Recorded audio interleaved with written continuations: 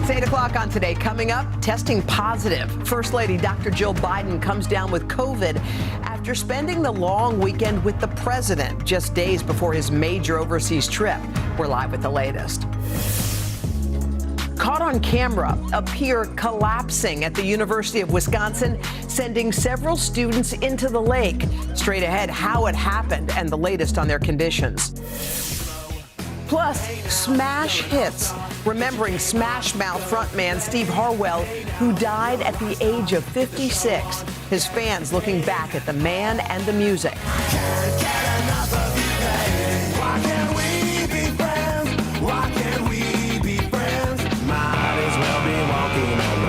Plus, Carson shares his thoughts on the 90s music icon. Today, Tuesday, September 5th, 2023.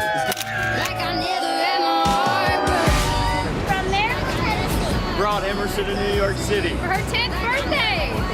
Visiting today from Modesto, California, Fonda, Iowa, Paulsville, Washington, Camden, Missouri, and Jasper, Indiana. From Sunnyvale, California, celebrating my 21st birthday. On a sister's trip from Cedar Rapids, Davenport, and Huxley, Iowa. Good morning to my daughter Nicole. Watching in Suffolk, Virginia. Hi to our kids back in Wentzville, Missouri. Thanks for babysitting, Mom and Dad. We're back. It's 8:12 as the many devoted fans of Jimmy Buffett continue to honor his life. He was so loved in a career that spanned 5 decades in multiple industries. It was more than just his carefree music that made him so beloved. And this morning, his sister is opening up about his battle with a very rare form of skin cancer. NBC's Emily Aketa is here with more. Ham, good morning. Hoda and Savannah, good morning. The tributes continuing to pour in. Jimmy Buffett was a music legend and business mogul who created an incredible legacy. His fans affectionately calling themselves parrot heads, many of them now raising a glass to the mayor of Margaritaville. This morning, as fans around the world honored Jimmy Buffett, his family revealing more about his private cancer battle. The beloved singer, known for embracing a carefree lifestyle, passed away at the age of 76 after a 4-year fight with the rare form of skin cancer, Merkel. His sister Lori now telling People that the two shared a cancer battle after she was diagnosed with pancreatic cancer around the same time. Lori, who is now cancer-free, saying, "We shared a club that nobody wants to join. I am thunderstruck that Jimmy didn't make it." Lori posting on Instagram that soon before her brother's death, "I told him I've known him longer than anyone on the planet. He smiled with those twinkling blue eyes and squeezed my hand." Also telling People that Buffett had to cancel shows because of his illness, but wanted to keep performing, and that love of music carrying him to the end. His final performance, a surprise for fans at Mike McFarland's Rhode Island restaurant 2 months ago. I was in awe. You can't make that up. The moment capping off a 50-year music legacy and empire. For his devoted fans, the Margaritaville philosophy was really a state of mind. Buffett turned that tropical island lifestyle into a billion-dollar brand. It pays off if you just keep going ahead. It's just steady journeyman work when it comes down to it. He rose to success by connecting with his audience, getting his start in New Orleans, and never taking himself or his performances too seriously. I made $150 a week and half price on drinks. And the first week, I owed them money. Buffett ultimately finding success after settling in Key West. Buffett shared his talents with us here at Today more than a dozen times, forming a special connection with Al. We're still thinking about Jimmy Buffett, and we're still thinking about all those he transported to magical places. Magic that will live on for years to come in his song and spirit. Only time will tell. When asked how he could play Margaritaville thousands of times, Jimmy Buffett said it's because it's not his song, it belongs to the crowd. And now those crowds of adoring fans are honoring the music icon from Key West to Chicago to Margaritavilles nationwide. He'll be missed, guys. Oh, he will be missed indeed. We loved him here at the show. Em, thank you. We're joined now by Dr. Deborah Wattenberg, a board-certified dermatologist. Dr. Wattenberg, good morning. We all wondered what happened to Jimmy Buffett. We learned it was a kind of skin cancer, but a very rare and unique kind. Yeah, so he had Merkel cell carcinoma, and Merkel cell is a super aggressive, very rare type of skin cancer that develops in the lower level of the skin cells, the basal cells, which are the Merkel cells are the ones that sort of send the touch signals up to the brain. And so this skin cancer is so rare that there's less than 3,000 cases diagnosed per year, and the incidence is less than 1 in 150,000 people. And did I read it's not related to sun exposure necessarily? Well, it actually could be. So it's usually seen in elderly men, fair-skinned with a lot of sun exposure who have some immunosuppressive issue going on. And then there's actually even a viral component to it. It is thought that the Merkel cell polyoma virus is also associated with the development of Merkel cell carcinoma. So it's multifactorial, the things that cause it. Does it look different than a normal kind of skin cancer? And it sounded like Jimmy Buffett was battling it for 4 years, so it's been some time. So Merkel cell carcinoma is usually red or pink or even purple in color, and it looks like a bump or a cyst that presents, and then it grows really rapidly. And so people will notice this red bump that could start out looking like a pimple, then it becomes a cyst, then it looks like a larger growth, and eventually it brings people to the doctor. The key is early diagnosis. I mean, you know, unfortunately, it just brings to mind that this is a deadly disease. And now we're getting to fall. It's a good chance to remind everybody, just because the temps start to cool doesn't mean you don't need to wear your sunscreen on a cloudy day and such. Yeah, I think this is a great time of year to do your body check, to evaluate and make sure that there aren't any funny moles or growths. Make sure that you're wearing daily SPF every day. Skin cancer can affect all skin types. It doesn't affect just fair-skinned people. It can affect anybody. And Merkel cell is also not so discerning. It can occur in anybody. The key here is to wear your SPF, to look at your body. Don't ignore things that are changing. If you see any signs of skin cancer, and there are the A, B, C, D, E's of melanoma, but they really apply to all types of skin cancer because skin cancer is on the outside of the body. Look for asymmetry. Look for differences in border, colors that look weird or unusual, diameter greater than the size of a pencil eraser, and anything that's evolving or changing. You didn't have this growth before. It's appeared. Get a doctor to look at it and make sure that it's nothing. Early diagnosis is key to improve outcomes. Okay. All right. Trust your gut. Yeah, thank you so much. All right. Hey, let's meet these nice ladies over here. A sister trip. Wow. You're in from Iowa? Iowa. Okay, what's your name? Brenda. Barb. Linda. And what do the shirts say? Apparently we are trouble when we are together. Well, this is great. Why? What brings the? What's the meaning of the trip? Just for fun. Just to come on. For fun. For fun. What are you going to do after you leave here? Going to have breakfast. All right, that sounds like fun. All right, well, ladies, thank you for joining us. We appreciate it. We're glad you were a stop on our trip. Oh, Savannah. All right, Al, thank you guys. September is here, and that means it is time to reveal the new Read with Jenna pick. Jenna, good morning. Okay. We have our pencils sharpened, apple on the desk for the teacher. Let's go. We are back to school, and I am so excited to share September selection. Are you ready? Yes. 3, 2, 1. It is Amazing Grace Adams by Fran Littlewood. I love this cover. Do you not love this cover? Okay, we are back to school, and I am assigning the most hilarious, feel-good book of the year. I dare you not to fall wildly in love with Grace. This book takes place in one day. She's armed with a birthday cake, and she's determined to reunite with her beloved daughter. It's a book about love, about grace, about even when we fall from those we love, we can always find our way home. I want to cry. I love it. You are going to love it, You said it's funny, easy read. You know it's the funniest, easiest read. You will laugh on the first page, and you will keep laughing till you're crying on the last page. We should mention Amazing Grace Adams is out today. It is a debut novel, and to pick it up, you can go to your local indie bookstore, or all you have to do is scan that QR code.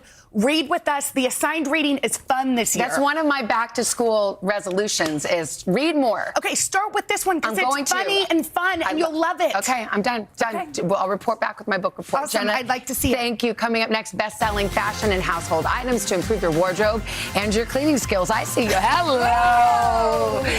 I'm into that vibe, guys. Someone was at Burning Man over the weekend. Chassie Post will walk us through these bestsellers. But first, this is Today on NBC.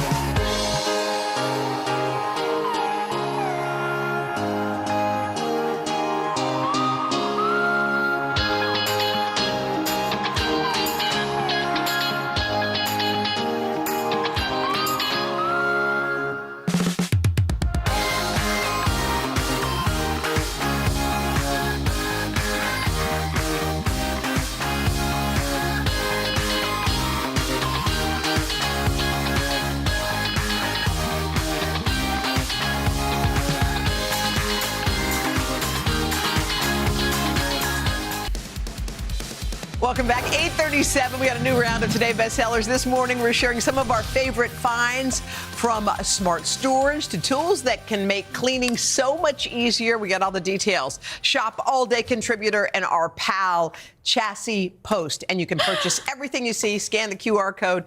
Chassis, good morning. Good morning. Good morning, Hoda. These are our bestsellers, our faves. Yes, and they're going to make your life easier. Okay, this is a great way to store starting knives. With knife storage. I mean, it can be really tricky, right? Yeah. Like, sometimes we get those big blocks and it only fits particular knives, and then you put them in the drawer. Way. Oh, and which scares me in the drawer. Okay, this is a universal knife holder, which I think is so stylish and so cool. Look at that.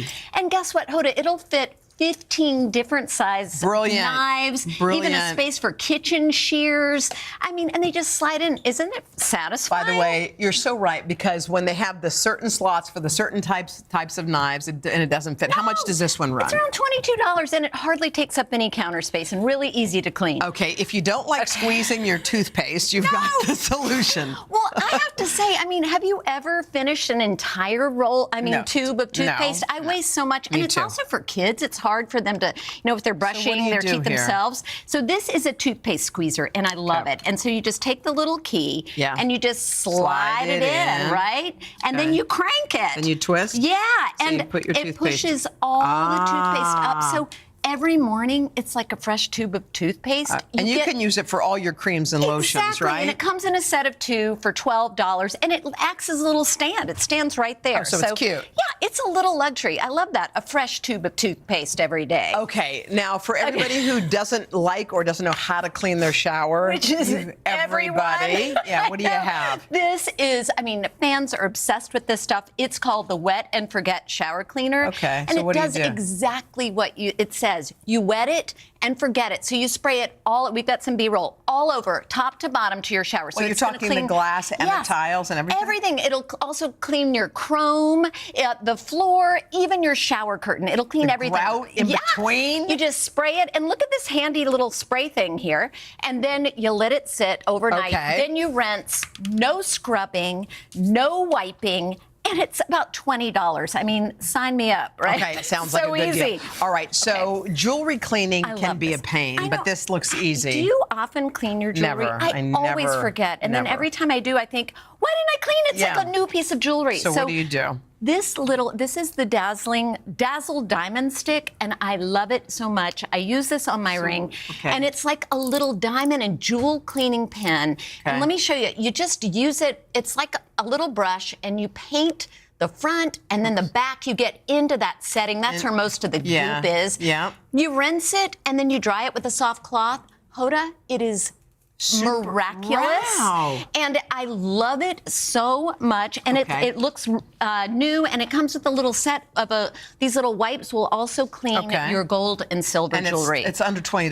Yeah, such a great deal. Jewelry storage. Yeah, now that we've got it clean, right? Yeah. I think this is such an elegant little jewelry box with so much storage. I mean, check out all the little fabulous little compartments. 8 ring holders, and then 3 levels. And I think this is it's beautiful, but and I love the glass top. You can see everything. And it's cute. Yeah, I think this is really useful. I don't do a great job of organizing my jewelry, and when I can see it, I'm more likely to wear it. And it's almost like shopping your closet. It's like, oh, there's those earrings I threw in the bag. I mean, look, take a peek. You're finding new stuff all the time.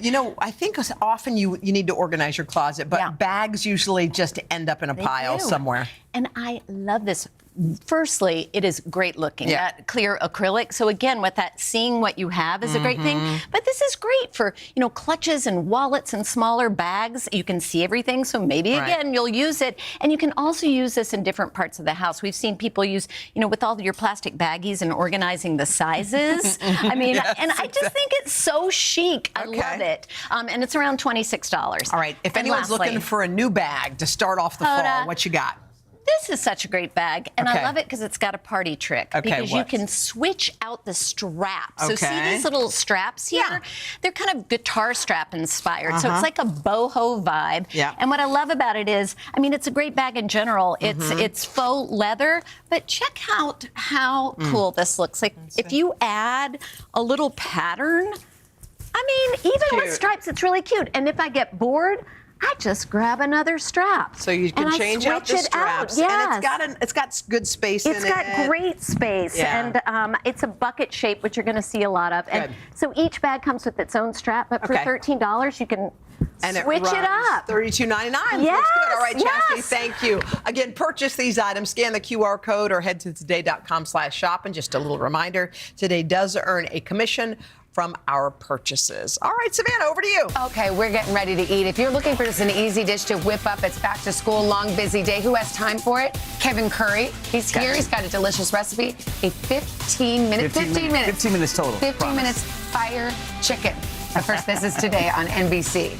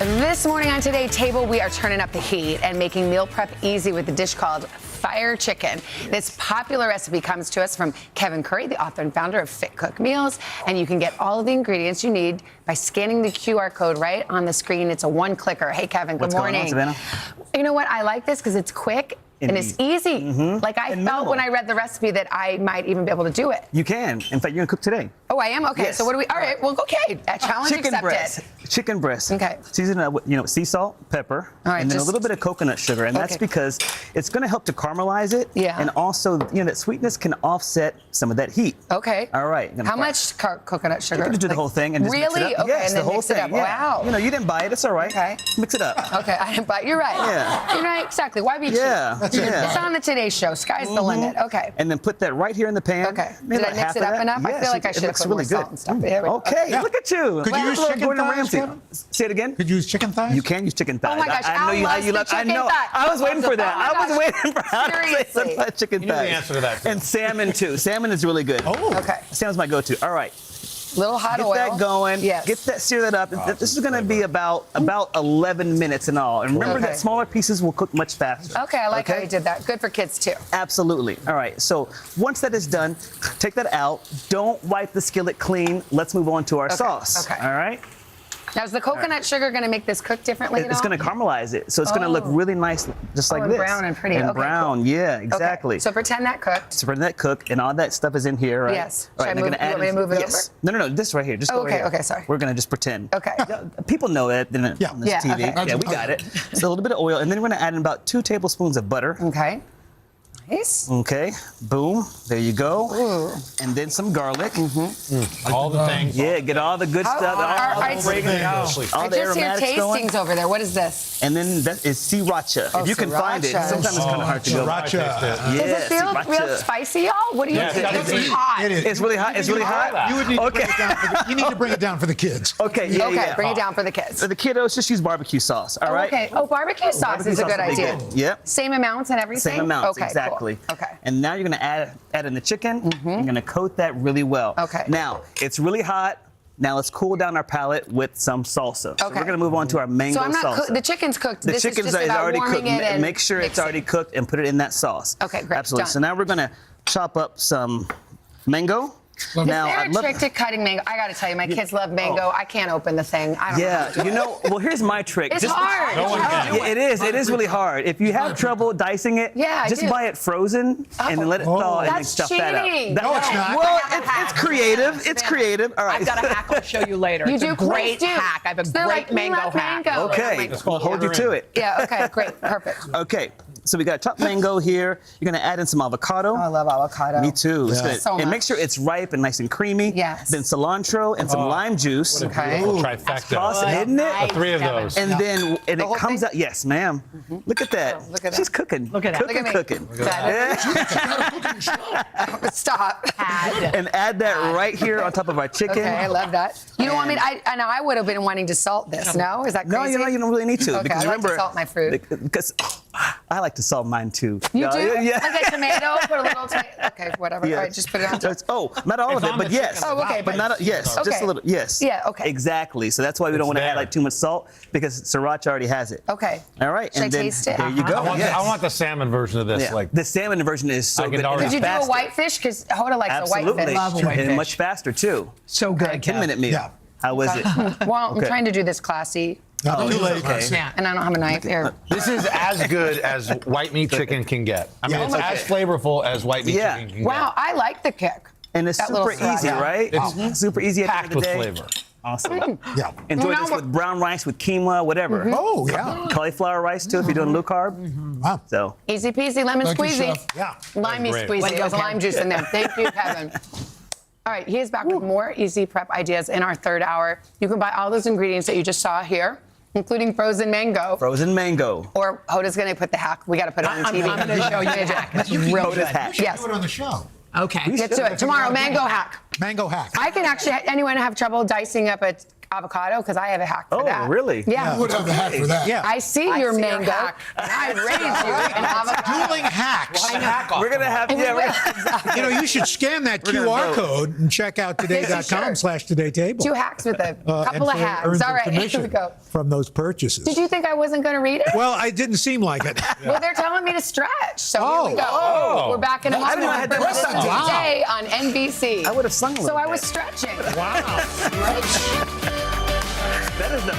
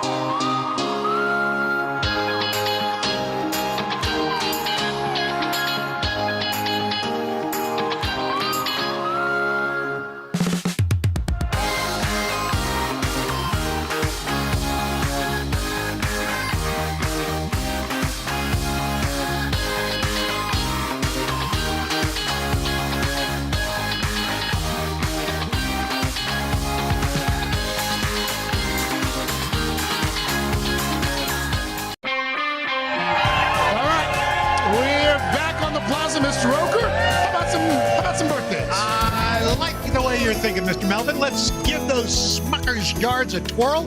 Find out who we got on them. First off, happy Happy 100th birthday to Eloise Richmond, a proud grandma from Beaumont, Texas, celebrating with her 8 grandkids and 13 great-grandkids. Margaret McGee is from Sacramento, California, a puzzle whiz who is 100. Her secret to longevity says stay positive. Right. We like that. Happy 102nd birthday to Frank Choulet of Lisle, Illinois, served as a bomber pilot in World War II. We salute you for your service, sir. Lacey Lindsay of Pine Hill, Alabama, also celebrating 102 years. Love the hat. Her grandchildren created a scholarship fund in her name to honor her commitment to education. What a legacy. Roger Thornhill of Fayetteville, North Carolina, 101. He served in the military for 25 years. Thank you for your service, sir. And last but not least, happy 75th wedding anniversary. Wow. To Neil and Verna Greenwood of Centennial, Colorado. These lovebirds met as kids. They were next door neighbors. Everybody. And the rest is history. That's sweet.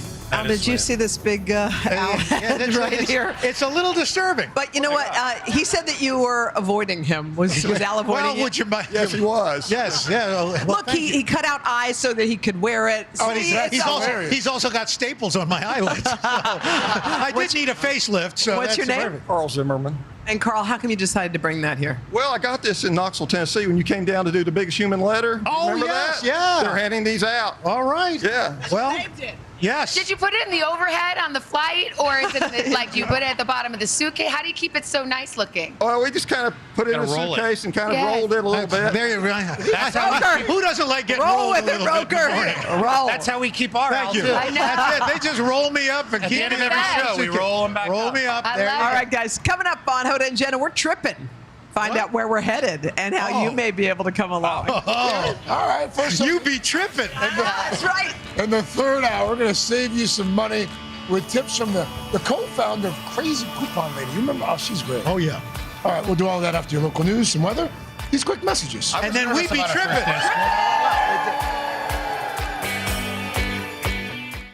Hi, everybody. Good morning. Welcome to Today. Every day, We are adding to the star power in our studio. the biggest names, only on Today. See, it's worth coming to this early, right? Everybody, it's Today. Like I won the lottery. How do you feel at this age, this stage? Liberated. We're just getting started, folks. Anal stop with a snap. The boys are back in town. Boys are back in town. It's a miracle. It's a miracle. This has been fantastic. Everything and everyone you're talking about, only on Today.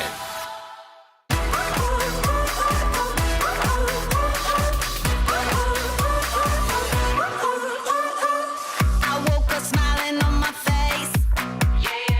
No care, no trouble in my way. The sun is shining where I go. That's how I know. Yeah, that's how I know. Today's gonna be great, gonna be great, gonna be a good day. Today's gonna be great, gonna be a good day.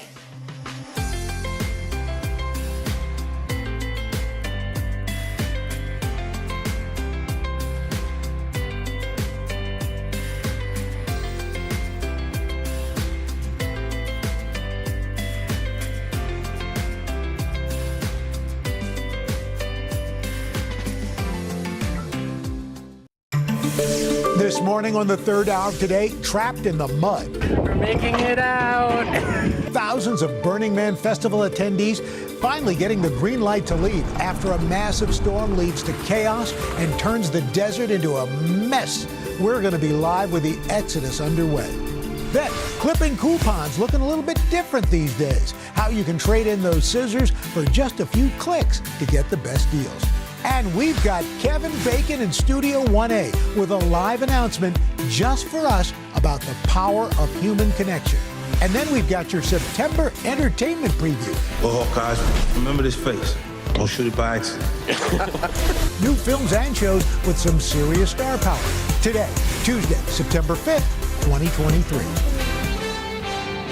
Live from Studio 1A in Rockefeller Plaza, this is the third hour of Today. Good morning, everybody. Welcome to the third hour of Today on a Tuesday after a great, we hope, a great holiday weekend. Al, along with Craig, Dylan, guys. Chanel's off.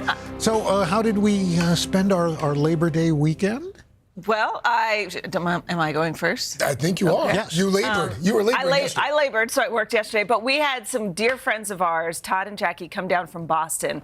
They were like the original group of friends. So it was me, Todd, and Brian, who were friends before Brian and I ever started dating. And now all of a sudden, we have all these kids between us. So we just had a great weekend getting the kids together. And it was just, I mean, the boys were just having so much fun. And the kids just played. 2 ollies in that picture. 2 ollies. The boy on the right is an ollie, and then my ollie. So we had 2 ollies, no waiting. Ollie. That's great. How about you, Mr. Melvin? We had a little engagement party for our executive producer here on the show, executive producer Ali Markowitz. So we were at the house there. Oh, look at that. Ali and Jeff spent some time celebrating them.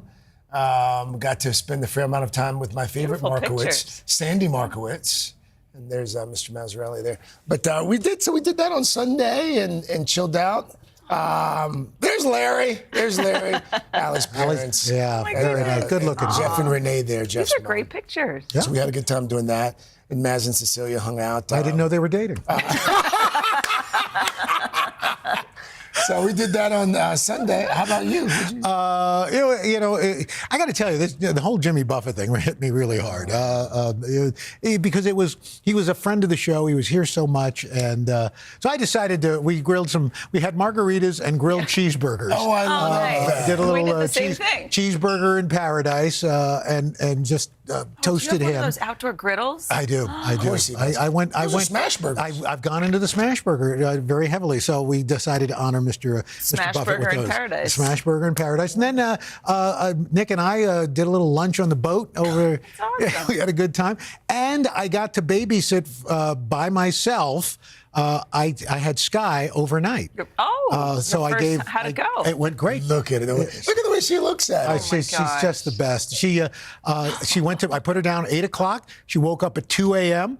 There was a diaper change, a bottle, and a burping. Then I took care of Sky.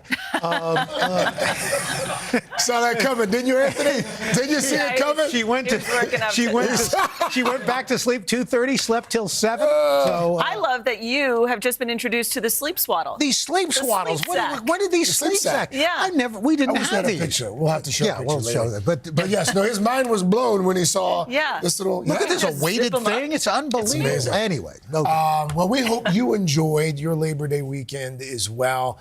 There's a good chance you had a much better Labor Day weekend than these folks. This breaking news we've been following all weekend. Thousands of Burning Man participants are slowly making their way out of that annual festival in the Nevada desert after a massive rainstorm turned their campsite into a muddy mess, made it nearly impossible to leave over the weekend. Look at those lines. This is a live look, in fact, of folks still trying to get out. NBC's this is like an apocalyptic movie. It is. Liz Kreutz is in the desert with us this morning, joins us with the very latest. Liz, good morning. Hey guys, good morning. Yeah, definitely a different Labor Day for these folks here. We are at what they call the gate. It is the main entrance into and out of the festival. Less than 24 hours ago, this line here behind me was partially covered in mud, making it hard to get around. But as you can see now, thousands of festival goers are making their way out, leaving a Burning Man they won't soon forget. Mud, muck, and now gridlock. That was the scene Monday as thousands of burners made their way out of the Nevada desert any way they could. So what's your plan to get out? Hitchhike, I don't know. The exodus slow and grinding, a caravan of cars and RVs crawling their way towards civilization. We're making it out. The trek out of the slowly drying mud taking some more than 6 hours, the backup stretching for miles. This was not how Burning Man was supposed to go. Friday, 6 days into the week-long festival celebrating art, music, and community, a deluge turned the dry desert into a giant muddy mess. For some burners, the rain did nothing to dampen their spirit. This has given us the opportunity to rise to radical self-reliance and to support each other in the community. For others, the mud was more than they bargained for. I was scared. I didn't know what we were going to do. 2 months of rain in 2 days, forcing authorities to close roads in and out of the massive pop-up city, stranding thousands. Over the weekend, Burning Man CEO Marianne Goodell preaching patience. There's no great chaos. There's no great panic. Some opting to hike out, including celebrities. We ventured out with Josh Kushner and Carly Kloss and Cindy Crawford and Chris Rock and some writers, and we decided, let's go together. DJ Diplo, who's been to 12 Burning Mans, says the 6+ mile schlep through the slop was all part of the experience. It felt like we had a little victory, a little battle on that day, and it felt nice. Monday, even amid the exodus, the festival continued undaunted, concluding with its symbolic grand finale, the burning of the man. The Burning Man flame as bright as ever.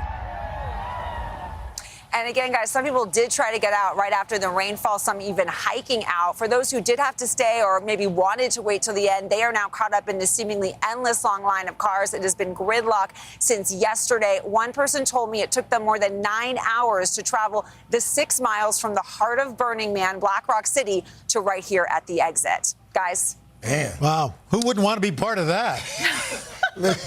Liz Croy. Liz, welcome to the Peacock, by the way. Welcome. We're happy that you're with us. Thank you. Thank you. We're sorry your first assignment is stuck in the desert. It gets better. It gets better it's than very that. memorable. With 90% of the people going, hey, man, what's happening here? Thank you, Liz. What's happening to the ground? It's all wavy. Anyway, now to some top headlines. Let's start with another weather impact that's impacting tens of millions heading back to work and school this week. For some in Utah, though, first snow of the season, covering the peaks. Okay. How high up is that? So, well, higher than probably the people at Burning Man. That's not possible. For the rest of the country, we're dealing with extreme heat this September. It is a scorcher. Take a look. More than 80 records possible from Caribou, Maine, back to Childress. We're all the way into Texas. And tomorrow we've got more of the same from Dallas and Wichita Falls, Galveston, up to Baltimore, Savannah, and Tampa. Finally cools off here in the Northeast over the weekend. But down south, those triple digits and high 90s are going to stay right with them until Saturday. See, summer still rolls on. It is. See, right. Don't rule it out yet, even though it's September. All right, Al, you mentioned your tributes to Jimmy Buffett this weekend. Well, devoted fans of Jimmy Buffett are continuing to honor his life after the singer passed away Friday. In a career that spanned 5 decades in multiple industries, it was his carefree music that made him just so beloved. Buffett's music captured vacation mode, and he turned that tropical island lifestyle into a billion-dollar brand, opening 33 Margaritaville-themed restaurants and hotels. And sadly, he died at the age of 76 from a rare form of skin cancer. And we loved every time, the 11 times he came to our plaza, including this moment from 2004. Whoa, whoa, whoa, whoa, jolly man sing. Al, you're the jolly man today. Whoa, whoa, whoa, whoa, make the music ring. Oh, You're the jolly man. Well, let me try. Chanel and I got to go to opening night of his play, Escape from Margaritaville, which was wonderful, his Broadway show, and it just exuded joy, and which is what I think what he did. And we talk about how much he was worth $1 billion or whatever, but I don't think there was any performer whose music literally created a lifestyle, but more than a mood, but was a lifestyle. Right. People really wanted to be part of that, and it was cross generational. Yeah, I mean, your kids. There are very few artists left who can claim that their music appealed to at least three generations. It certainly was a shocking one to wake up Saturday morning, and Brian mentioned it, and I'm like, what? Yeah, put everybody into this kind of weird, sour mood. Especially because his skin cancer he just kept it. Yeah. Nobody knew about it. But then you started playing his music. Oh, we had it all weekend long, yep. And you just had to smile. Godspeed you.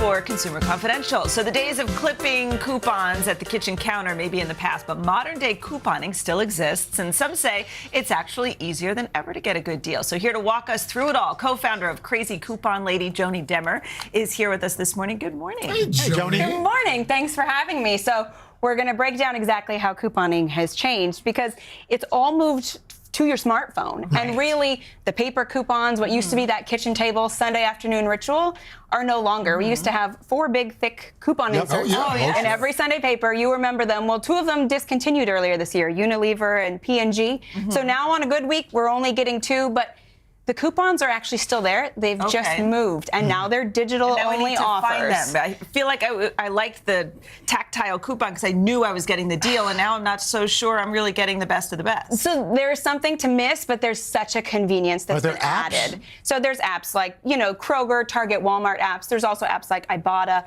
Fetch Rewards, or Swag Bucks. All of these link the coupons to your loyalty account. So when you're entering your phone number at checkout, any of those coupons that you've loaded are going to come off automatically, which is really great because the intimidation factor of couponing is no longer. I swear, a decade ago, I spent half of my time just trying to hype people up. To take that big stack of coupons into the store is scary. You're going to hold up the line. Now nobody's any the wiser. You prepped at home. You came in. You enter your phone number. You're saving all of that money. And if that's not easy enough, some stores are actually starting to move toward all of their weekly sales and promotions and coupons are available online. So instead of just looking at that Walgreens flyer, you can go to the app or Walgreens.com. You can take advantage of the coupons, the sales, everything, and then just swing through curbside pickup after all your savings. What about social media? So social media is a great place to get coupons, especially if there's like a store that you love. Spirit Halloween has a coupon right now for 20% off any item. There's just no reason to pay full price.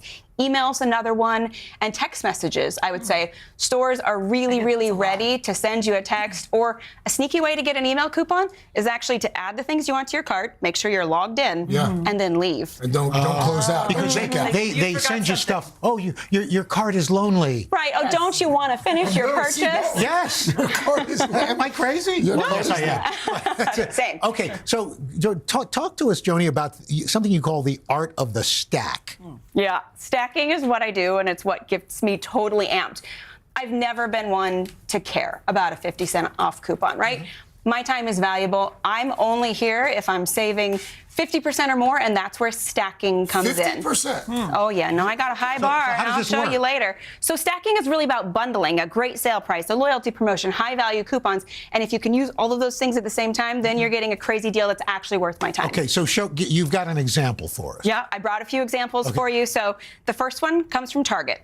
If you've got pets, this is a cat food deal. Sheba wet cat food, 24 count. They sell for $14 a box. It's expensive at Target. This week, when you buy 2 boxes, you're going to get a $5 Target gift card. Do not get excited. It's not a good deal yet. Okay. I've got 2 rebates that are going to overlap, a $10 rebate and a $4 one. So that means instead of paying the $28, you're going to pay like a little less than $27 out of pocket because you're using that red card, debit card to save a little bit of money.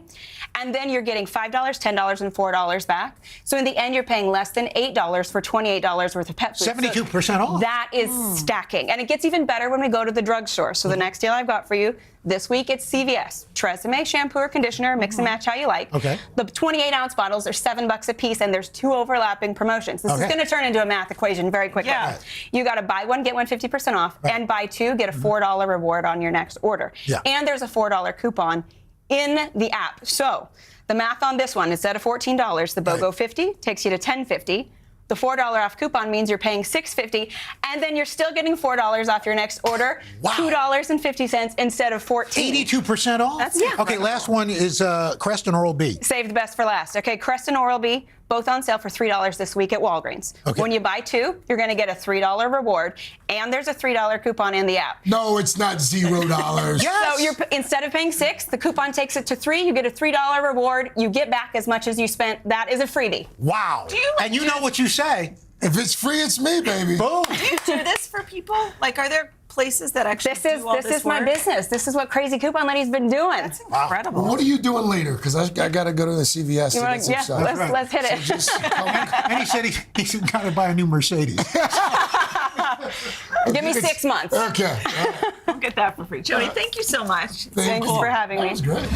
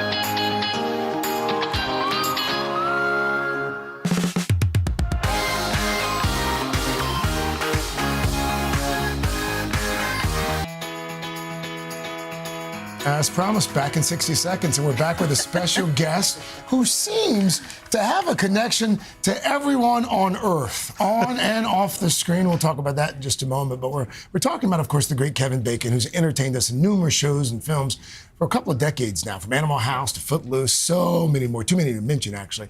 But this morning, Mr. Bacon is here with an exclusive announcement about human connections, and this is so appropriate coming from the guy that everyone seems to be connected to. But let's just start with that exclusive announcement. What is it? It's a new podcast called 6 Degrees with Kevin Bacon, and the idea of this podcast is to highlight not only celebrities, but the good work that they are doing for causes all across the board.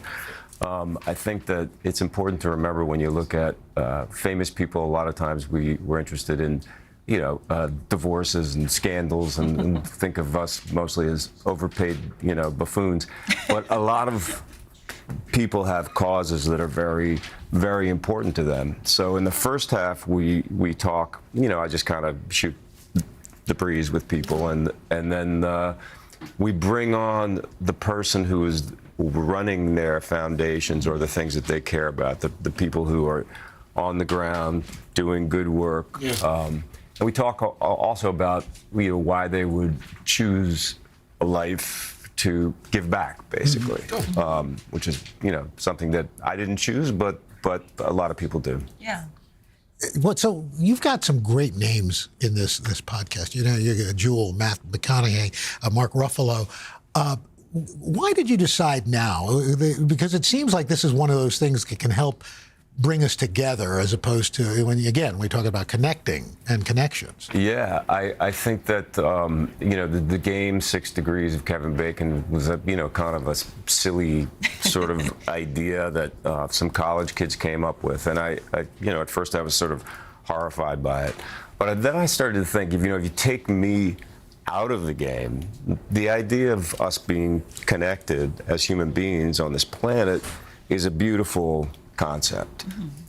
We are hungry for connections with each other. We are constantly trying to find them. And I think that if we remember that we are connected as a people, as stewards of the earth, that we will tend to just take care of each other better. Yeah. So, besides the obvious that we're connected to you right now because we're talking to you, we thought it would be fun if we all kind of saw our 6 degrees of separation. I'm terrible at this game. I'm not playing, right? I'll start. I just get to sit here. Exactly. So I'll start. So Al was in Zombieland Double Trap with Bill Murray. Double Tap, excuse me. And Bill Murray was in Wild Things with Kevin Bacon. So I've got, is that 1 degree? That's 1 degree. 1 degree. Okay. That's a really close degree. Okay. Okay, Dylan, you were in an episode of Sex and the City with Sarah Jessica Parker. Sarah Jessica Parker was in Footloose with Kevin Bacon. Okay. Wow. 1 degree. 1 degree, right? Just 1 degree. All right, and Craig was in an episode of The Event on NBC, which starred Jason Ritter, and Jason Ritter was in Frozen 2 with Evan Rachel Wood. Evan Rachel Wood was in Digging to China with Kevin Bacon. So I've got, you're 2 You've degrees. got 2 degrees. 2 degrees. Besides the, no degree right now. Right, no. You know what it is? I've done a lot of movies with a whole lot of people in them. Yes. You know what I mean? And so it's become actually pretty easy, this game. Right? I know. Over time, it gets easier. But while we have you here, I do want to ask you, because you have been fairly vocal front and center. In fact, I've seen you on the picket lines with your fellow actors during the strike. Sure. What's the latest? Are the two sides even talking at this point? And for folks who would say, you alluded to this at the beginning, for folks who would say, it's just a bunch of rich actors who are complaining to rich studios about wanting to be paid more. I don't have any more of the latest than you do. You can read in the papers. It's whatever knowledge is out there, I have. In terms of the rich actors, a very small percentage of our union is doing very, very well. Most of the people are living hand to mouth. Yeah. Those are the people that we are striking for. Sure. My situation is not the same as the majority of our union. The other thing I would say is that when it comes to writers and actors. We are artists. So all of our membership are artists. And if you do well, you get to make your art. Yeah. On the other side, they're deal makers. So if they do well, they get to make a deal. Yeah. So come on, let's make a deal. Yeah. I mean, let's get it done.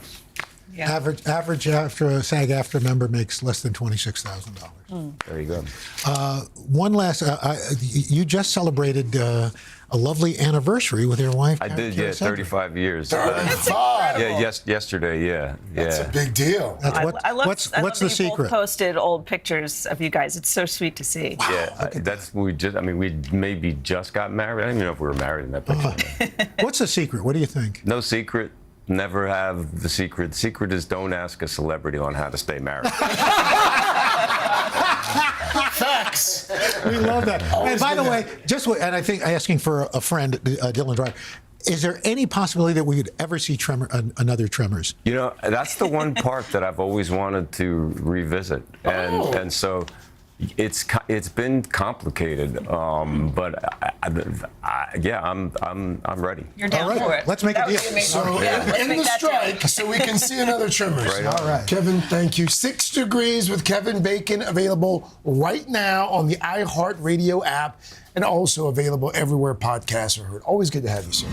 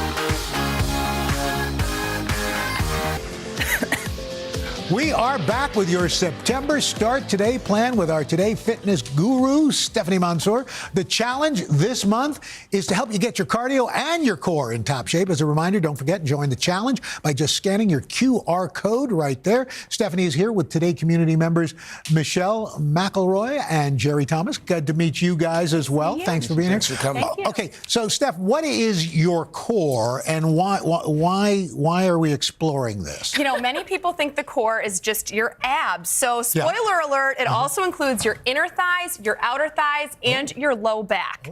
So we've got moves that are only 7 minutes a day. You can do this workout routine in just 7 minutes that focus on all of the muscles of your core. And the reason why we do this every day, you guys, is because those muscles are very small, so we don't need to give them time to recover like we do our thighs or our glutes or our back muscles. So 7 minutes a day, scan the QR code, join us. And let's get into it. Well, let's start with Michelle, because Michelle, you're again from Pennsylvania. You're in IT, as I understand it. And you're focused on self-care, right? Very much so these days, yes. So what's your question for Stephanie? Sure. So I found out recently I have arthritis in my lower back. And I like to walk just for stress relief. But I find sometimes after a nice long walk, my back hurts. Right. Do you have any suggestions for me for strengthening my back muscles? Yeah, absolutely. So we want to strengthen the front and the back. So we're going to get down here on our mats and we're going to move into Superwoman or Superman for the guys. So lying down on your stomach and open the arms as wide as the mat and then open your legs as wide as the mat. Good. Drop down so you're looking at your mat. Pull the abs in. So you want to pull the abs away from the ground. Good. Nice job right there. And then lift the arms up. Lift the legs up, squeeze the glutes. Good, look just a couple feet in front of you, hold for 2 more seconds. Oh, that's good, you can feel that in your Can't lower you? back too. Yeah, and then go ahead, release it back down. So repeat this 5 more times. Lifting up, good. And then lowering down, nice. Lifting up, working the muscles of the lower back and along the spine, pulling the abs in. Lower down, good. 2 more. Lifting up. Good, nice job. Feel this, Michelle. What is happening up there? What is happening? One more time. You are not Stephanie. We've got instructor Al correcting your form. That was a good correction. I Al, don't want him actually. correcting my nice. form. And then rest. Okay, go ahead and relax. So adding that into your routine, Michelle, will really help to strengthen those muscles back there, but it also helps your body to work in tandem. So if you're looking to improve your balance or improve your stability, working on your core muscles is key to help you feel more in tune and in balance. Okay, let's bring in Jerry here. You can sit up, so it'll be less awkward. this gets awkward for everybody. Jerry, you're from Maryland. You have some kids. You're a military veteran, so thank you so much for your service. You say that this whole Start Today walking group has built your confidence. It's just made you happier. So what's your question for Stephanie? So my question for Stephanie is that I find that as I grow older, I find it harder to find exercises that help with my core due to some injuries I've had in the past from sports and all. What suggestions do you have for me to help me with my core and implement that into my workout regimen? Yeah, that's a great question. Many of us want to work our core without twerking our neck too hard or hurting our knees or whatever. So we're going to lie back down on the mats, this time on our backs, That's why I guys. didn't get up. Yeah, just stay down. So lying down on your back, we're going to have the feet as wide as your hips, hands behind your head, and I want you to start with a basic pelvic tilt to make sure you're properly engaging those abdominal muscles. So breathe in through your nose and then breathe out. Tilt your pelvis. I want you to pretend like someone's punching you in the stomach. Oh, yeah, nice job. Perfect. All right, so then we curl up with the head, neck, and chest and lower down. Curling up and lowering down. Good. So we're really working on that transverse abdominis. Are we doing this first, then curl? Yeah, do the tilt. So glutes on the ground. Yeah, nice. I've got the good. pack back. Good. Yeah. What's happening? So keep your glutes on the ground. Just get that engagement. Keep your butt on the in mat. those low abs. Well, it's hard to do with the mic pack on my back. Sorry, we should have moved this for you guys. And then make sure you hold that egg in between your chin and your chest. Good. A lot of people complain of neck pain in this, but with the hands supporting you and making sure you're not dipping your chin too close to your chest, it really helps with that engagement. Have you ever Do you feel that noticed right how many there? lights we have? Yes, nice. And then the next exercise I want you to try to do here is a V-sit. So we're gonna sit up I'm on not even sure our what that mats. light does right there in the middle. It's not even on. Okay, don't wander here. We're gonna keep you seated. Oh, we're okay, staying- this we're- time, oh, we're doing glutes stay on the ground for this one too. So we sit up nice and tall, slowly roll back. Again, someone's punching you in the stomach, pull those abs in, good. And then we can hold it here, like Michelle has her hands down here for a modification. And then Jerry, you're gonna lift your legs up, hold this here. Michelle, you can lift too if you want. Good. And then Jerry's going to extend his arms forward. Good. And if you want, for the full version, you can lift the legs and the arms for that V-sit. Hold for 10 seconds and then relax. Wow. Now, did that one feel the most challenging? Yes. That's a good one. Yeah, we work up to that. But again, getting that whole core in sync and in tandem so that you have less low back pain. You're doing this, it's low impact, and you Just will 7 feel a minutes difference. A day. 7 minutes a day. 7 minutes a day. Craig, did you ever notice how many cameras we have out? The cameras I'm thank aware you so of. much, These Michelle, lights are Jerry. amazing. Thank you so much as well. Coming up next, Megan Fox, Jason Statham, and Sylvester Stallone, all in the same movie. It's just unbelievable. Just one of the many films that's going to be released this week. We got your list, what to watch. And then later, Kevin Curry in the kitchen with a fast meal prep, third hour of today. I'll be right back.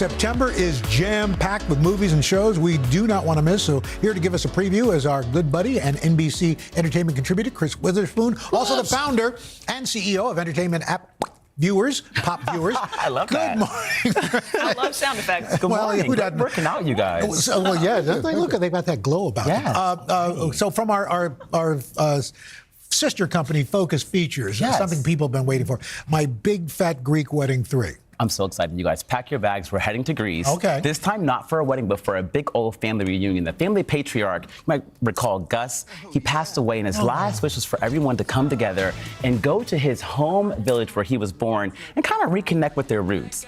It was Gus that carried that Windex bottle throughout the first one. He's hilarious, amazing. But all the fan faves are back again. You got Aunt Vula, Aunt Frida, and Joey Fatone, too. I think it's just such a great, phenomenal film. And it's great to know Nia Vardalos, it was the one-woman show she did.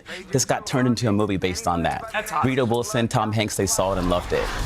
That's awesome. All right, Yes. speaking of another franchise, The Expendables. Yes. They're back, but with more people this time. Part 4, yes. Adrenaline rush from beginning to end, you guys. I saw this one. I loved it. Sylvester Stallone is leading this crew. They are these mercenaries, the world's last line of defense against all the bad things that can happen. You got Megan Fox, Jason Statham, also 50 Cent is in this one. It's the first time he's in this franchise. And they're trying to track down this nuclear missile. But it's just a phenomenal, phenomenal film. A lot of violence, rated R. So if last one was PG-13, this one's rated R. I think folks are going to love it, though. A great kind of alumni from this. Chuck Norris, Jean-Claude Van Damme, Arnold Schwarzenegger. Everyone's been in this one. Bruce Willis? Yes, everyone. This next one's based on a pretty unbelievable true story, but it's true nonetheless. What's Dumb Money? Dumb Money is so good, you guys. It's based on the story of this guy. He created this character called Roaring Kitty back in 2020 during the height of the pandemic, where he basically took down these folks that were trying to bet against GameStop. He made GameStop the hottest stock you could get. All these micro investors backed him, got behind him. He flipped the script on these billion-dollar hedge funds who were betting against GameStop. Invested $50 million, turned that into $50,000. Turned it into $46 million. That's a great story. It was captivating for a while. And a great cast. Paul Dano, Seth Rogen, Pete Davidson, America Ferrera. Everyone's in it. I love that. Okay, so Deborah, my wife Deborah read this book, The Other Black Girl. Yes. Loved it. And now it's been turned into a series. Yo, I binged all 10 episodes 2 days ago. I'm so into this, yes. Executive produced by Rashida Jones. Centers around a young woman named Nella, and she's the only black woman at a publishing company until this other black girl comes along. Her name is Hazel, and you think that they're going to kind of bond, but things get very sinister and very dark and kind of creepy. This incredible cast. It checks all the boxes: comedy, drama, mystery. I love this newcomer, Sinclair Daniel. Also, Ashley Murray. She was in the show Riverdale. She kills every single scene she's in. Garcia Bouvet, Bellamy Young from Scandal, Eric McCormick. It's a total 180 from Will and Grace. But I think folks will love this one. I'm ready for season 2 already. Yes. Hulu. Okay, Samuel L. Jackson and Uma Thurman. Is this the first time they've been together since Kill Bill 2? Yes, since Kill Bill 2. 19 years ago, you guys, they were in Kill Bill 2. It's a dark comedy thriller, and it's this art gallery owner that's played by Uma Thurman who enters a money laundering scheme with the mob to save her business. I mean, a gal's got to do what a gal's got to do. Sure. But Uma Thurman's also not only reuniting with Samuel L. Jackson, but her first time starring alongside her real-life daughter, Maya. Yes, it's phenomenal. I think a great sort of like mother-daughter story at work. That's Maya Hawke. She's 25 years old. She was in Stranger Things recently. Been to the show a few times, I think. Yes. But it's a great kind of just like mix of New York City high-end art world and also the underworld of crime. That's great to see Uma and Samuel L. Jackson again together. And Sam Jackson always brings the strong hair game. Strong hair game. He also speaks Yiddish in this movie, y'all, at a certain point. Didn't know he had that talent. Woo! Hey, Zeus. All right. Chris, thanks so much. Thank you, guys. When we come back, you don't sacrifice taste and health just because you don't have time to prep dinner. We're going to show you how. Our guy, Kevin Curry, has got not one but 2 recipes that you can whip up tonight in just a matter of minutes, Dylan. I can't wait.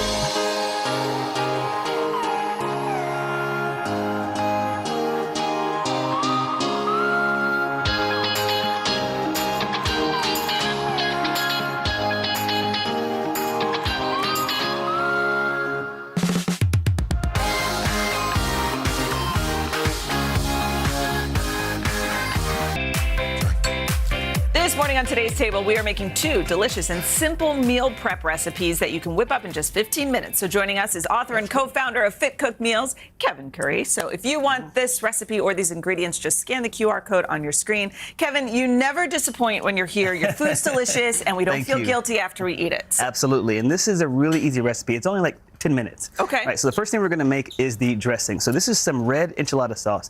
Canned salsa. Like the canned stuff, sauce. yep. Okay. And then we're going to add in some olive oil. That's nice. A little bit of honey to offset it. Okay. Oh, okay. Honey A little stubborn there. Yeah. There's your 10 That's that raw honey. And then some cumin for a little bit of bite. It's really nice nuttiness. There we go. Okay.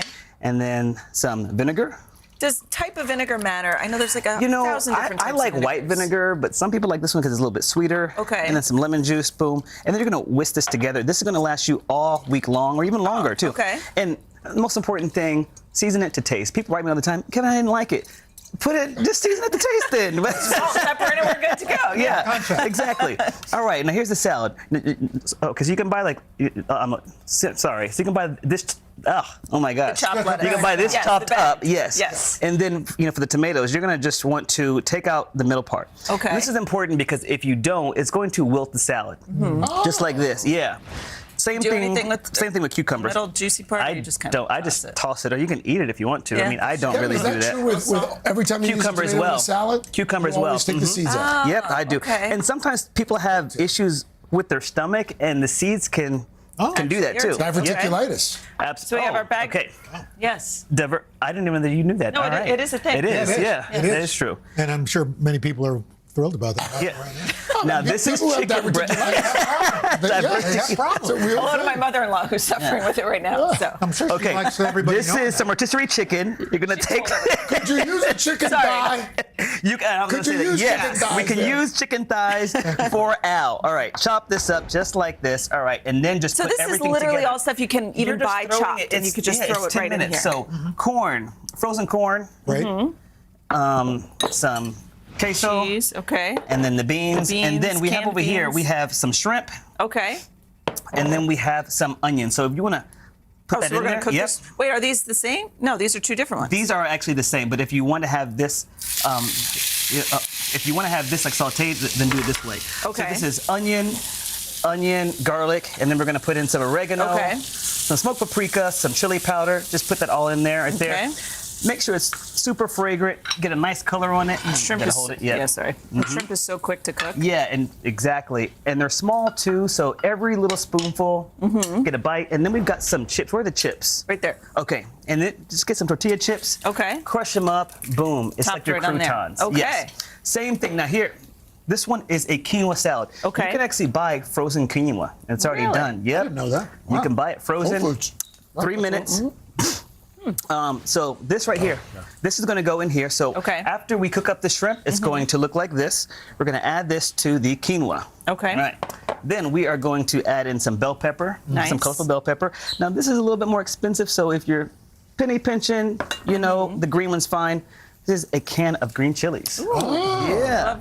You can do the low sodium, and I also like to get the one that's not so spicy, just in case you don't want to burn your face Right, off. exactly. And then we've got some black Got the beans there. of Drain course. those? Yes, drain them as well. Do you rinse them also? Yes. Okay, so drain Really? them. I know Cilantro, about the draining. I don't- lime, lemon juice, and then just toss it together, and it looks just really like good. this, y'all. Yeah. It's a simple salad. If you want to put some cheese on there, you can put the cotija queso as well. Okay. I like also feta has a really nice bite to it.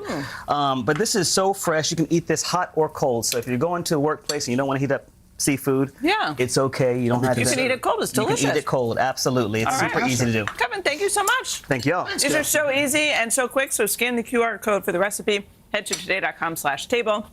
We should mention today earns a commission from purchases. Sorry, I got a shrimp stuck in my throat. Well, it wasn't for long. We'll be right back.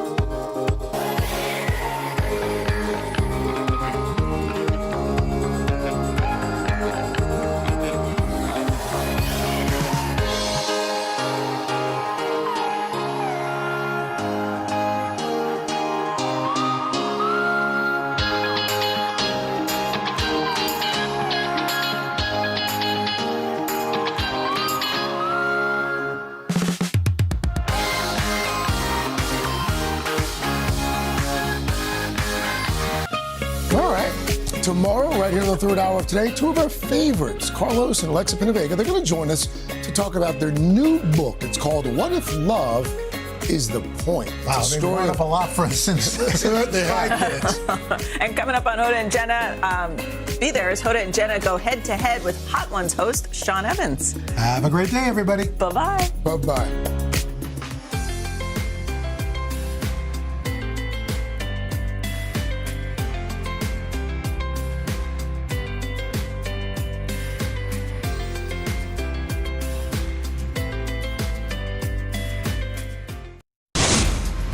Today, actor and musician Kevin Bacon is here.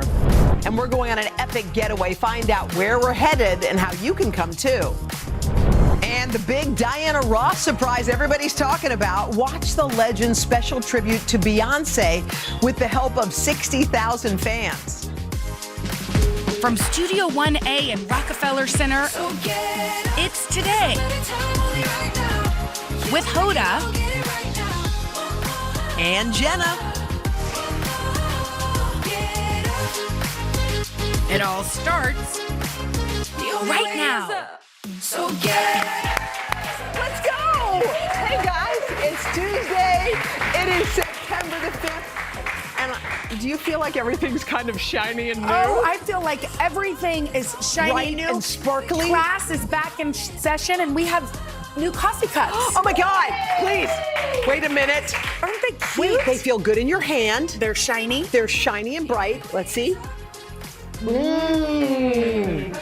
We have a kind of a new open feel. Do you all feel it? We Do you know when feel you it. spring clean your house and everything gets sparkly? We kind of did that. You know what's fun to do this time of year? I kind of did it with any of the changes of the season. What'd you do? I came into work last week. Yeah. I had one random day where I had to be here.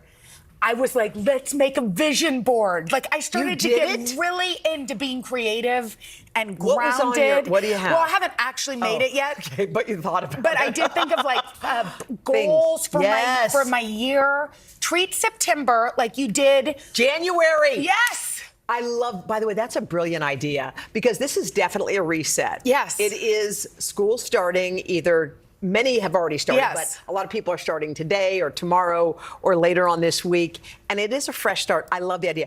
My kids got their hair cut. Yes. They got their new shoes and they got an outfit. They like got a they're new ready. backpack. Oh my God, the new backpack. There's so something much fun. so fun about it. But also, we want to just put out a little PSA. We think this is important. This is very important. Crucial. We can stretch summer until September.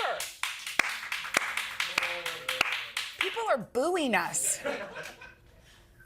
Why would anyone boo? You guys, do y'all want summer to be... Yay, fall!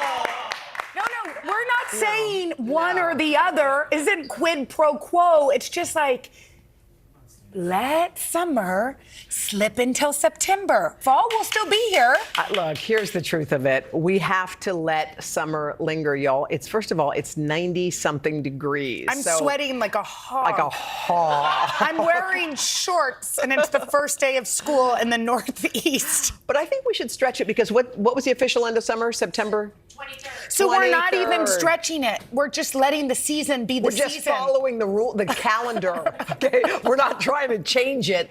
We're just trying to follow the rules. We always call things the unofficial end. I know. Why do they have to put an unofficial end to anything? Let's just keep everything official. You know what I mean? Let's just let summer. Okay, let's talk because we had vacation. We had time off, vacation, time to reset. How was it? Well, I had the most magical. My 83-year-old mother-in-law took all of us, including, well, not all of us.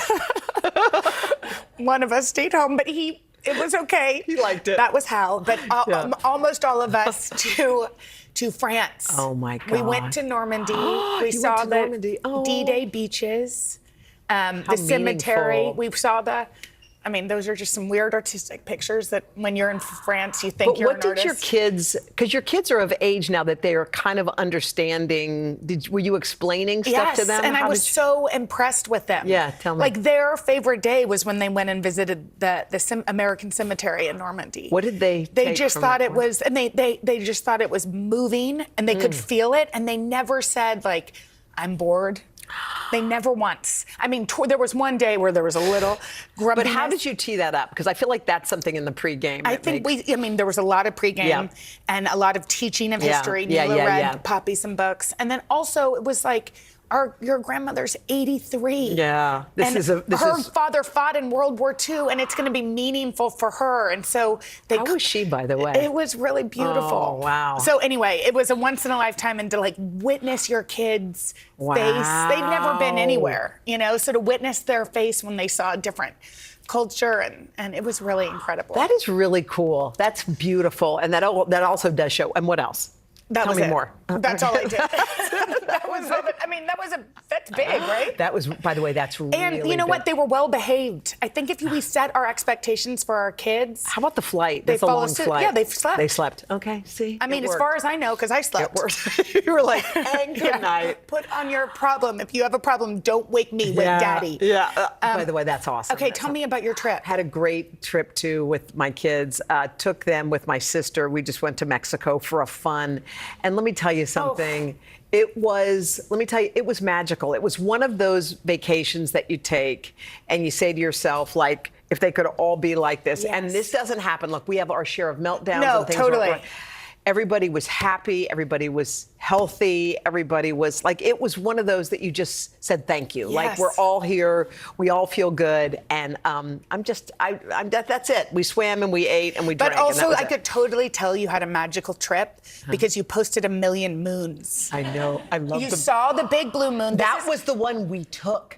Can you believe that picture? But doesn't that also, Look it's at an it. incredible picture, and I tried Let's to take one focus. and it wasn't good. Yeah. It shows you how magnificent the moon really is. Why? Because it won't be photographed. I mean, you put other professional photos too. Yeah, I did. Because I'm into But into it moons. showed you that you were like. I mean, we did. My sister and I kept going, look at it. Looks like nothing. And that's what we did. But anyway, it ended up being beautiful. Wasn't I'm that but you know what magical? I'm happy about? That we're here together. Me too. I'm so glad. Oh my gosh, Beyonce. Okay, let's talk. It was her birthday. Yeah. She turned 42 yesterday. Isn't that crazy that Beyonce's 42? Yes, Is that but kind of because interesting? she could be Is she your 26. age? I turned 42 in November. We're the same age. Oh my gosh. Okay. See? But also, isn't it crazy that I'm 42? I feel like I could be 22 or 52. I bet she feels that way because I remember we've, talked to her over the years when she was real young and just kind of getting started, and to imagine what a powerhouse she's become. Yes. So much of a powerhouse that there were rumors that were started, like who's going to be at this concert. It's her 42nd birthday. It's going to be somebody really, really like big. a surprise performance, and it was a surprise. Guess who it was? Diana Ross. Diana got the whole crowd to sing happy birthday. Take a look.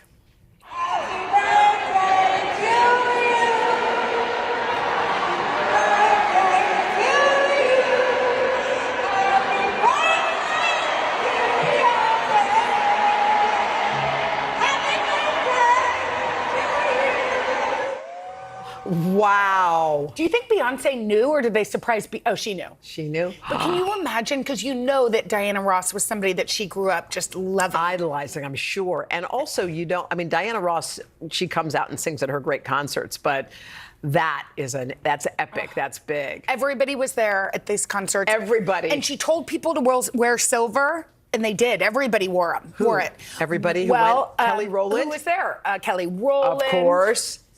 Katy Perry. Kerry Washington. Kate Hudson. People really did dress.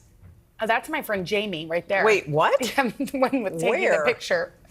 Sweet baby Jamie. Oh my gosh. We met at a wedding. Anyway. You're like 6 degrees of separation. By the way, we're going to have Kevin Bacon on later, and you are kind of similar. You have like a weird thing. Yes, you do. It's very I'm not, weird. but I can't wait to see Kevin Bacon. Okay, this is big. It's September, and that means it's time to reveal the new Read with Jenna pick. Okay, y'all, drum roll, please.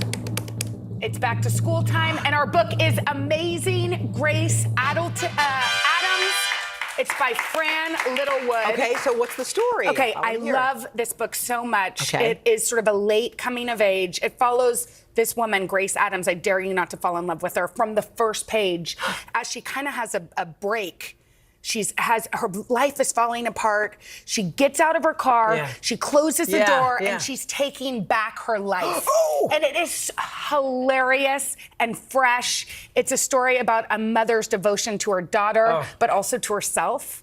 She's like, I'm not going to lose who I was, who I am, who I'm going to be. It shows it's never too late to come home and fall back in love with those we love. And it is hysterical. I want to read It's that. a British author. She's amazing. It's her debut. You won't believe it. Anyway, please read it with us. Amazing Grace Adams. It's out today. You're going to love it. To pick it up, go to your indie bookstore, or you can scan our QR code at the bottom of the screen. You'll read with us. By the way, it's awesome. It's all about fresh starts. It's Fresh exactly what we're starts. talking about. I know. That's Don't what you this love the is. cover too? It's naughty. Okay. Is it? Can you tell? Yeah, I like it. All right, coming up, we've got a big announcement. Oh, y'all, we have a huge one. We're going on a getaway, and y'all can come too. Find out how right after this.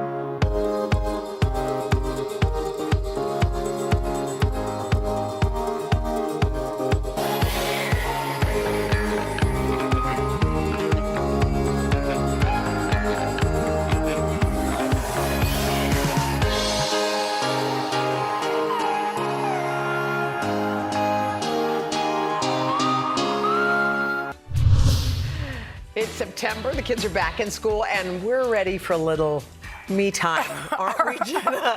Yes, we are. Okay, you guys, what do we say if we pack our bags and take the show on the road? Let's go. All right, it's time for another edition of Hoda and Jenna's Trippin'. All right, where's Donna? Hi, Donna. Are you ready to spin the wheel? So we're going to find out where we're headed? Yeah, let's find out. Let's see. This is exciting, Donna. It's very exciting. Where are we Where going? are we going? Oh, I hope it lands on green. Are you ready? Yes. We are going to Bermuda. That's right. Okay, we're going to throw a bash like no other. We are headed to the sunny island paradise of Bermuda and soaking up a little luxury at the Lauren Hotel at Pink Beach. Whoa. Jen and I, we're going to have a girls' getaway, and we're going to enjoy all of the cuisine, the shopping, the nightlife that Bermuda has to offer, including a performance by reggae sensation Mishka. Okay, that's not all, y'all. We want to bring one of you with us. Come on. Okay, so thanks to our sponsor, the Lauren Hotels, we are kicking off a contest for one viewer and a guest to come along. You're going to enjoy a 5-day, 4-night stay at their resort in Bermuda that features ocean views and signature pink sandy beaches. Guys, it includes breakfast every day, dinner, round-trip airfare. You'll come see the show live on Thursday, September the 21st. All right, so tell us why you are the best person to join us in Bermuda Bash. Send us a fun, creative video, 60 seconds or less, that showcases why you deserve to enjoy this sunny paradise with us. Okay. And our staffer, Sean, actually put together an example. I want to see this. It's going to be funny. Take a look. Hoda and Jenna, I have a problem. Cue the music and the rain. It's too much rain. Thank you. I love warm weather, but I hate wearing shorts. I mean, we're getting to a 3-inch inseam now. We're asking for trouble, but more importantly, I don't want my statuesque yet reflectively pale thighs to represent me in public. I mean, I feel like I need to wear a full disguise when I'm wearing shorts. I can't hide like this anymore. But you know how I could solve this problem? Sorry, wrong photo. By going with you to Bermuda. I mean, they are famous for their over-the-knee-length shorts. Plus, I could get a tan. And more importantly, it is my birthday tomorrow, and Hoda, I don't think you've gotten me anything. See you there. Birthday tomorrow, Sean. Happy birthday, Sean. Okay, that gives you a perfect example. That's really high quality. Don't be intimidated. He's Just a do producer. your best. Yeah. But come hang with us in Bermuda. It's going to be so much fun. So start making those videos and remember, be creative, have fun. You guys have until Monday. We're giving them fast homework, y'all. Monday night to send them. By the way, I was walking through the airport. I forgot this, and the head, I think, of the Bermuda Chamber of Commerce goes, "Hi." I go, "Hi." He goes, "Bermuda." I go, "Wait, what?" And he was very, very, very excited. Well, hopefully he will come to our show. I think he will. Okay, you guys, we've got some more big news. We are less than 1 degree away from the very talented Kevin Bacon. He's coming up next.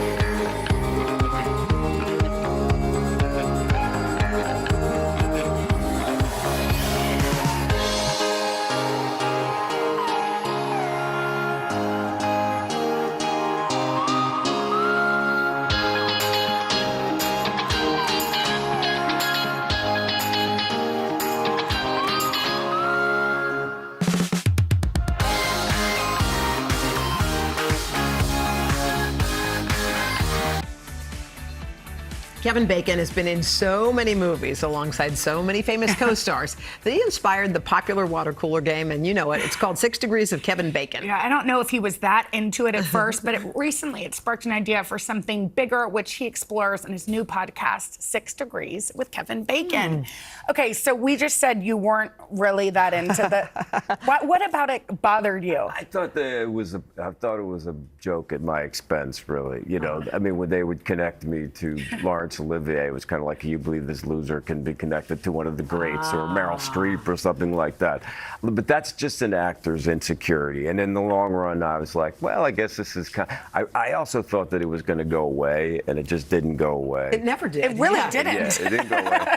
And then in 2007, you know, I thought to myself, I really want to find some kind of a way to step out of my own head and try to give back. And I thought about the game, and I thought about the fact that if you take me out of the game, and actually is really an important concept that we are connected. Yeah. I think people are hungry for connections, but I also think that realizing that we're all, you know, stewards of this planet, and that we're all, you know, riding in this same boat, will hopefully make us kind of try to take care of each other a little bit more, to not start wars, to not let people starve, or whatever it happens to be. There's a lot of issues out there. You said there was a moment where you said, you know what, it's time for me to give back. What sparked that Well, part I guess of your it life? really started with, although this was in the 90s, I mean, it started with the birth of my kids. I think that, you know, like many actors, I was very self-driven, self-motivated, and self-obsessed. I think you kind of have to be with the amount of competition that's out there, and that's who I was as a young man. But when I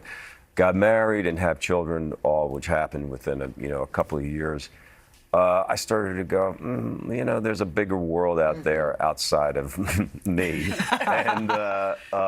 and then you know, my wife was really an avid environmentalist from the time I met her when she was in her early 20s, and I think with the birth of our son, we started to think about the world.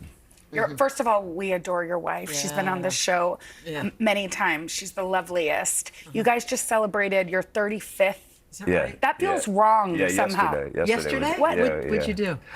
We didn't do much. Let's see. Well, we had our kids for a long weekend, which was just absolutely sublime. The kids and their partners, and then we kind of said goodbye to them, and we took the long walk, and I got blisters because the shoes were new, and I didn't really realize that we were going to walk to dinner, but we did. We walked probably, I don't know, 30 blocks or something like that to dinner, and then I had blisters, and then she put a Band-Aid on my blisters. So it was really kind of indicative of 35 years. Yeah, I was going to say, is that the secret? The Band-Aid on the blister? I feel like you guys just grow together. I mean, you show a little tiny bit of your relationship on social media, but a lot of people who live in New York see around. I mean, I just saw you guys a couple of days ago in the subway. Yeah. We were walking. It's just like totally normal, but it seems like you just do normal life. We do. We ride the train.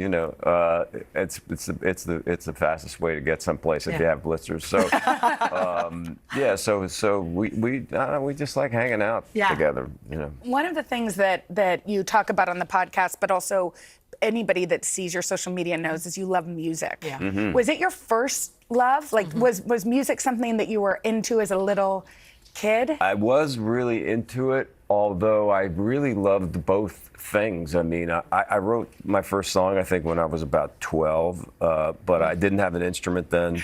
I didn't play. My brothers, who I have the band with, the Bacon Brothers, are very, very talented and very accomplished musician across all kind of instruments. And I was just kind of a plunker, but I would write these melodies and sing them to him and lyrics, and then he would figure out the changes.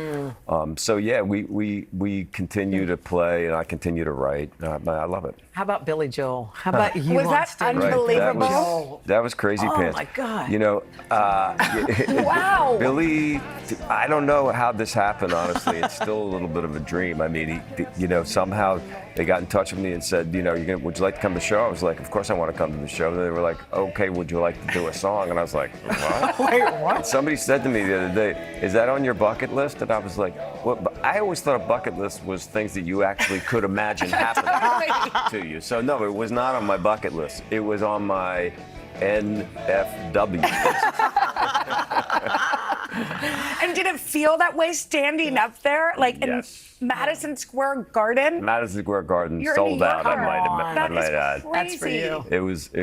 But listen, the organization, Billy, the band, everybody was the crowd. Everybody was very, very supportive, and so it was very nice. Just quickly back to your podcast for a second. You've interviewed some amazing people on your podcast. Yeah. We love them all. You have such a great. Are there lessons, or is there something that kind of jumps out at you when you say, "Wow, I learned that"? Well, I think that what's cool about this podcast is that we hear a lot of celebrities, and we have musicians and actors and television personalities, all kinds of across all kind of different celebrity possibilities. And we look at them a lot of times and we say, okay, well, they're just out for the big money or for fame or for, whatever. A lot of people have a very, very strong desire to do something, to make something, have some kind of positive impact in the world that is not just self-serving. So in the first part of the podcast, we talk about just careers, and it's just me kind of shooting the breeze with people that I've either worked with or haven't worked with. In the second part of the podcast, we bring on somebody who actually runs their foundation. That's cool. And they become part of this conversation, and they highlight things that in some ways, oftentimes they have a very strong personal connection to. Yeah. And so I personally have found just doing it to be both moving and inspirational and informational, and it's been great. Wow. Thank you, Well, Kevin. thank you, Kevin. Happy you came to see us. Thanks. Kevin. Thanks for having me. 6 Degrees with Kevin Bacon is available now at iHeartRadio app or wherever you get your podcasts. And cure our best, too, Kevin. Yes, please. Thank you. All right, coming up, meet the woman growing a new generation of superstars. Their inspiring stories coming up next.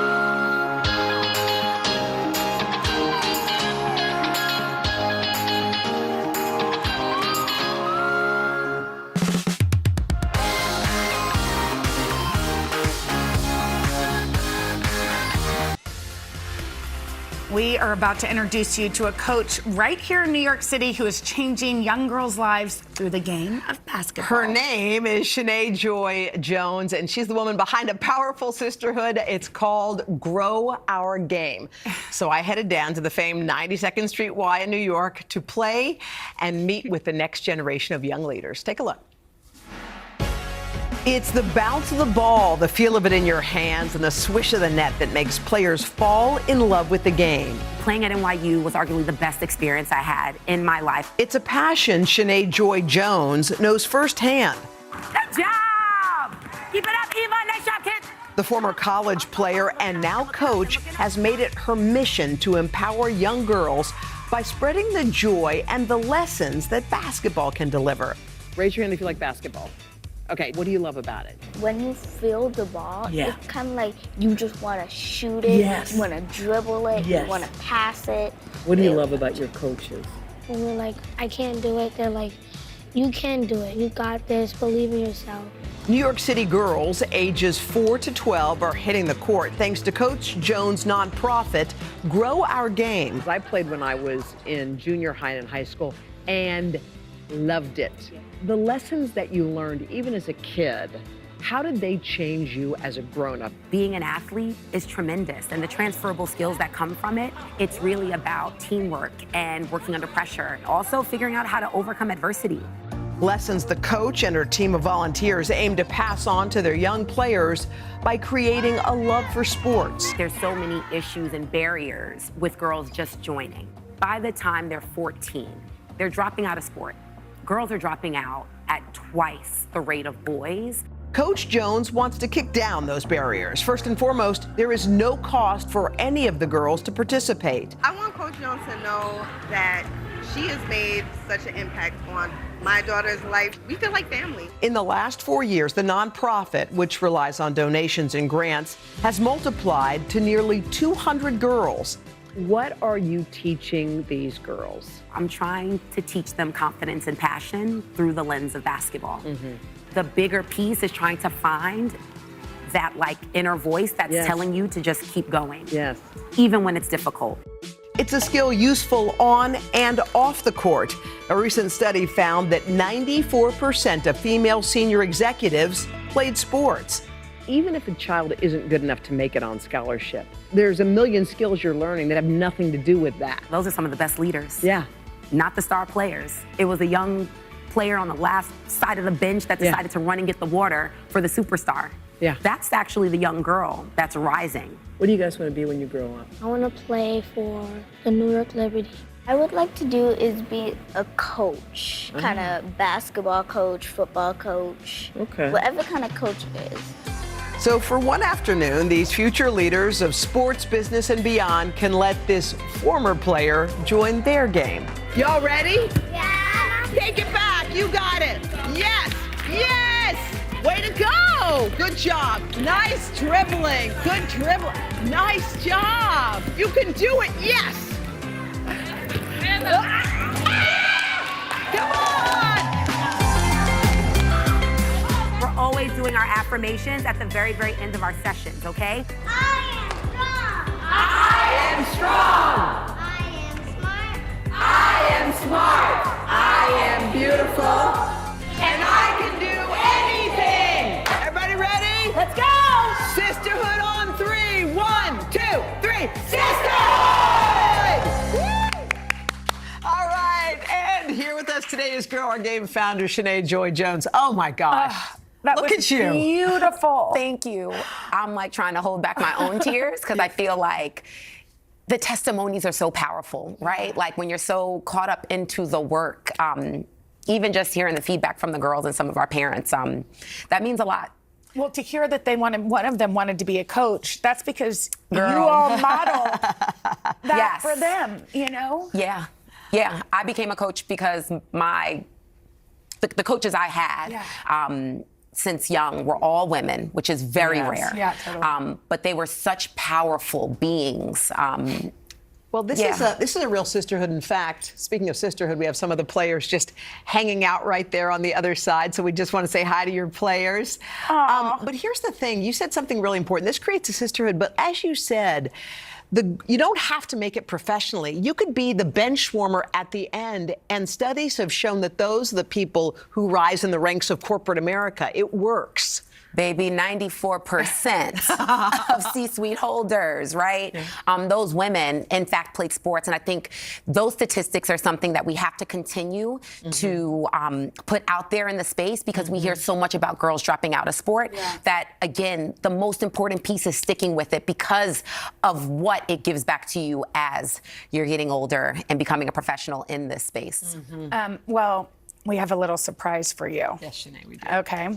Thanks to the Real Foundation, they heard about the empowering work that you all do every single day to make a positive impact in your community. So some of your players and coaches are going to help out with this big news. All right. The foundation will be providing a $10,000 grant to grow your game, to support your mission. I want to run and hug you guys. I don't know if I can do that. Come over. Come on over. Come on over. Come on over. Oh my God, oh my God, oh my God, oh my God, oh my God. $10,000. Gather around. You can sit with Coach. Some of you guys can sit here. Yes. I mean, they all want to go straight to the coach. Look at that. Come. There's plenty of room. Come on over here. Come, sit down. What will $10,000 do? Yeah. Oh my God, well, it'll help us get out of debt from our Amex business credit cards, right? But I definitely think that, again, the purpose of Grow Our Game and the reason why it's a free program is because we don't want that to be a deterrent from parents getting their daughters involved in sport.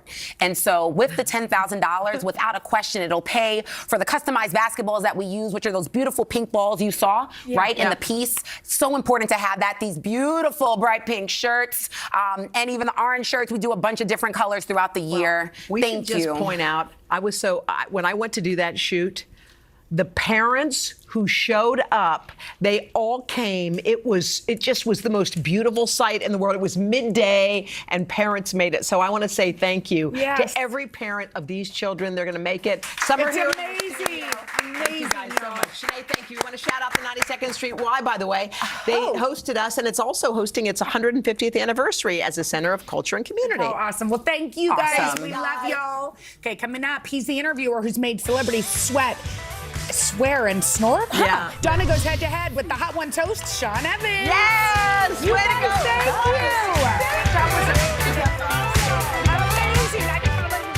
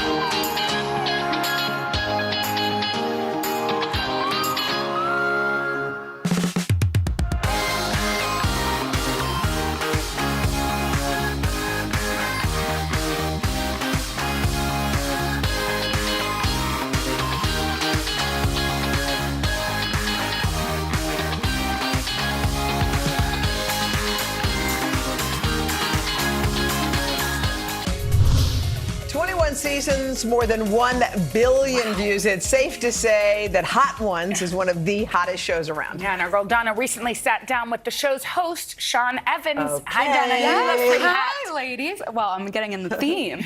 In his more than 300 episodes, Sean has interviewed, or dare I say, lightly tormented, Oscar winners like Viola Davis, top athletes like Steph Curry, and singers like Ed Sheeran, just to name a few. So I recently met up with YouTube host to find out the secret sauce to his success and why celebs are lining up to take the heat. This is not normal. You gotta get your head checked. It's the show known for its hot questions and even hotter wings. You're crushing it. You're doing great. But this is gonna kill me, right?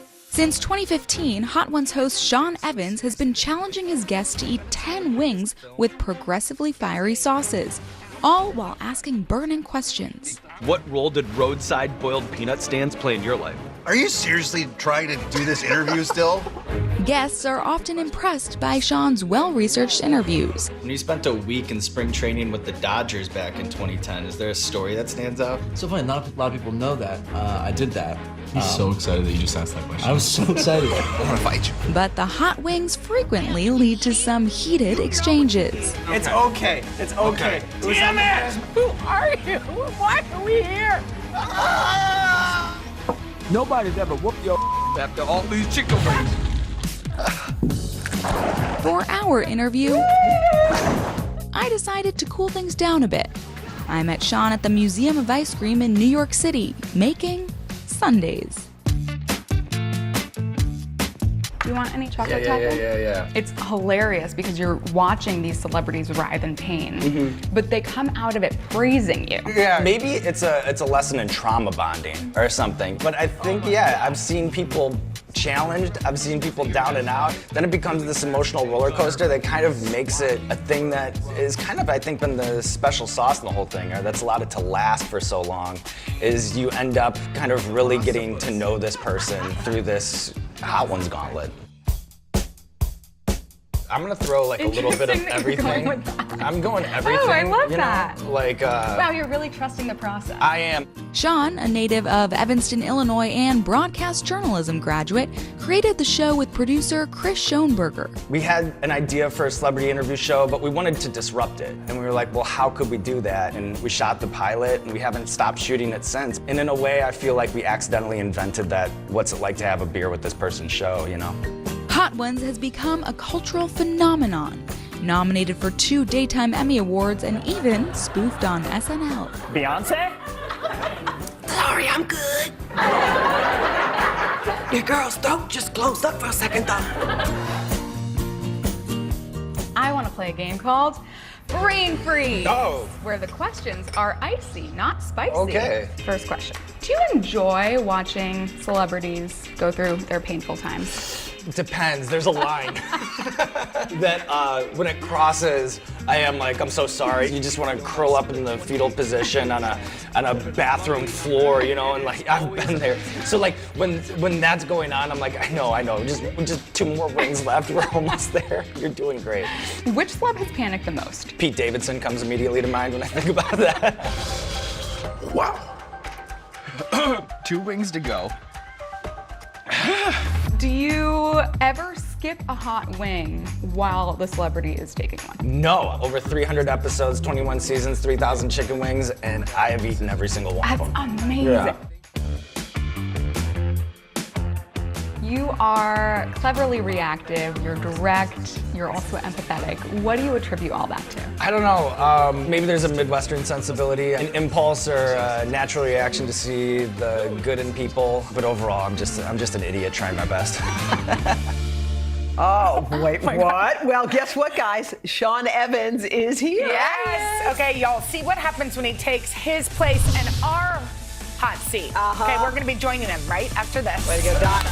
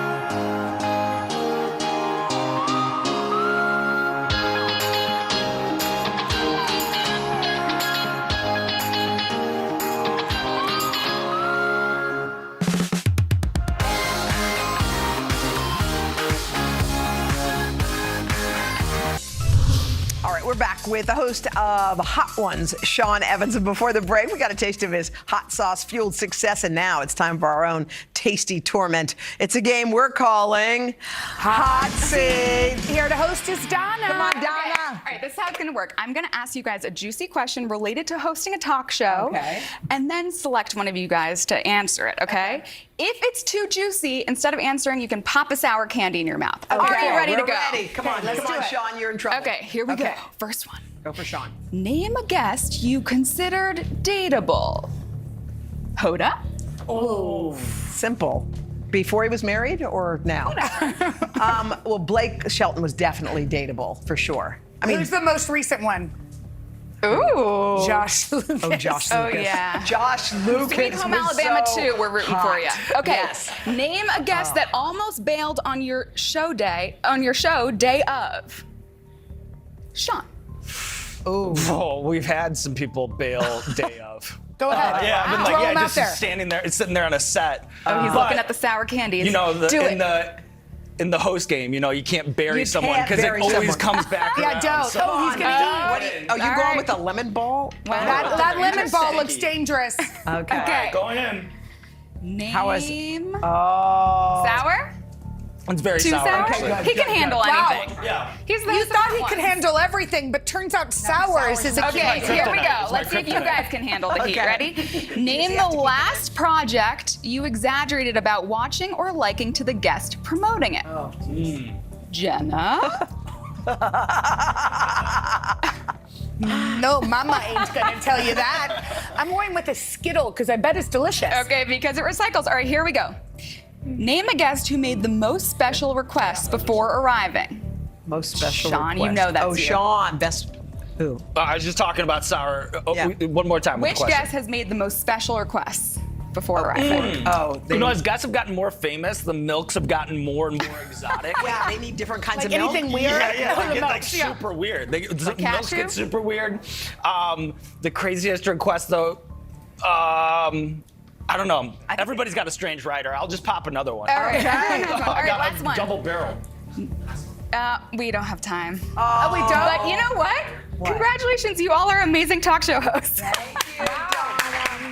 the way, the sour Skittles Are they kind of good? I'm going to try one. All right. Sean, thank you, thank you. Season 22 of the Hot Ones premieres September 21st. Sean, congratulations Sean, on the we success. get why everybody loves we you. get You're it. We awesome. get it. Thank you guys. All right, and we'll be back right after this.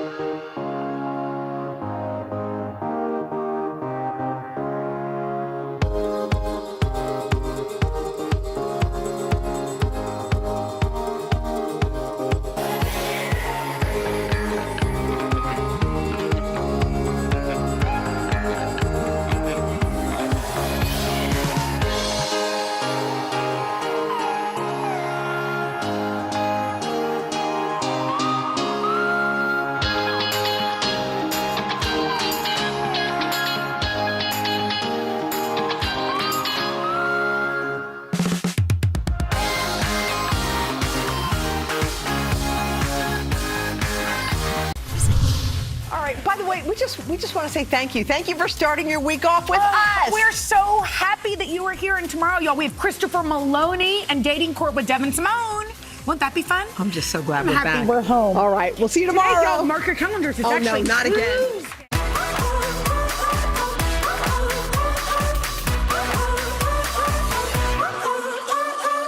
I woke up smiling on my face. No care, no trouble in my way. The sun is shining where I go. That's how I know. Yeah, that's how I know. Today's gonna be great, gonna be great, gonna be a good day. Today's gonna be great, gonna be a good day. Welcome to today. So happy to see you guys. Would you like my boost? Yes. Back, here we go.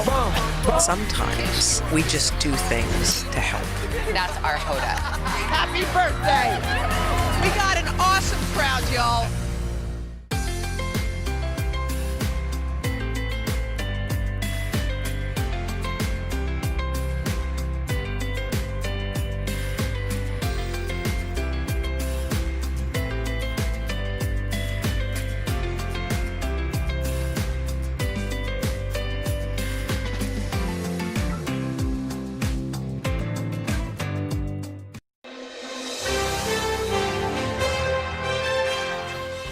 We are so excited to get started with cooking and today food. But before we do that, we're just going to take 1 second and shout out our new executive producer. Talia's in the house. We just want to say, hey, welcome to today. First day. It's her first day of school. Go, Talia. We're so happy you're thrilled here. She's here. You know who else we're so happy to have? Well, she's not at the ranch hanging out with her family or filming episodes of her hit Food Network show. Ree Drummond is busy coming up with easy and delicious meals for you and your family. Ree's the star of The Pioneer Woman and a best-selling author of 7 cookbooks. Her latest is called The Pioneer Woman Cooks Super Easy. It's 120 shortcut recipes for dinners, desserts, and more. We've missed you. So happy you're here. So I just feel like I'm seeing old friends, and it's just so happy. I'm so happy to be here. Well, love it. Ree, okay, first of all, we have to say congratulations. Yes. Your daughter got married. Oh my gosh, thank you. How was that? It was so much fun. I mean, it was, we did it on the ranch, which was a crazy idea. We sort of built this huge tent out there, but it was fun. And the great thing is it was a lot of work, but the day of, we were just able to let the process happen and enjoy it. It wasn't stressful. Did you do any? You didn't do any cooking for it, did you? No. Good. You just relaxed. No, I was going to say, who does Ree hire as the That's caterer? why I was able to relax and have fun. And to watch your husband walk her down the aisle, we know he's been recovering from an accident. It must have been special. It was wonderful. I mean, it was a blessing. That's my favorite picture of the two of them. He was a little stiff then. He's doing much better. He's on his horse today, so everything's great. Back We're on the horse. Very, very lucky. All right, what are we going to cook? Oh my gosh. Okay, so now that Hoda has eaten a whole chocolate cake today, it's really good. Why was everybody making fun of you? I don't appreciate that. Thank you, Jen. If I I think had you been would there, I have would've supported stood me. up for it you. was really quiet, and then all of a sudden the cake was gone. And but You should see what she does to chips. Oh, you know, it's morning. It's happening again. You have the rest of the day to work it off, right? Exactly. So after the cake, I thought it'd be great to make some vegetables. So I'm going to do a sheet pan gnocchi dinner. And what I love about it, my cookbook, really, I'm not afraid to use shortcut ingredients. So my favorite ingredient is store-bought gnocchi. So and is this frozen or you just no, get it? it's actually shelf stable, believe it or not. So you can buy throw it in there? Wait, Yeah. is this a joke? What you threw just gnocchi did? on- You just dumped everything on the sheet pan? Everything on the sheet I pan. thought you had to boil it. Oh, no, because we're going to roast it. Oh. So then I've got pesto? Yes, pesto. I'm going to mix it with olive oil. Oh. I'm you trying buy not the to get pesto pesto too? on you, so I That's moved it okay. away from Don't you your worry. beautiful Ree, can you white buy the soup. pesto or did you make that? No, bought the pesto. See, I like everything so far. She's that's speaking happening. our language. Yeah, I mean, during the pandemic, you know, I kind of burned out on cooking a little bit because there were Didn't so we many all? kids around. Is that it? Yeah, so that's it. Because pesto is so flavorful, it has garlic and you know. And do you of need course, to oil the basil. pan? Did you already oil it? You don't have to because there's plenty of olive oil in the pesto mixture. So You just basically, mix it all around mix like it all that? around, and then look how Wait. beautiful it looks. Oh, my gosh, Jenna. we have to pull it out of the taste. oven. So I like to do a little balsamic Do you want us to help you? glaze. Oh, yes, Yes, help me glaze. and grab some Parmesan shavings. So do you just that? I love balsamic I glaze. do too. Everything I do. on anything. And you know what? I used to make my own by just reducing balsamic for Yeah. hours, and the this. house would smell like vinegar, and my kids would be like, "What is that smell?"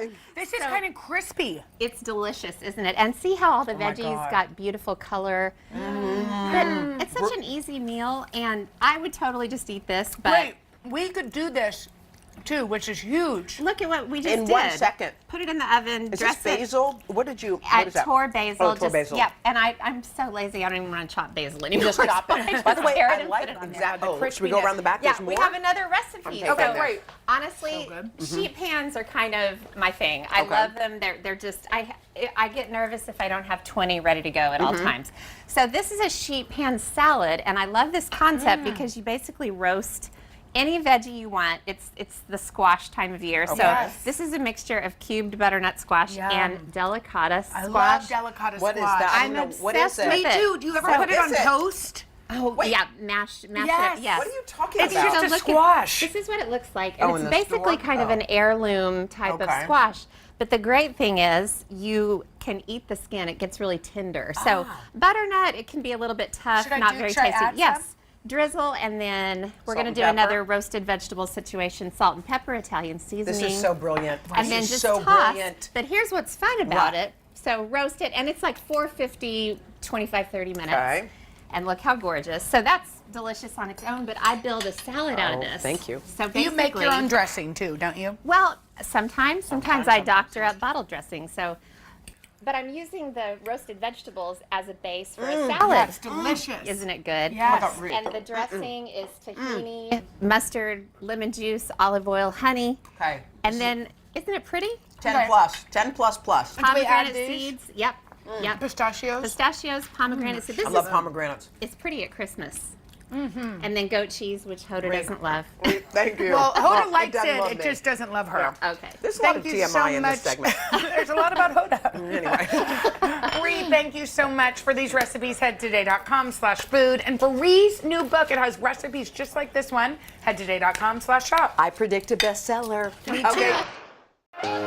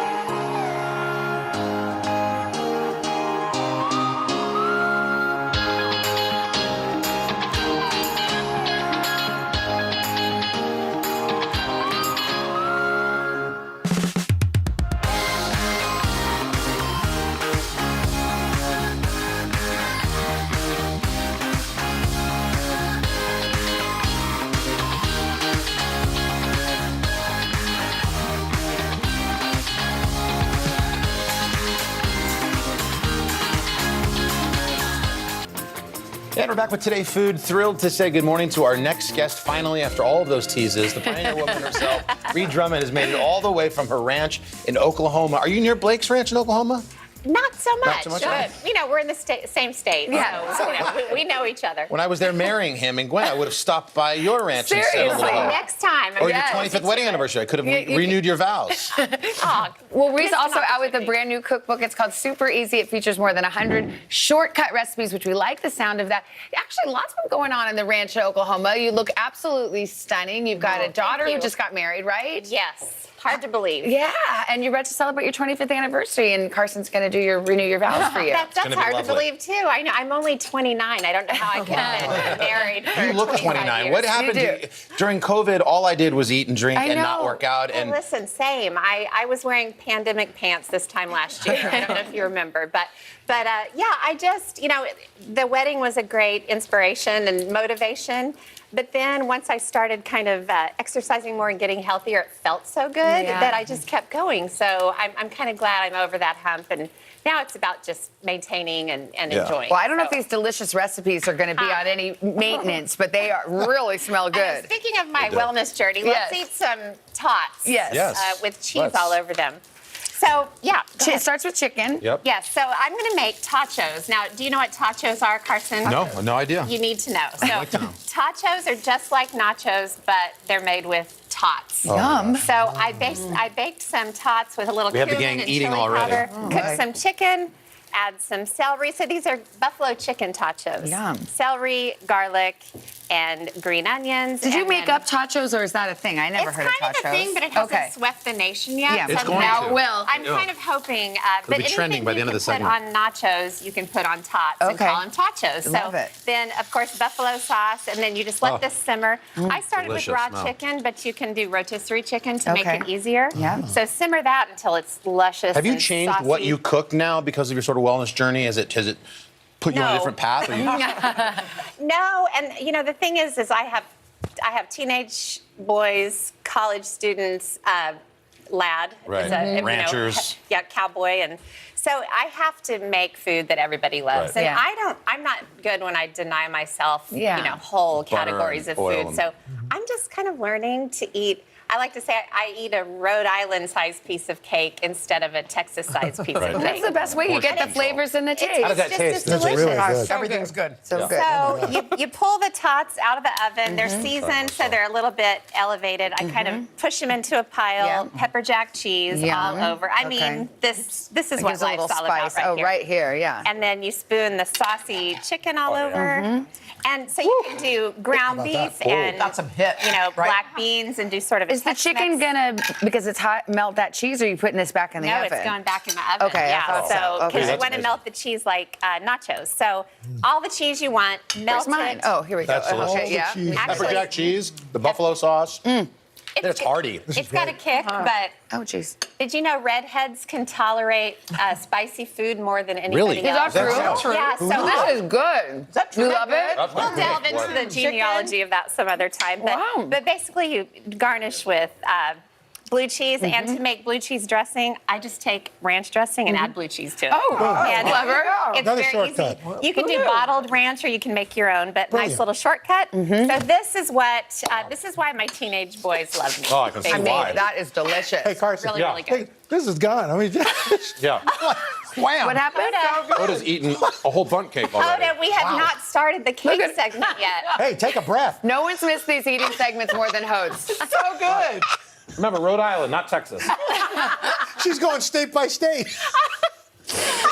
All right, well, that does bring us to our chocolate cake. Now, this is your secret recipe, right? Okay, yes. So, confession, my top secret ingredient in my top secret cake is dark chocolate cake mix. Oh, okay. And listen, I had my house full of humans during the pandemic, and large 6'5" humans Yeah. and football players, and I was making so much food that I was about to lose my religion. I mean, every day I was just like, I can't do it anymore. So I'm not afraid to whip out the chocolate cake. I doctored it with, bittersweet chocolate chips just to make it a little bit more rich. Wow. But the thing This is the secret. It's a box cake. well, it's what, yeah. Okay. But the thing is, I'm topping it with ganache, which is heavy cream and good Oh, well, there you quality go. It's a chips. mouth Yeah, roaster. good. That's Okay. all 2 ingredients, Yes. and then it turns into this Here. luscious. And are these Oh, this inside becomes food, or is yummy. this like a topping This thing becomes situation? so well. You can just eat one if you like. So you just but- made, okay, yeah. So you made the We gotta cake. go. Oh, we're out of time. Okay, I really wanted to understand this. And then drizzle. drizzle. I do sprinkles on top, but after Halloween, you can take Beautiful leftover cake. candy, chop Oh, it put up, it on and top. put it on top. So Hold up. Hold Oh on, my she's God. licking- Happy she's plate. Wait a licking minute. the plate. Hoda, show it. Clean Literally. Plate Club. Clean Plate Club. Clean Plate Done. Club. You left a And she's gonna eat Al's. And also, she's going to move in with you. and she's giggling. She's giggling a lot over there. Congratulations on everything. Love your show. Yes, It's great. you're the best. Thank you. Thank you. All right, of course, you can find all these recipes at today.com/food and pick up a copy of Super Easy at today.com/shop. This morning on Today Food, lasagna 2 ways with layers of pasta, meat sauce, and creamy cheese. Lasagna is one of the ultimate comfort foods, but get ready for something a little new this morning. Reed Drummond, AKA the Pioneer Woman, has created 2 recipes.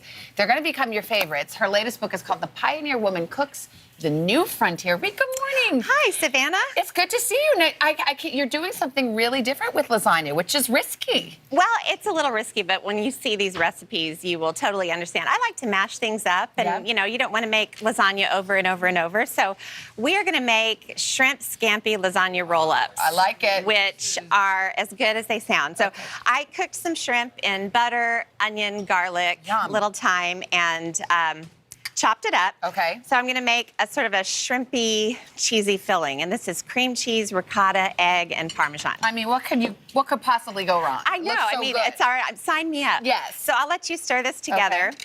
And I'm going to start on the white sauce. My new cookbook has lots of fun recipes like this. Yeah, I like that it's different. Yeah, and buffalo chicken quesadillas, for instance. I have 2 teenage boys at home. Yep. My girls grew up and left me. So So now mean. you've got those brutes at home. to So rude feed. of them. You still got Charlie the dog? Well, Charlie's not with us anymore, but I have Walter. Okay. Oh, Walter. And I have a couple of other little bassets running around. Look at the whole crew over there. It's like, Savannah, how could you ask that? But, oh, no, it's okay. Charlie lives on in his books. yes, he does. We read his book all the time. Oh, I love hearing that. Okay, so I stirred it. So that's all stirred together, and I am making just a beautiful white sauce, and I started with the roux, and it has cream and milk. Gosh. And so you cook and cook and cook until You're this trying is to thick. thicken it up, right? Thicken it up. Is that thick enough or not really? This looks great. Okay. This isn't quite there, but All I right. have Magic some of already television, finished. yes. So I'm going to have you help me build a roll-up. okay. So this is the filling you just stirred together. Take about a generous third a cup. Okay. And put it on the end of the... Oh, this has the whole thing is in here. Our shrimp, our everything. And these are cooked lasagna noodles. I cooked them about half the time that the package says.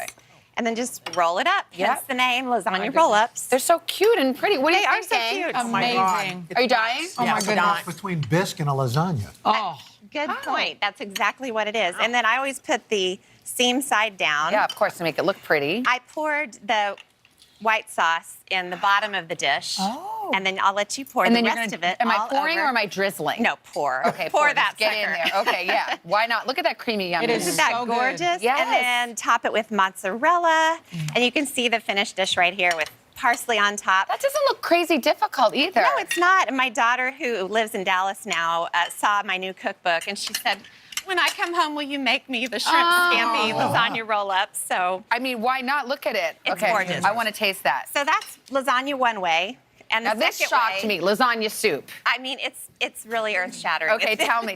I'm gonna have a bite It's beautiful. here. So started with ground beef, sausage, onion, garlic, thyme, oregano, and I just cooked it, and then added. Oh my God! Right? Just try that. Wait, Savannah, just take your Delayed time. reaction. So good. Take Okay. your time. And just turned it into a really delicious whole tomatoes, tomato paste, parsley, and you can see the whole tomatoes. I actually like to let them cook down a little bit, and then break them up because they're a little softer. Anytime I try to squeeze them with my hand, it winds up in my eye, Yeah. That's not fun. or on my shirt, which is even worse. Even worse, exactly. So you just you browned up the beef and then then you put in the drain the tomatoes. excess fat and then turn it into a beautiful soup. And then I cooked some broken up lasagna noodles. So this is That, where and they're down at the bottom. It's lasagna like a comes hug. in. It is. Oh, that's a So really wait, what good about point. the cheese? Where's the cheese? Okay, so once you simmer away the soup and the noodles are perfect, I make this little ricotta dumpling mixture. Oh, wow. And all it is ricotta, Parmesan, salt, pepper, basil, and parsley. Stir it together. And then when you serve up the soup, you just put little dollops right in the middle. Oh my God. And it's just, if the soup is really piping hot, the ricotta dumpling just kind of melts Can I into come over it. to your house, Reed? Yes, Is this yes. what we make there? Because it sounds fab. Bring your kids and Lad will put them to work on the ranch. Yeah, I would love it. I love it. Thank you so much. How do you like the Fantastic. soup? It's amazing. Amazing. Which one do you like better? I love the soup. It's Yeah. crazy. We're torn, can you tell? I got one vote for soup and Well, you know what, though? And then you get a piece Switzerland of shrimp over on here. this one. That's the thing. And all that shrimp scampi flavor is in there. You redesigned lasagna. Yeah. That's next level. My wife loves your shit. I get bored really easily. So I have to have some fun in the kitchen. Thank you so much, Rhea. I know you're coming back for the fourth hour. More food. You can find all of these recipes at today.com/food. And for more on Rhea's book, go to today.com/shop. You can buy it there. Thank you, honey.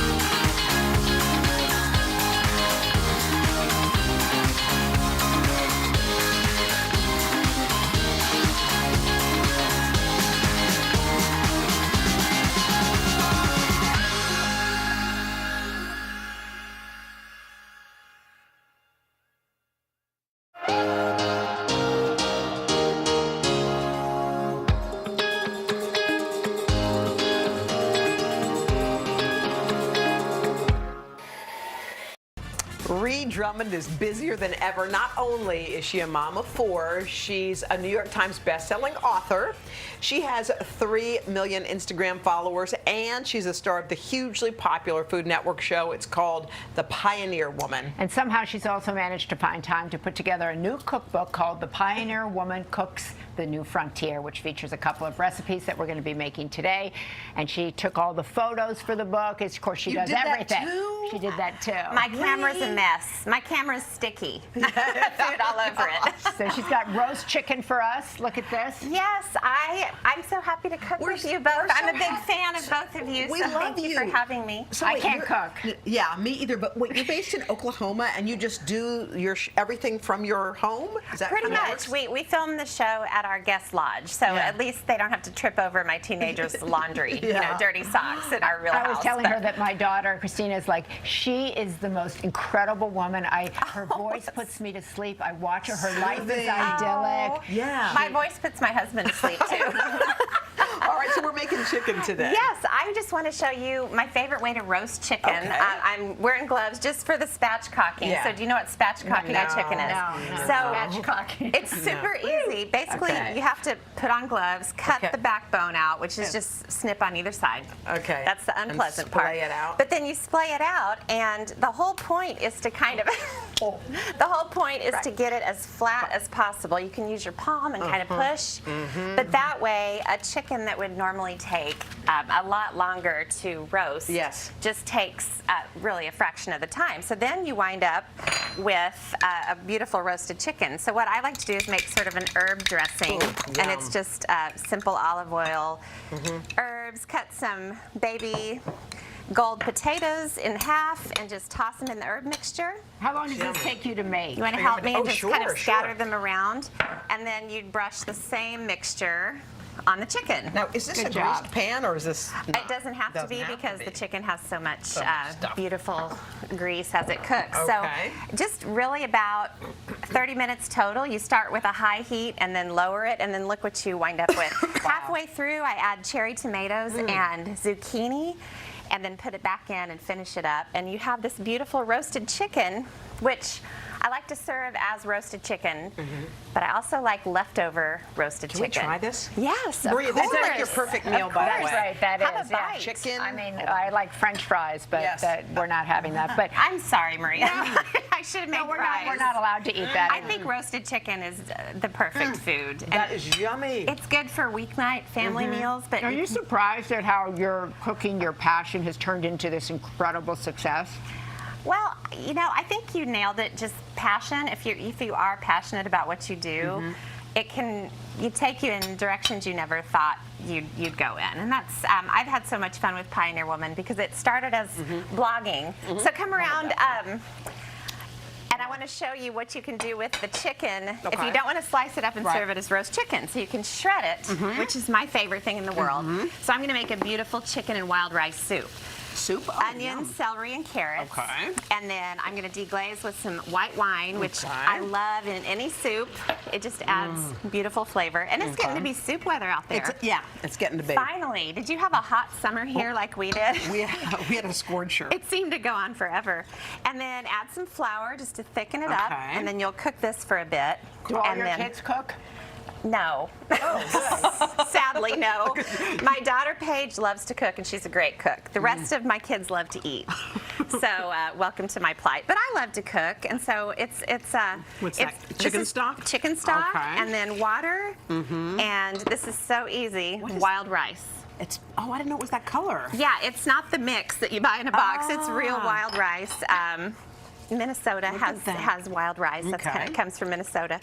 And then you basically cook it until the rice is done, and look how beautiful it looks. That's gorgeous. And then you add the chicken in, obviously. And I like to kind of cream it up a little bit. Yeah, you got I mean, I can't think of many dishes that I make that aren't made better with a little cream. Exactly. So you can add a little or a lot, and then let it simmer some more with some aromatics, sage, and rosemary and thyme.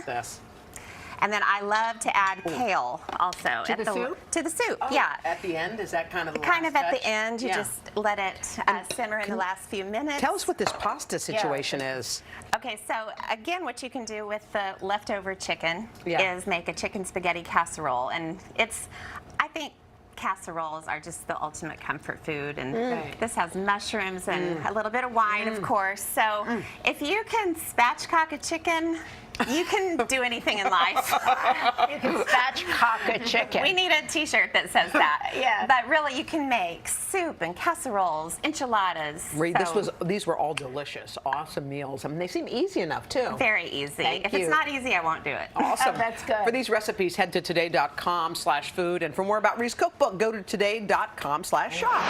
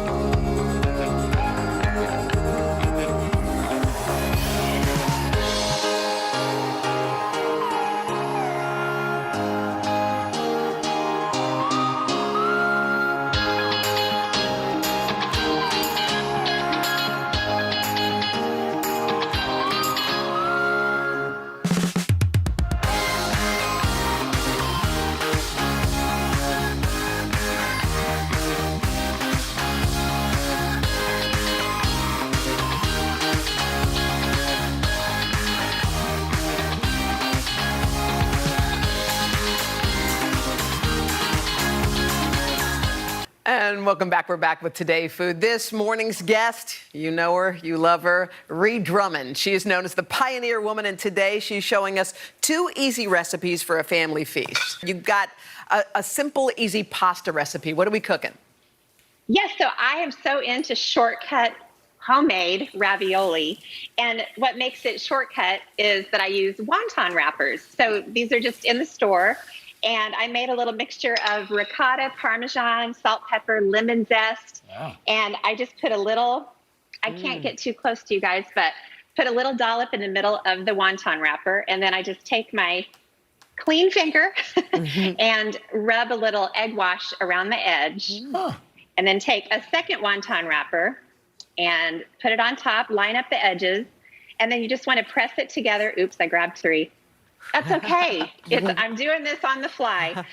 And then just force all the air out. And honestly, if you can't make homemade pasta dough or you don't have time, this is such a great shortcut. I like that. And then you just can get an assembly line with your kids, make as many of these as you want, and then just drop them into salted water one by one. And look. All right, I love those. Little pieces of ravioli. Just delicious. Fresh and ready to go. Hey, Reed, can we only have a minute, but we want to get to that dessert, what is it? Icebox It's an cake? icebox cake. Oh, yeah. Blackberry icebox cake. So the frozen pound cakes that we all know and love, I shave the top off, crumble it into crumbs, pour in butter. Very easy. And then just put this on the stovetop, toast the crumbs. And then the cake that's left, you slice the cake into 3 slices lengthwise. I already started a layer, and it's cake, a mixture of jam, blackberries, and lemon juice and lemon zest. It's so fun to use a frozen pound cake because then you cut that whole step. Oh my gosh, of, it didn't having even to look make a hard to cake do. from scratch. Reed, it looks something Savannah and I could make. We're happy. Yeah. All right. You just layer it kind of like lasagna. All right. Cake, jam, cream, and then Reed, you wind we up. love you. We love you. We can't wait for your book to come out. Thank you for cooking for us. You can check out her you, girls. recipes at today.com/food.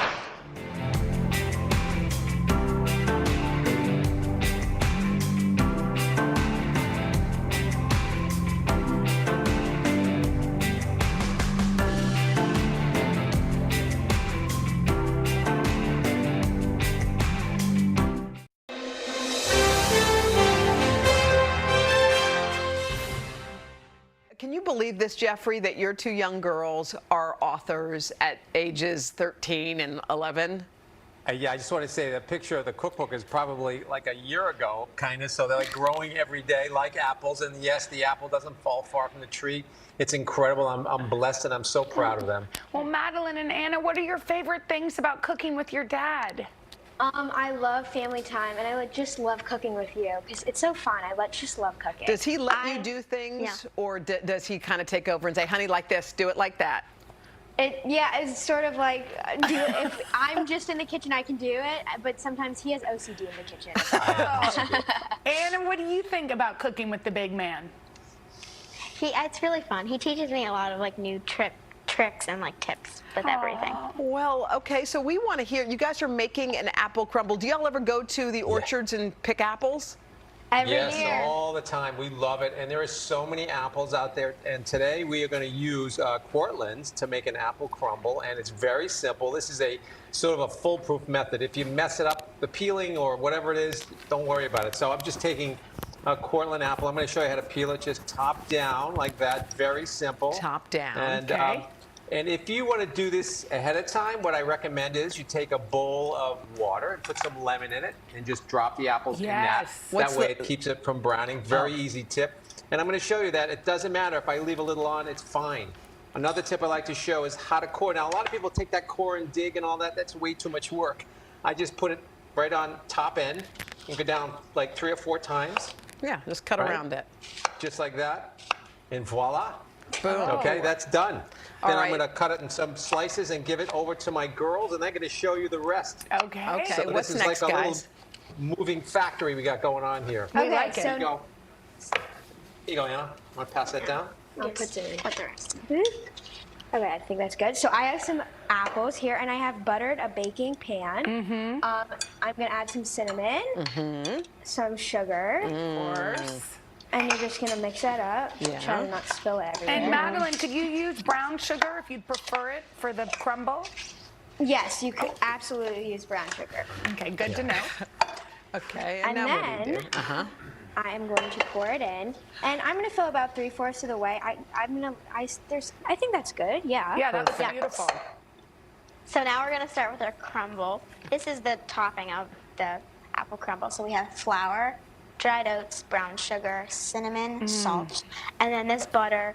You want to chill your butter before, so you can cut it into small cubes. Yeah. So I've already added everything in, and then you can just mix with your hands with like your that. fingers, just crumble that up. You have kids. This would be great for the kids. Yeah, this could be something we could do. By the way, it does look foolproof. I mean, I'm pretty It is. surprised that this is all we need. Okay, now what do you do, guys? You want it to be sort of like a sandy consistency, and these Butter things of pebbles. butter pebbles Yeah. are really good. You Yes, want they those. are. So we're just gonna add Oh, this looks so good. I cannot wait to eat this. Unlike a pie, this takes a lot less Thank you. work. Now, Unlike a Jeffrey, pie. Jeffrey, though, let's just settle one thing. Wouldn't you say that a crumble and a pie... No, do not tilt the scales. Jeffrey, is a crumble the same thing as a pie? I said, is a crumble related to a pie, like brothers and sisters? You like know, I fathers think it's and its daughters. own. I think it has its own sort of strata, because what this is pretty much the same ingredients. You have flour and all that stuff. Thank you might you. have some more things, but this is much simpler. You don't have to roll it and toast it, and you just pop it in the oven. Watch, they're going to hand this to me, and like in about 4 minutes, we've done it, right? It's a pie That's takes it? more time. So 350 degrees, 1 hour. Take it out. Let it cool a bit because it's got to stop bubbling and get all nice and perfectly set. Okay. Sort of like lasagna. So look at that, Let's how see, delicious let's see. that is. So we're going to cut Gorgeous. that and go in deep and try. Girls. Because it is apple season and the big apple. Yeah. Ready, Now girls? tell me, do you add a little ice You gotta- cream? you Do gotta add add a little ice a la cream. mode to that, Madeline, Anna?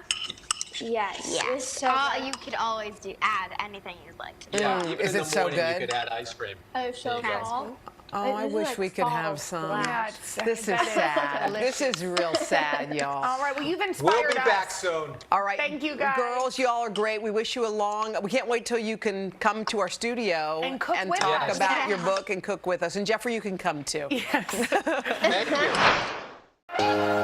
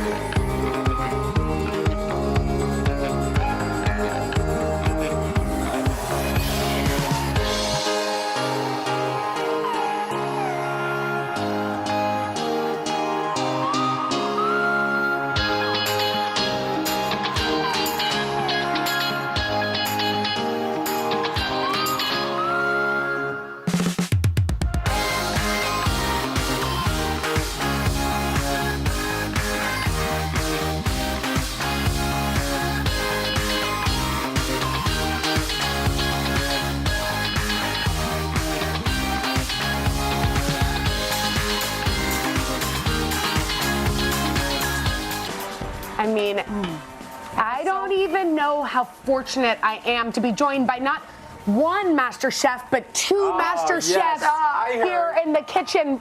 First, it's celebrity chef Jeffrey Zakarian. He's the host of the new Food Network show, Big Restaurant Bet. And of course, Savannah, who has her own cooking show called Don't Eat That. No, you will get stop sick. it. No, don't eat that unless you have Pepto. I want you to support me on my cooking Don't journey, eat like that. GZ does. Unless a bathroom is nearby. Oh, stop anyway, it. Jeffrey, we're so happy you're here. Nice to be here. Are you Thanks. happy to be among the midst of a chef? I love the show, what you're doing, and it's really incredible because it's really hard to teach someone without getting in there, I know, but the only way to learn is to actually That's right. do Do you it. think she could could cook this? Absolutely. You ready? We're going to Yeah, do a ready. spring mushroom Perfect. How do you- pea pasta. Okay, Careful. so be careful with that knife first. Pointing a knife at me. Don't gesticulate with a Okay. knife. That's first thing. Okay, slice. Slice. I'm going to put some shallots in here with garlic. Okay, it's a very simple pasta, and I'm making it real time. What do I have first? Pasta is down in the water, and it's very salted. So when you want to salt pasta, the water should taste like the ocean. Remember, very good. Okay. Okay, water Add the should taste. I'm going to shallots. move a little closer to The my mushrooms man, are going in here. Okay. Can I help you, Yeah, Jeffrey? we put those in here. So our mushrooms, shallot, garlic, very simple. Let them soften. You don't have to be crazy. Just leave it there. Medium How's my heat. slicing? Fantastic. Careful. Oh, be careful. Savannah. So you want to make sure that they're evenly sliced so they cook and they look like this. Look how beautiful. I would eat that alone. Okay, Right so we're here. going to add to this some white wine. Go. And a little bit of Familiar with white wine? pasta water. Okay. Not all of it, just a little bit. And why pasta water? Because pasta water has all the starch from the pasta. And guess what? It helps. some You know salt. that silky? Yes. That silky pasta you get at a restaurant, you don't know why is it so silky. It's Yeah. not like that. And that's why. So Can we're I going to put this reduce in it. it? Not quite yet because we don't want those to go brown. So these are peas. You could do frozen peas or fresh peas. Okay. If fresh, you could blanch them for a second. But honestly, take right out of the freezer. why It's not? fine. Yeah. You just put them in. Okay, we have our pasta right here, boiling salted water. This is the sauce, and people don't understand. So the pasta next to the sauce, and all we do is we take the tongs. We don't throw Now, let me just guess, and I'm not a master chef, but this is al dente. al dente to the bite. So it's about a minute away from being fully cooked, and we're going to put it in here and just finish it Look how beautiful. in here. And that's how you fit every pasta that you have in a restaurant that you like. Is in the This is finishes how it's with done. the sauce. Yes, it must. So you're just going finishes to in give it a sauce. little toss. Can you do a little toss? Yeah, Be give careful. it Okay, some, that's good. you know how to do it. Oh, okay. Whoa, that's beautiful. Okay. Sorry, y'all. Gosh. It's all right. It's all Sorry. right. Oh no. Sorry.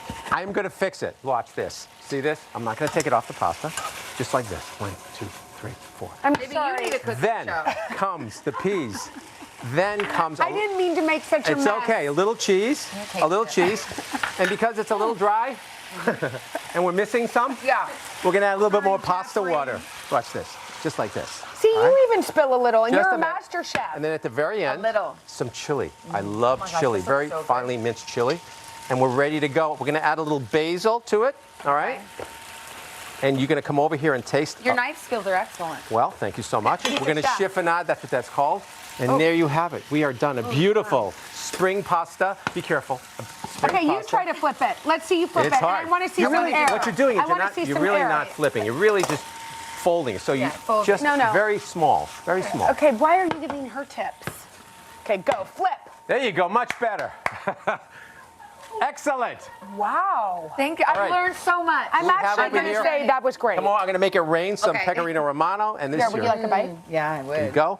Yum. That looks delicious. What kind of pasta do you use? Fettuccine, it's a flat pasta, tagliatelle. Okay. Bon appetit. Do you feel Thank like you you have so to make much. your pasta or no? You don't. You can make it, but you really don't have to make the pasta. Okay. Well, don't eat it. You have to read this tag. For this recipe and more, go to today.com/food. Back now, 8:50 with Today Food. And this morning, not one, but two easy weeknight recipes that you can make on a budget. We've got a classic ratatouille, and we also have a special technique for roasted chicken.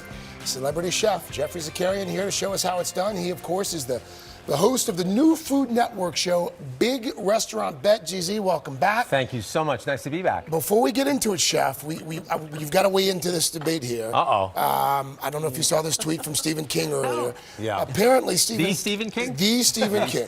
He is taking Renowned salmon. chef. This is horrifying, GZ. Get ready. He's taking salmon, he's wrapping it in a paper towel and microwaving it for 3 minutes.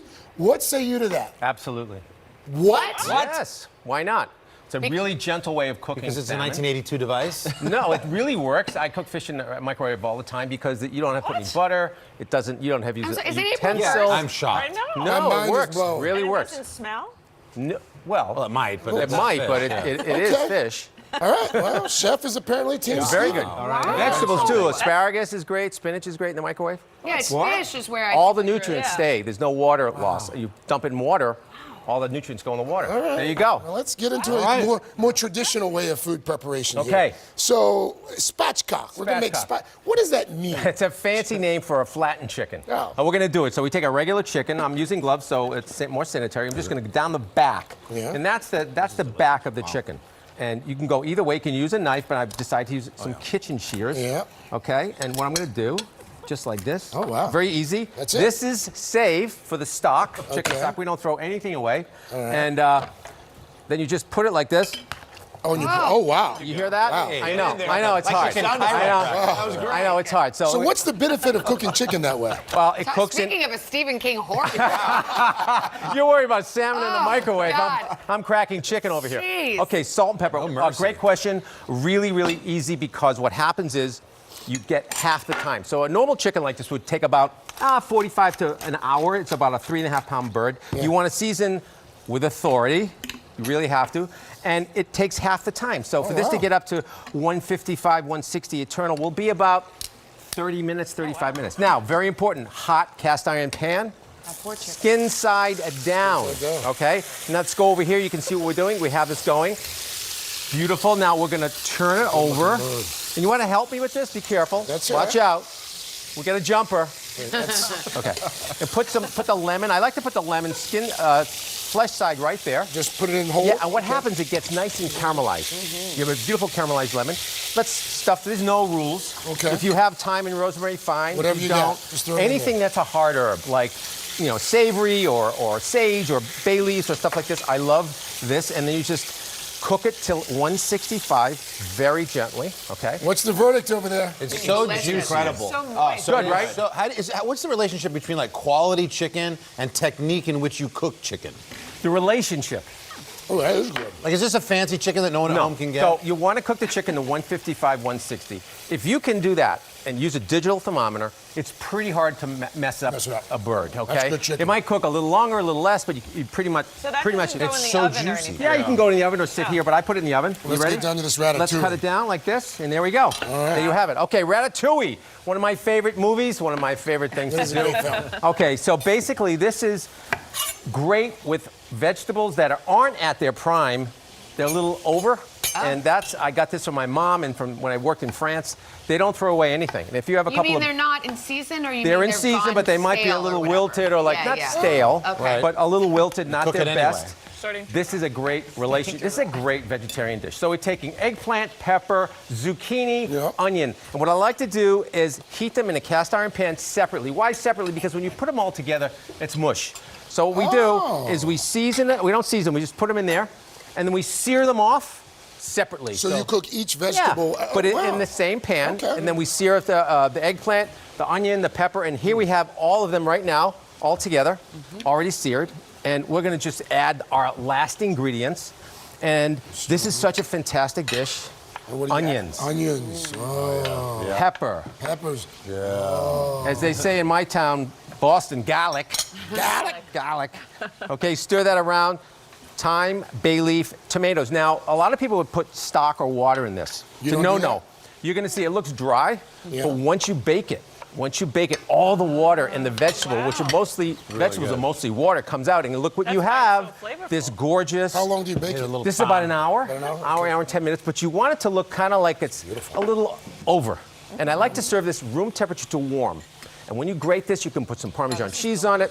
Let me make it rain for you. I love it. I love it when they And rain. maybe a little olive oil. Thank you, sir. A Chef, thank you. fantastic dish. Jeffrey, really thank you for this recipe and more. It's today's.com/food. Stick around. Jeffrey's going to be back in the fourth hour with a healthy and hearty pasta dish. Pasta. Thumbs up? Thumbs Thumbs up. Oh, thank you.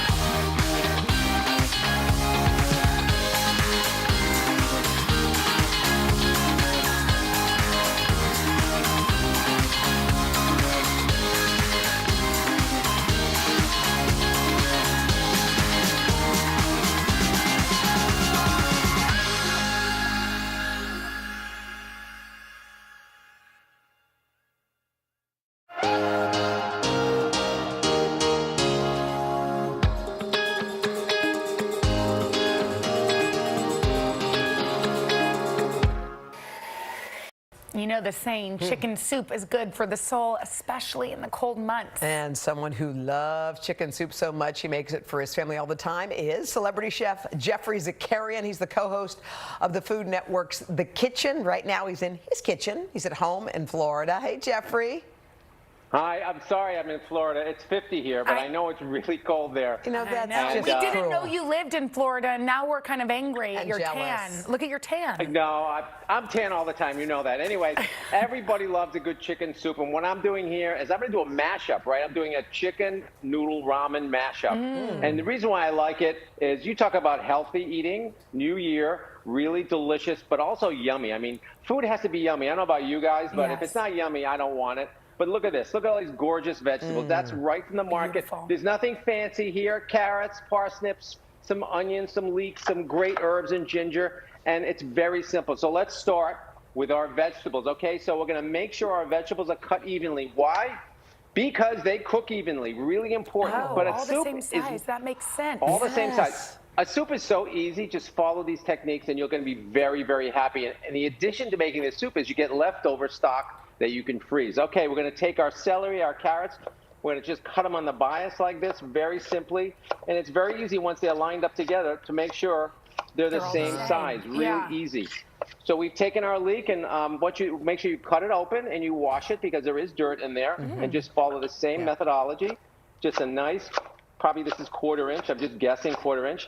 But everything's going to be ready at the same time. So it shouldn't take that long to cook a proper soup. The stock takes the most time. It's like cooking the chicken takes about like an hour. Now parsnips. I love parsnips, guys, because they have a sweetness that is just remarkable. So, hey, crispy and yummy. Why leeks instead of like another kind of onion? Here's a tip. Leeks have less sulfur than an onion, so your stock stays lighter. It doesn't darken. You know, sometimes it turns really brown, and I use leeks. It's a little secret of a chef. All right.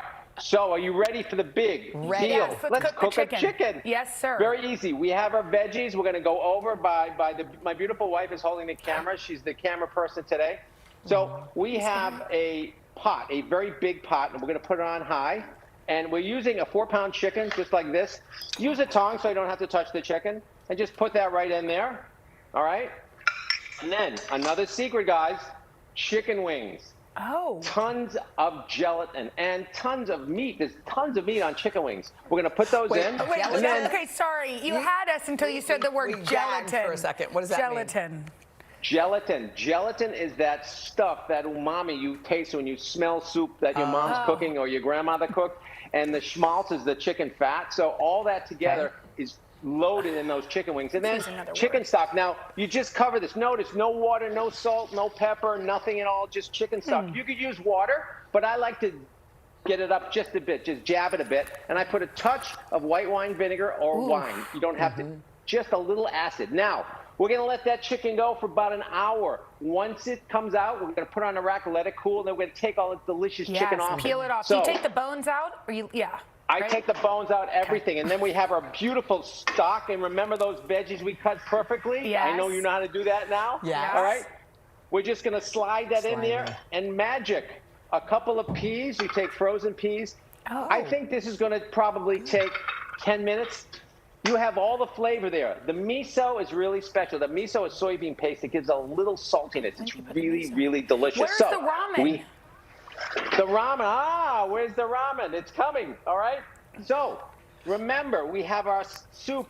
Our beautiful vegetables are in there. And can you get in there, Margaret, and take a look at that? How gorgeous that looks. Margaret. Oh, yeah, good shot. Are you ready? Okay, we need the ramen though, because we came for the ramen. Yes. You came for the ramen. So we're going to take a big bowl. I like to serve this in giant bowls. I have our pre-cooked ramen. This is beautiful whole wheat ramen. I just put that in the bottom. Where do you buy whole wheat ramen? Anywhere?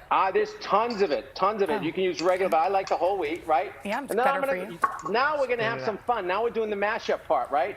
We're going to pour this glorious, healthy, gorgeous soup on top. Look at that. Yum. Oh, ramen. Takes me back to my college days. Yep. Right, and then some chicken. Now I choose to put the chicken on just like this. I don't put the chicken in the stock because I don't want it to get overcooked. And a lot of people store their chicken in the stock. And what happens, it gets overcooked. And now the secret. Now we have fun. Now we have our scallions. It's going to be like we're making a pho. Dress it up. We're going to put some beautiful pea shoots, some scallions, some bamboo shoots. Have fun here. I'm using whatever I found at the farmer's market or at the grocery market. Some radishes. Ooh. Oh, ginger. Jeffrey, thank you. We got to Ginger, the roll, best. Jeffrey. It looks so yummy. It really does. You did great. Thank you, Jeffrey. Bon appetit. Thank you, Thank Margaret. you, Margaret. Tell your daughters hey. All right. All right, guys, for this recipe, Bye. head to today.com/food.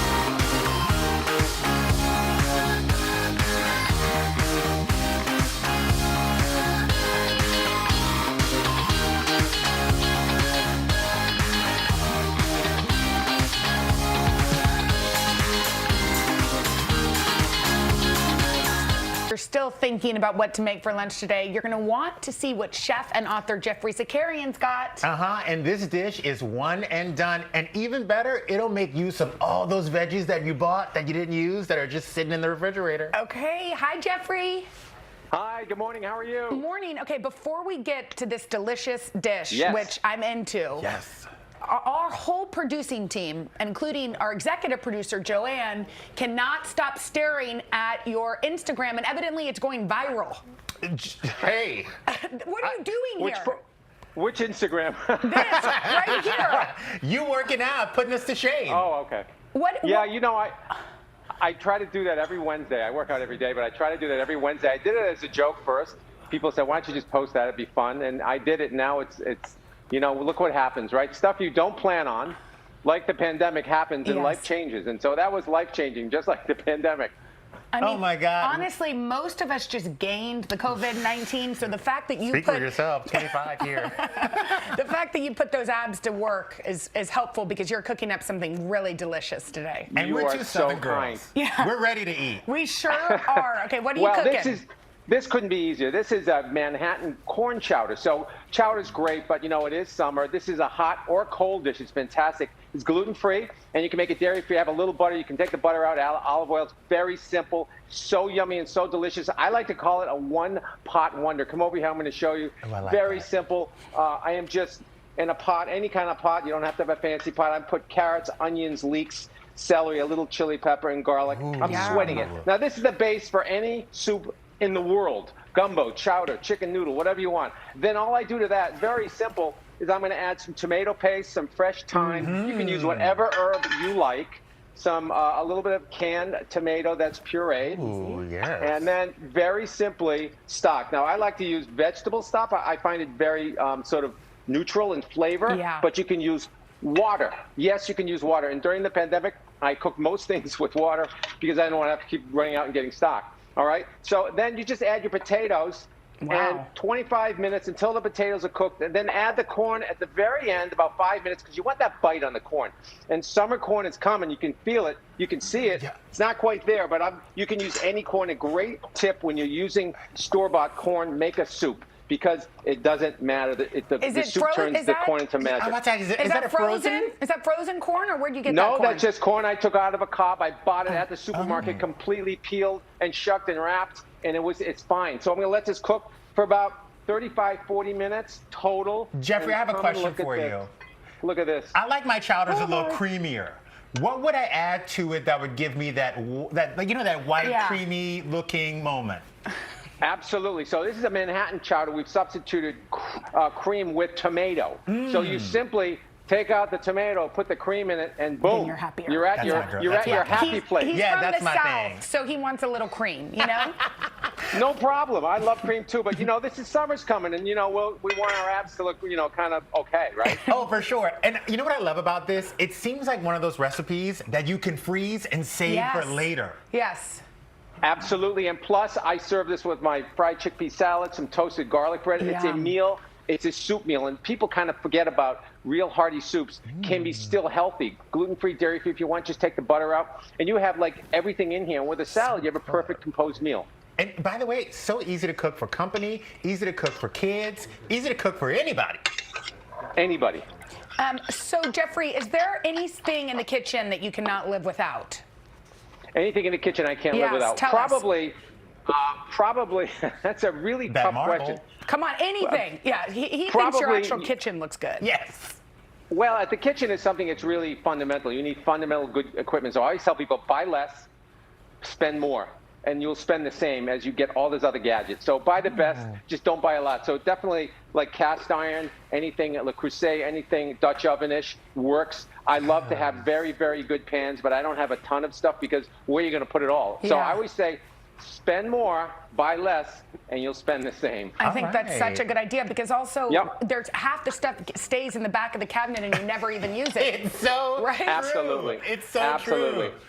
All right. Absolutely. Well, Jeffrey, happy summer. Sending you so much love. Can't wait to try that, Jeffrey. Okay, to get this recipe. recipe. Thank you so much. Thank you, Jeffrey. Tell your girls hi. Cheers. To get this recipe, head to today.com/food.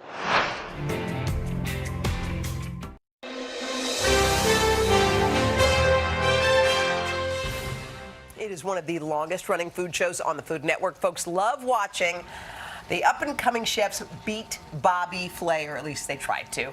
He's invited some fellow celebrity chefs to give it a go on his new show, Beat Bobby Flay Holiday Throwdown. And today, Bobby's going to throw down in our kitchen with some chicken parm. Everybody loves the chicken parm. Bobby, good to see you, man. Thank How you are so much. So good to be here. It's holiday season. It is. Yeah. Do you cook a big turkey for Thanksgiving? I do. Thanksgiving is my It's my favorite day of the year. Actually, I'm going to be here next week. Oh, good. Oh, yeah. There's going to be a lot of food in this place. Okay, good. Man, I'll be back then. I'll be back. So we're going to make chicken parm. This is a dish, obviously, I call this chicken parmigiano as opposed to chicken parmesan. It's a little bit cleaner version of the classic. And I just put this on my menu in Amalfi in Las Vegas. Okay, so a couple of things. You look like you're not going to cook. You have your hands in your pocket. You want to do this? I love especially chicken parm. So chicken cutlets, okay? This is classic. So flour, eggs, breadcrumbs. And so you set up a dredging station. You season every single each part of it? Okay, yes, exactly, because otherwise it's bland. So you go, so the flour to the egg. Is that bad? No, you're doing great. You gotta get in there, you can tell that Willie cooks. He's in there. He's in it. And now what? Okay, and then the eggs hold on to the panko breadcrumbs. Exactly. And then you let that sit there for a second, and we just put it in the oil. I'm actually using avocado oil more these days than canola oil. And, I mean, they say it's better for you, so I say, okay, why not? Okay, so. Are people laughing at my cooking? I think I'm doing great. I don't know. What are they laughing about? Get your hands dirty. Okay, so you want to make sure just your hands, Willie. So every culture has their own version of chicken cutlet, right? So we have. I've lost them. Thanks for coming. I'm with you. Okay, so every culture has their version of chicken cutlet. Obviously, this is sort of an American-Italian version. We're gonna make tomato sauce. I have 3 ingredients in my tomato sauce: onions, garlic, and then some crushed tomatoes. And I let this cook for about 45 minutes. How do you just you crush them with the potato masher? And first you let it cook for about 25 minutes so they soften. Okay. And then I crush them with a potato masher so it actually has texture. Yeah. And then I put like a little sugar. This is very controversial. Some people say don't ever put sugar in your tomatoes, but you know what? If they're acidic, you want a little sugar to bounce it out. Okay. Okay. So then we have the chicken cutlet, and then I take some buffalo mozzarella. Look at that. And I just put it right on top.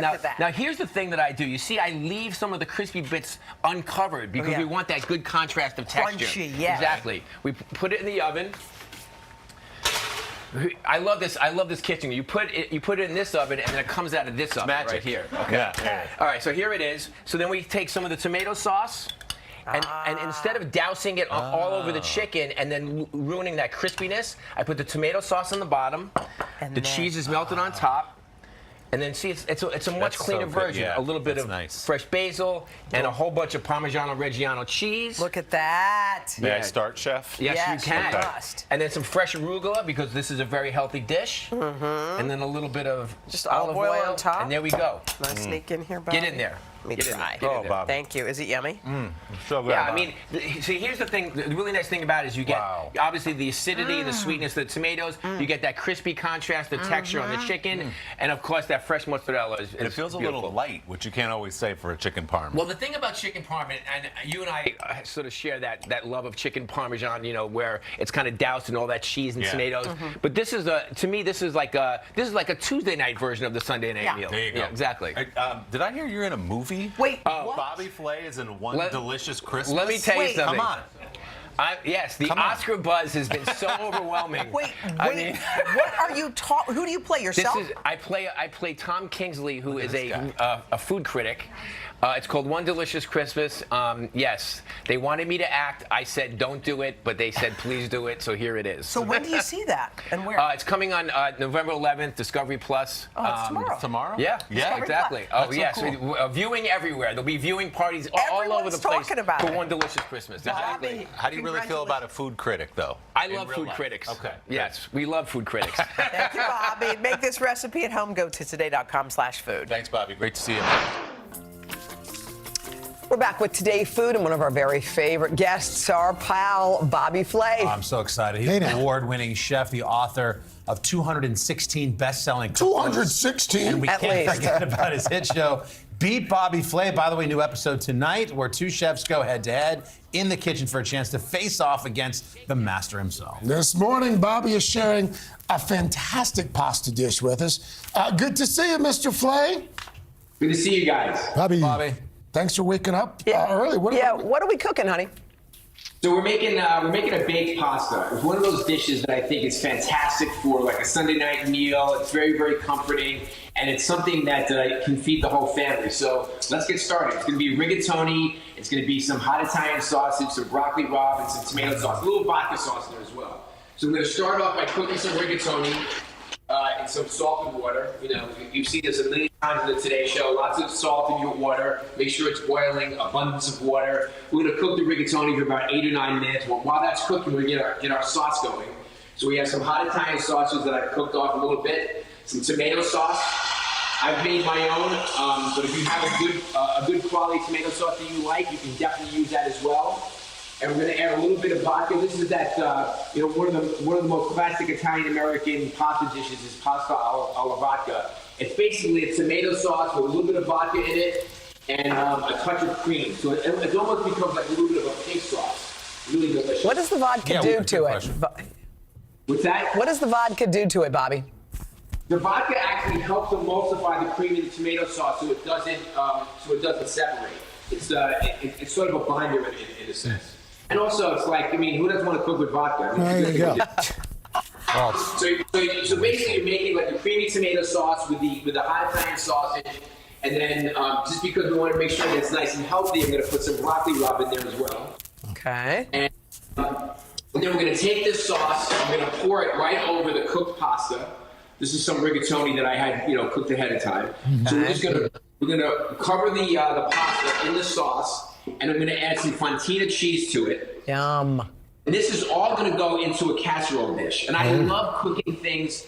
I call it oven to table, where you create something in the kitchen, you put it in an earthenware or some sort of oven-proof dish like this one. So, Bobby, did you cook that pasta al dente because it's going to be cooking longer in the oven?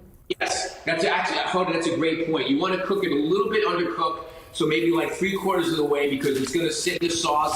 It's going to bake in the oven at about 350 degrees. And on top, we're going to put some grated mozzarella and some Parmigiano Reggiano cheese. And then we're going to go to the oven. Hey, Bobby, how do you keep it from sticking on the bottom? Oh, it's not going to stick because there's lots of tomato sauce in there. It's going to be totally fine. Oh, and perfect. actually, if it gets a little crusty on top, that's actually a good thing. It's like like when you have the lasagna. And the edges and the crispiness around the side. What you always want that part of it. You definitely get a little bit of this as well. You want to let this bake in the oven about 350 degrees for I don't know, about 15 to 20 minutes, because don't forget, the pasta's already cooked, the sauce is already hot. We're just heating it up, and then at the last second, for the last 3 or 4 minutes, turn your oven up to broil. Pour yourself. Cook the top. This is part of the recipe, by the way. And then take out your pasta, and you can see this is what it's going to look like. Let's see. Oh my gosh. Oh, yeah. Jeez. Oh, I hope That's what I'm talking Send that about. over here if you're watching this at home. Make Fresh this. herbs. Yeah. And there you go. Oh, it's delicious. Making that this weekend. Yum. And then basically, you can just take a little bit and just kind of put it in a bowl. Look at that, nice and chewy, cheesy. Yeah. Look at that. I mean, after looking at that, Bobby, it's amazing that anybody beats you on Beat Bobby Flay. Yeah. How's it going over there? Beat Bobby Flay is great. We've done close to 400 episodes, which is insane. But I have to tell you, I'm having more fun than ever. It's so great to be able to welcome, chefs from all over the country to come in and take me down. It's actually way more fun when I lose because the chefs are so excited. It's great for their community when they win. They usually have viewing parties in their local community. It's great. Beat Bobby Flay has been so much fun for me for the last, I don't know. Does your girlfriend like watching it? You guys, Carson asked me if my girlfriend was awake. The only person awake right now in LA is me cooking baked pasta for you. It's 5:50 in the morning. Yeah, well, if you would just pull that sausage out of that dish, then she'd have a dish that she could eat if you were a little more thoughtful. Actually, Carson, you know what? You've actually done your research because Christina does not eat meat. I know that. So if you get the sausage out of here, she's all good. There you go. We just put a picture of her there as well. Well, last time Bobby was on, he was very secretive about this whole relationship. Yeah. Then he spilled his guts to People Magazine. Now it's fair game. Oh, so she's lovely. Yeah. Lovely lady. Hey, Bobby, real quick, we loved your restaurants in New York City. So amazing over the years. Anything new on the horizon? Anything we can look forward to? In New York City, we're sort of in the wait and see kind of thing right now for New York because I've always had restaurants in New York my entire adult life, and we're just going to see what happens. I just opened a Malfi in Las Vegas about 5 or 6 months ago. That's going really well, and listen, New York has my heart. So at some point, we'll be back there. All right, we look forward to that. Thanks, Bobby. Thank you, Bobby.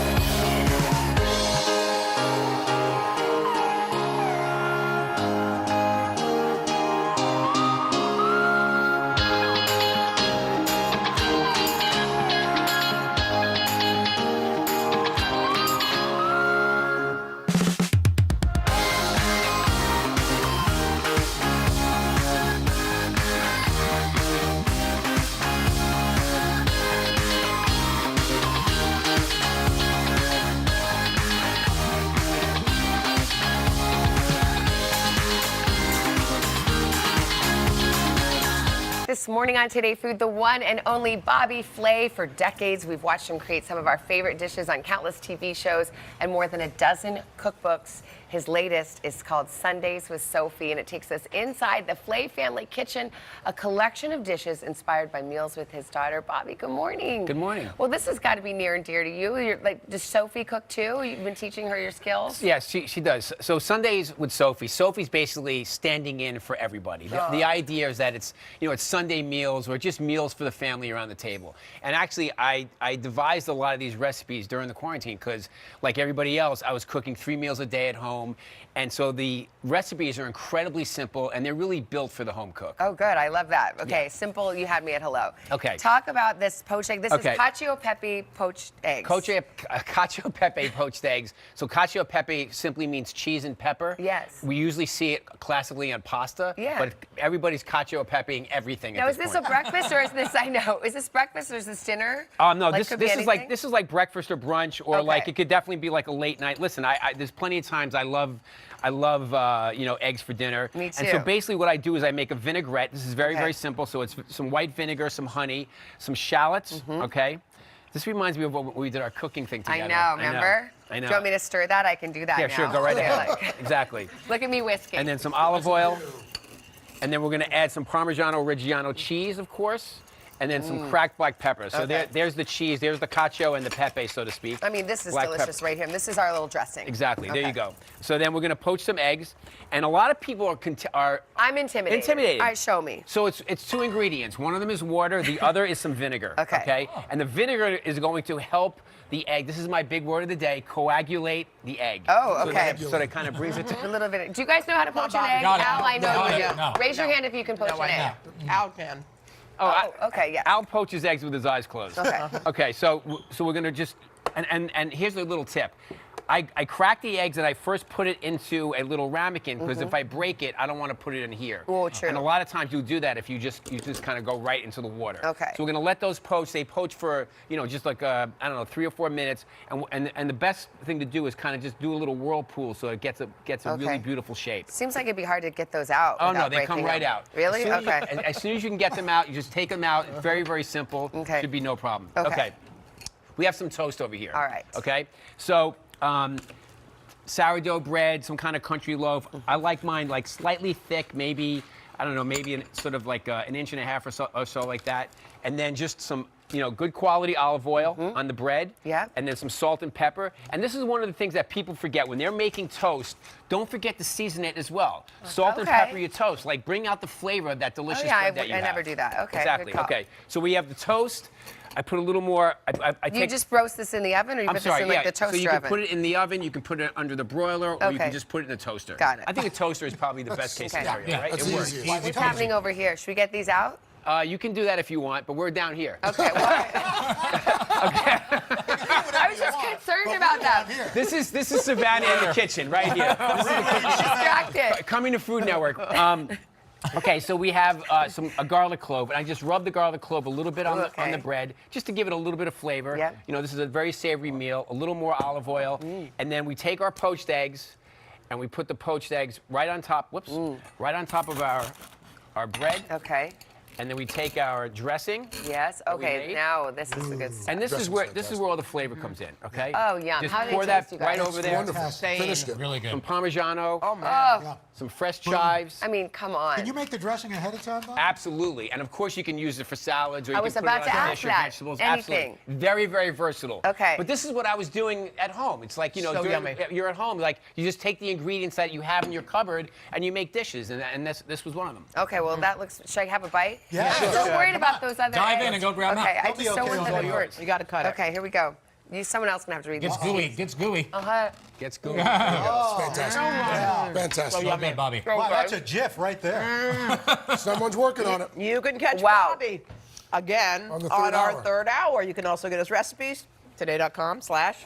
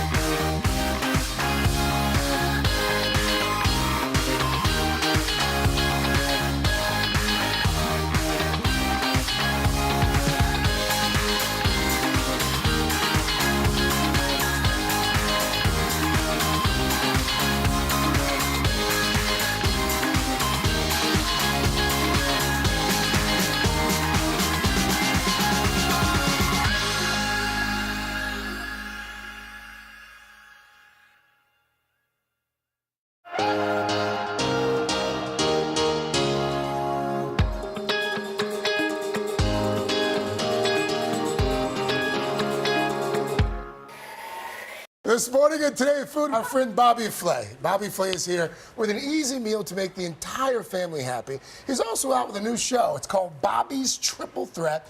It's where he challenges some really talented chefs to go up against his hand-picked culinary That's titans. awesome. He also has a brand new cookbook out. It's called Sundays with Sophie that he wrote with the help of his little daughter. Oh. Bobby, always good to have you. It's not really fair to call Sophie little anymore. No, she's 26. Yeah. Yeah. But She'll be calling you after this. Yes. There's Sophie.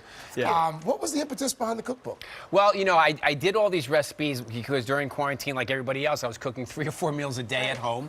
And finally, I actually decided to write them down. But the great thing about it is I was basically utilizing all the things at my fingertips. And so the recipes are incredibly simple. It's really Sophie, it's Sundays with Sophie, but Sophie's basically standing in for everybody. They're family meals. So what are we making?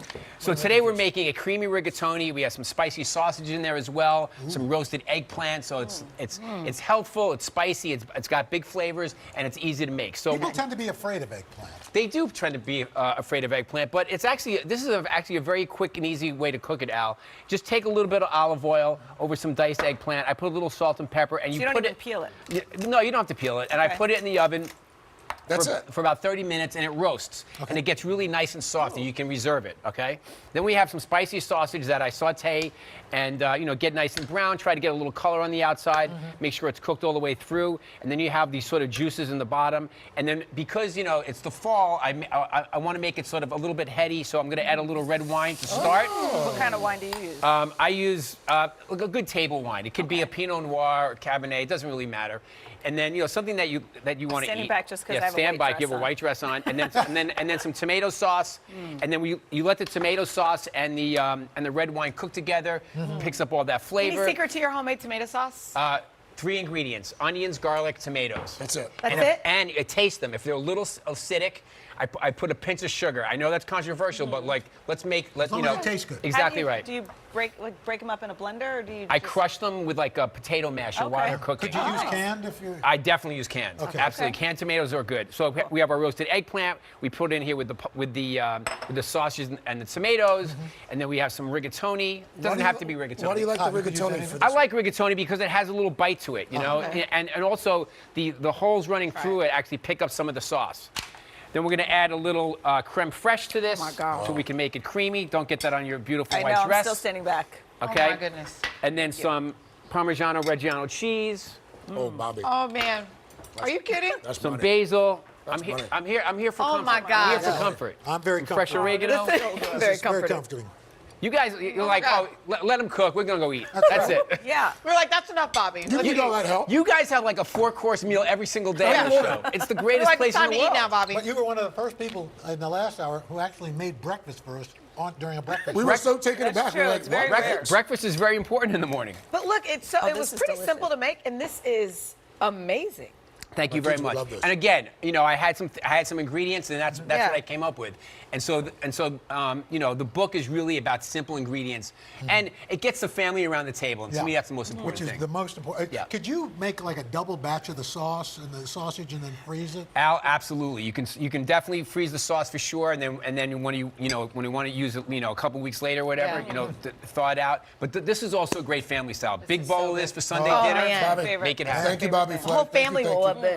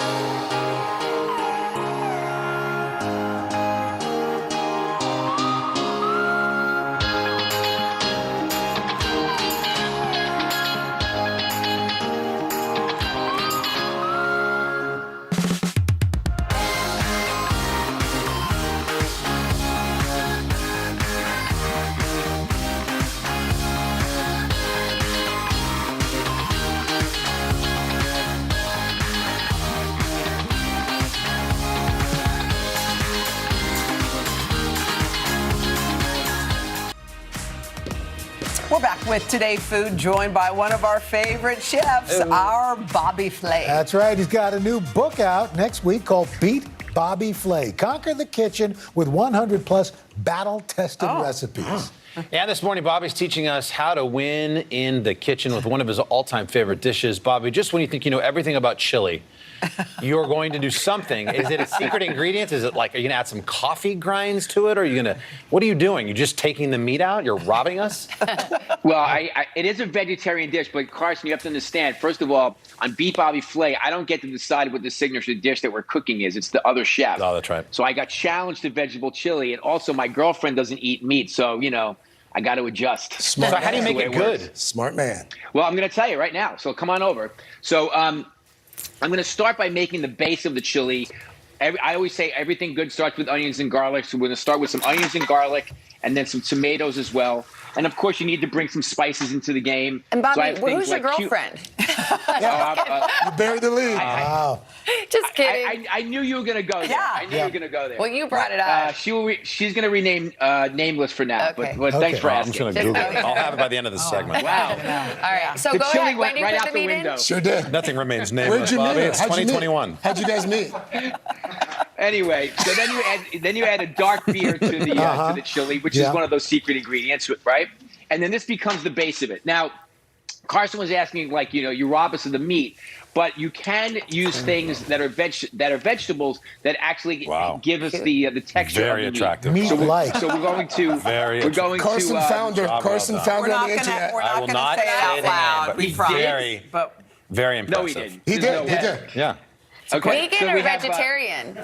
No. You really are dating up, Bobby. You are really dating up. You are a lucky man. all right. So This guy anyway, went off the rails. mix. What vegetables are you using there, Bobby, to replace So thank the you meat? so much, Al. Thank you so much. So we have eggplant and portobello mushrooms because they have that sort of meaty texture. We're going to add that to the chili as well. And we're going to let this cook for a little while. And then basically what happens is you have the base of the chili, and it looks and feels like chili. It tastes like chili, but it's completely meatless. And then the thing I love about chili is that it becomes like this canvas for all these like really cool garnishes that you can put on top, which is really the key, that's right? a nice job. So That's beautiful. we have some yogurt that has a little bit of shishito peppers in it and some lime juice. We want that nice cooling effect. And I have some avocados in here with some diced red onions and some chilies. We're going to put some avocado on top. It's almost like the chili becomes a vehicle for all these cool things that you want to eat. A few tortilla chips for some crunch. You got to make sure you have that crunch going. Hey, Bobby, And does a little the bit of chili Mexican take saltines. less time because it's vegetable-based than a meat-based one would? It does, Al, because if you're cooking something like eggplant or portobello mushrooms, it's going to cook a lot quicker. You just want to make sure that the mushrooms and the eggplant cook all the way through, because then it absorbs all the flavor from the base of the chili itself. You want to cook at that dark beer. You want to get some of that earthiness as well, and then you start to garnish it. A little bit of lime zest on top. So you have some acidity, you have some spiciness, you have a little sweetness, all the good things, and it's a very warming dish. I have to say, like when I first heard that I had to make vegetable chili on Beat Bobby Flay, I was kind of bummed out because I am a meat eater, and but I have to say, like the eggplant and the mushrooms do a great job of substituting it. And of course, it's a little bit healthier. I mean, people are eating a lot more vegetables. I was going to say, is plant-based having its moment now, Bobby? Oh, it's unbelievable. As a chef, we constantly have to adjust to the trends of the way people are eating. And I will say one thing, people are eating healthier and healthier, and I don't think that's ever going to go in reverse. I think it's only going to keep going in that direction. Bobby. So we have to really get very comfortable with cooking vegetables in lots of different ways. Yeah, what did your girlfriend say when she tried that first bite? I was just curious. He's trying to help you here. Trying to help a brother out. But what did she say? You know what? I haven't made this for her yet, to be perfectly honest. But it's on the dock. Well, it's been the summer now. Now it's getting a little bit. You're right. Well, is she there right now? You cold still out. give it to her. No, she's not here. But Sarah, thanks so much for asking. You're the best. Kidding. Bobby, we love you so much. Does It's she- just so fun to tease you. Does she have a key to the elevator? What else is in your book? We have a couple seconds. What other kind of recipes? Are they all vegetarian? There's all kinds of things, from like peri-peri chicken to shrimp and grits. There's some great desserts like a spiced chocolate pudding, eggplant rollatini. I mean, Salisbury steak. There's really classic home-style dishes, and then there's a couple of things in that are a little bit fancier. But it's if you're a fan of the show, I mean, Al's been on the show a couple of times. It's such a fun show, and we've shot over 500 episodes. Wow. Cool. You've only lost so twice. obviously they're not all in this book. This is volume 1. So hopefully there'll be more volumes. It's a terrific Thank book. you, Bobby. It's a great show. It's a great book. Thank you, Bobby. Good luck with the relationship. You guys are the best.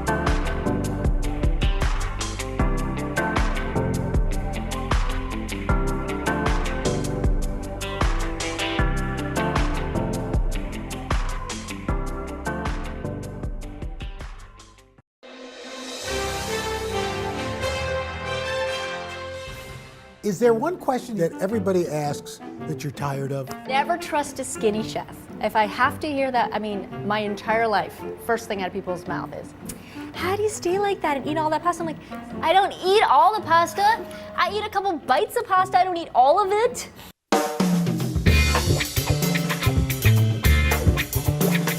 Hey everybody, I'm Al Roker. Welcome to Cold Cuts. It's where we pile on the meats, cheeses, toppings while we pile on the questions. Today's guest is one of my faves. I have known her since she was about 3 years old. Oh, God.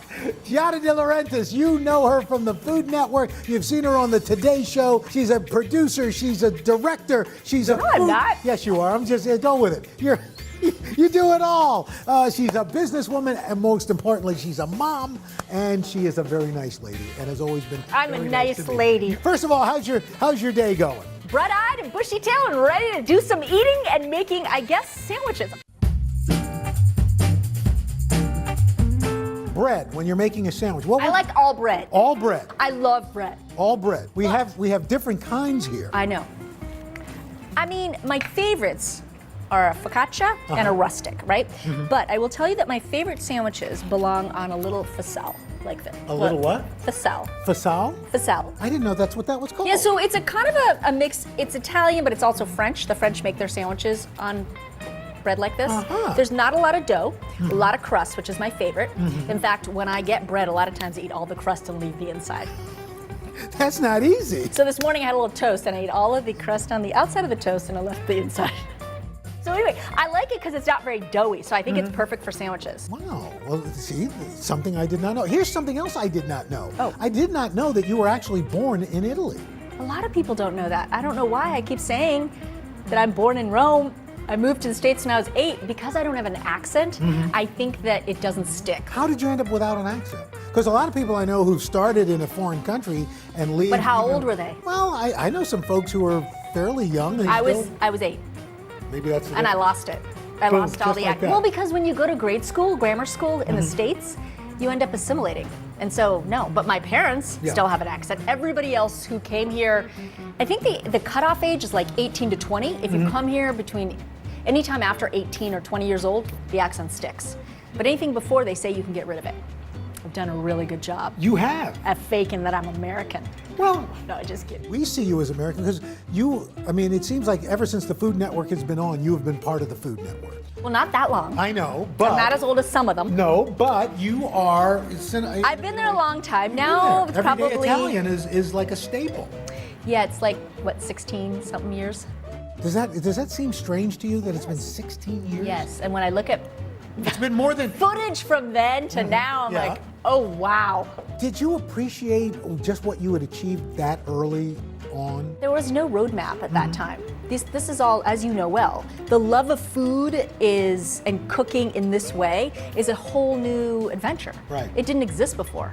You know, people who did what I did for a living, they sort of were in kitchens. Nobody really saw them, right? Yeah. Today, look at, we're making sandwiches with like ingredients that didn't exist when I moved to the States. There was no mortadella. There was no good prosciutto. There was no good salami. Pancetta, It didn't exist. My parents were importing this stuff.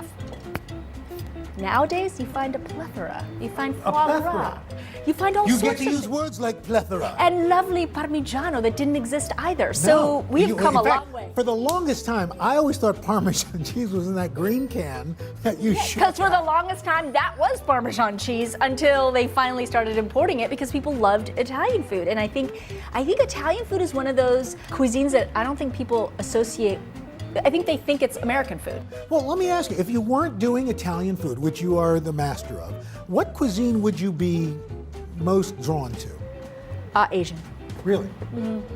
Well, especially Japanese, because I find that it's very pretty. I like things that are pretty. They come in pretty packages. They're dainty. They're delicate. And I think that it's like eating a little jewel. Like when you eat a piece of sushi, it's like eating a jewel, right? I mean, think about the way it's wrapped, the way it's cut, all the little specks of different colors inside. The facets. Yeah, it's stunning. And so to me, that would be what I would be doing. I thought you were going to ask me a different question, but yes. See, you never know. No, I thought you were going to ask me what I would do if I wasn't cooking, and then I realized it's not what he's asking me. Well, what would you be doing if you weren't cooking? Something with a lot of adrenaline, like be a spy or be a race car driver. No, wait. Let's go back to the first. You want to be a spy? I think it's cool. You know what? Living on the edge, knowing all these secrets and the adrenaline rush of it all, it's pretty cool. I could see you as a spy. Come on, Al. I could. You've got that kind of Boris and Natasha thing. I could be your Boris to your Natasha.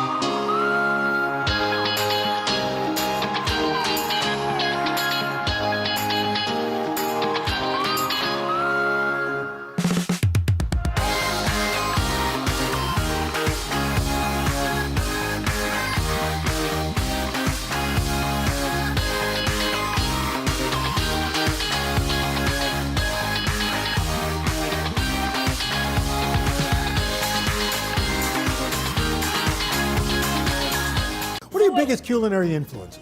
So I would say that it's mostly my family, mostly. I mean, obviously growing up, I watched The Galloping Gourmet, Julia Child, all of those people, but I think that my aunt is one of the biggest influences in my life. My grandfather too, but I only spent X amount of time with him, where my aunt I've spent a lot more time in the kitchen cooking with her, and traveling and exploring new foods and coming up with recipes on the spot in these exotic places.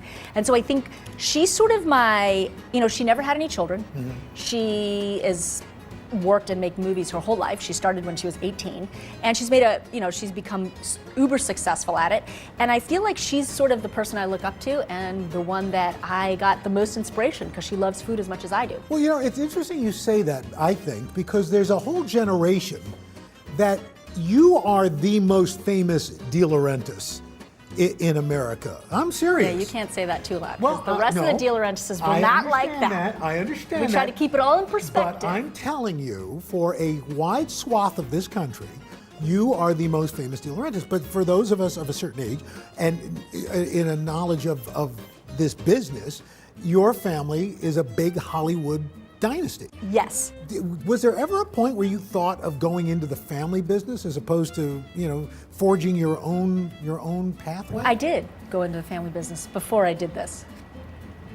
So it's a rite of passage in my family, and everybody does some kind of job in the family business. Before I went to college, because For my family, college, you know, in Europe, at least in the old days, not anymore, college was, you know, it was an icing on the cake. It was not necessary, especially if you had a family business. Sure. You just went straight into the family business. And so, me being a female, you know, my family was like, well, why don't you just work on a movie, figure out what part of a movie, what role you want to play. It doesn't, not necessarily, when I say role, I don't mean acting so much as whatever, What job? wardrobe, props, whatever it might be, producing, directing. whatever. So I did a couple of different jobs on a couple of different movies. I even did a little acting, and I realized I don't really like it. I really love to cook.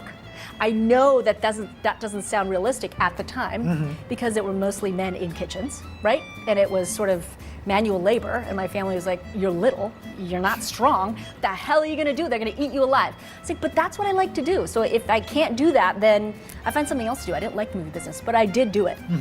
And I realized I was not a good actress, and I didn't enjoy the hours, and I didn't enjoy moving locations all the time. And you would think that I wouldn't like to travel, even though that's all I do these days. And now all I do is stand in front of a camera. All the things I didn't like that I wanted to do in food because I thought that I could be artistic but be behind, sort of, I didn't end up doing. I ended up full circle right back where I didn't want to be. But in a different milieu. But with all of these things, and these things make me feel very comfortable. So in this vein, I'm very comfortable. And on camera. Yes, but I have this. Between me and the camera, there's all of this. Your co-stars. My co-stars are so colorful and quite delightful, and in a moment of panic, I can just put something in my mouth. Food in my mouth. Sorry, I didn't complete the sentence or the thought very well, but I meant any of these pieces of food. What's your favorite meat? Is this mortadella? Yes.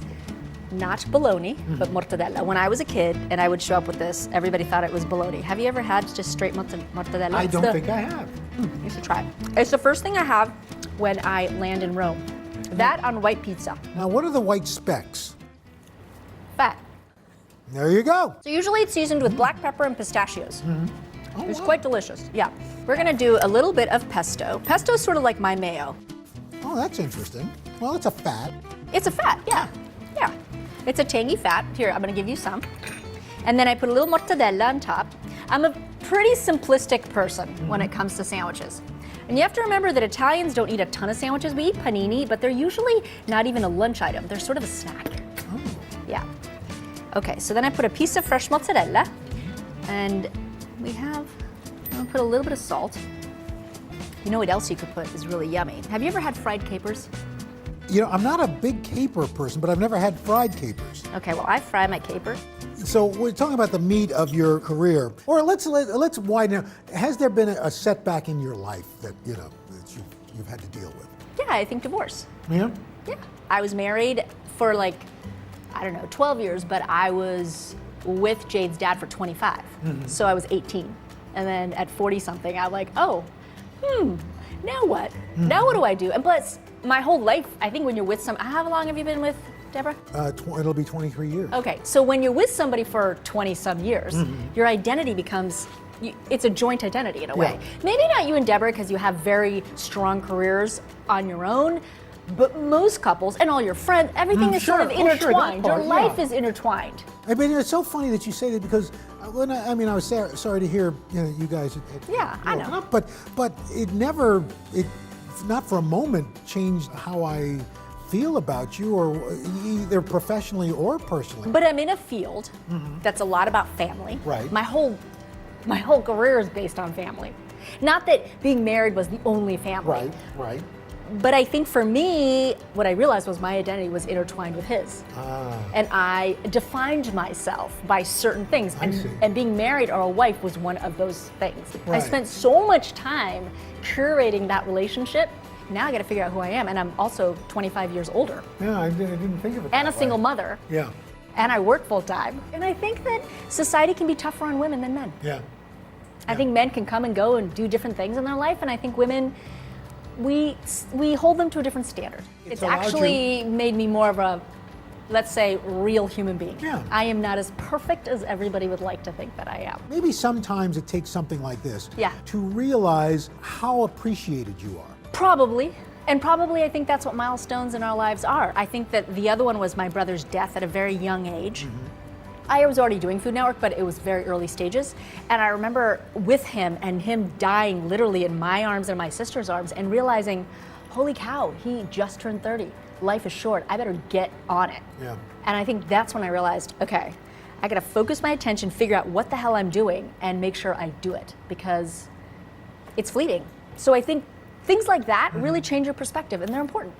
Who are some of the chefs that helped you succeed? When I was looking and working on opening Giada in Las Vegas, I turned to Bobby Flay a lot because he'd had a 15-year relationship with them already.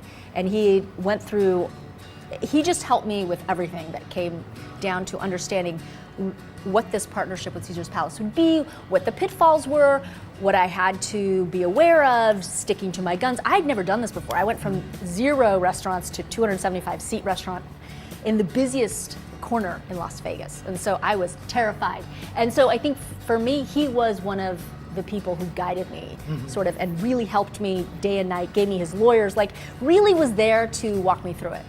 So he was my biggest champion, I think, in that realm. Is there one question that everybody asks that you're tired of?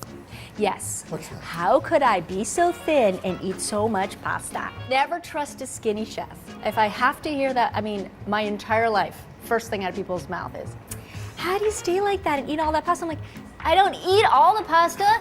I eat a couple bites of pasta. I don't eat all of it. I eat a little bit of chocolate. I eat a little bit of things. I don't eat an entire platter full of anything. But it's like, I think that in Europe, we know how to eat a little bit of everything. Sure. We drink a little bit. Like, Well, the portions are so much smaller. yes, but in America, the portions are ginormous. So no one has learned to eat small amounts of food. We've grown up with like giant meatballs. Supersize. Everything is all you can eat and supersize. Yeah. That's all we know. And that is also part of the culture because all these immigrants came here. And a success story in America is the more food you have, the more money you have. Yeah. So the bigger the meatballs, the richer you are. Yeah. And that's what people wanted.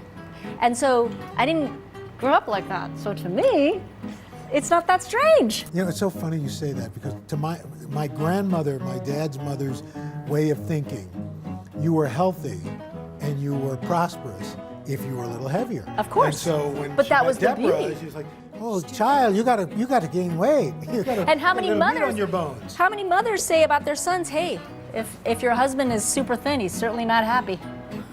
Fat husband is a happy husband. Well, then I should have been really happy. You are.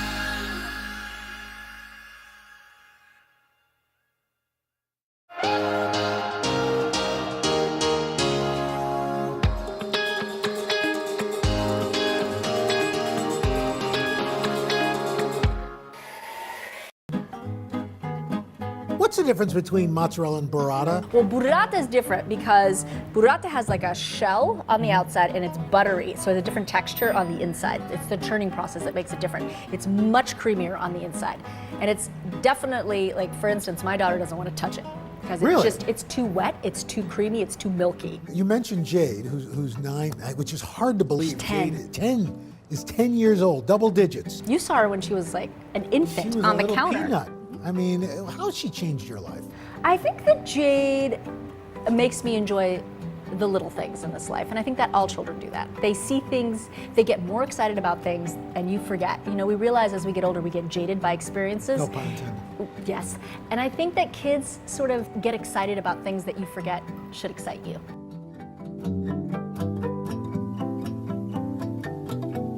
Yeah, secret to your success. What, if you could boil it down? I think that the secret to my success is hard work, good timing, because I think you could be the most talented person in the world, but if the timing isn't right, it probably won't work out. I think that everybody was ready at the time that I came out to make food at home.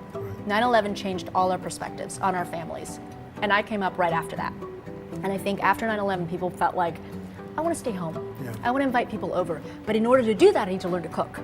And so they looked wherever they could to find a way to make it easy for them to entertain at home and bring their loved ones in. And I think it's a combo of all those things. And also because I've streamlined my perspective.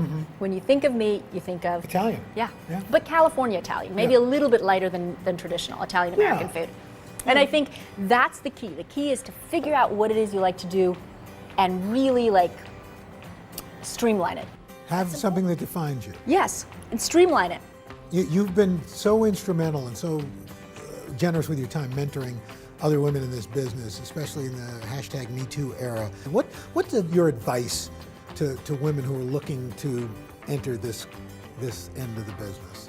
A lot has happened, and I think that you got to be strong, and you got to stick to your guns, and you got to know who you are, and lean on the people around you that you trust to help you get through any hardships. We're all going to have them. You can't go through life thinking that you're never going to encounter a hardship.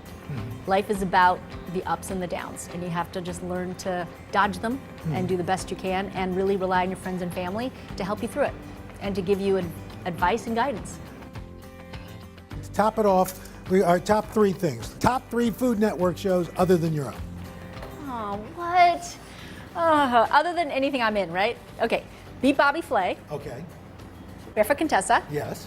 And Chopped. All right, there you go. Good. Now. Oh, finally. Finally. Cheers. Cheers. Okay, tell me if you like it. It's not going to be like a grilled cheese, but it's close. It could be good. Crunchy. That's good. What do you have still left you want to accomplish? I'd like to open some restaurants in other parts of the world, outside the U.S. Want to come visit me? I will definitely come visit you. There There you go. Look for a Jada restaurant coming to a country near you anytime soon. That's Cold Cuts. That's a take. That's a wrap. Take off what is the tie doing It's on? a I kind thought of a- this was casual. This is casual for me. This is casual? Because you loosen I'm the not tie worried- a minute? Exactly. It's hip. It's hipster.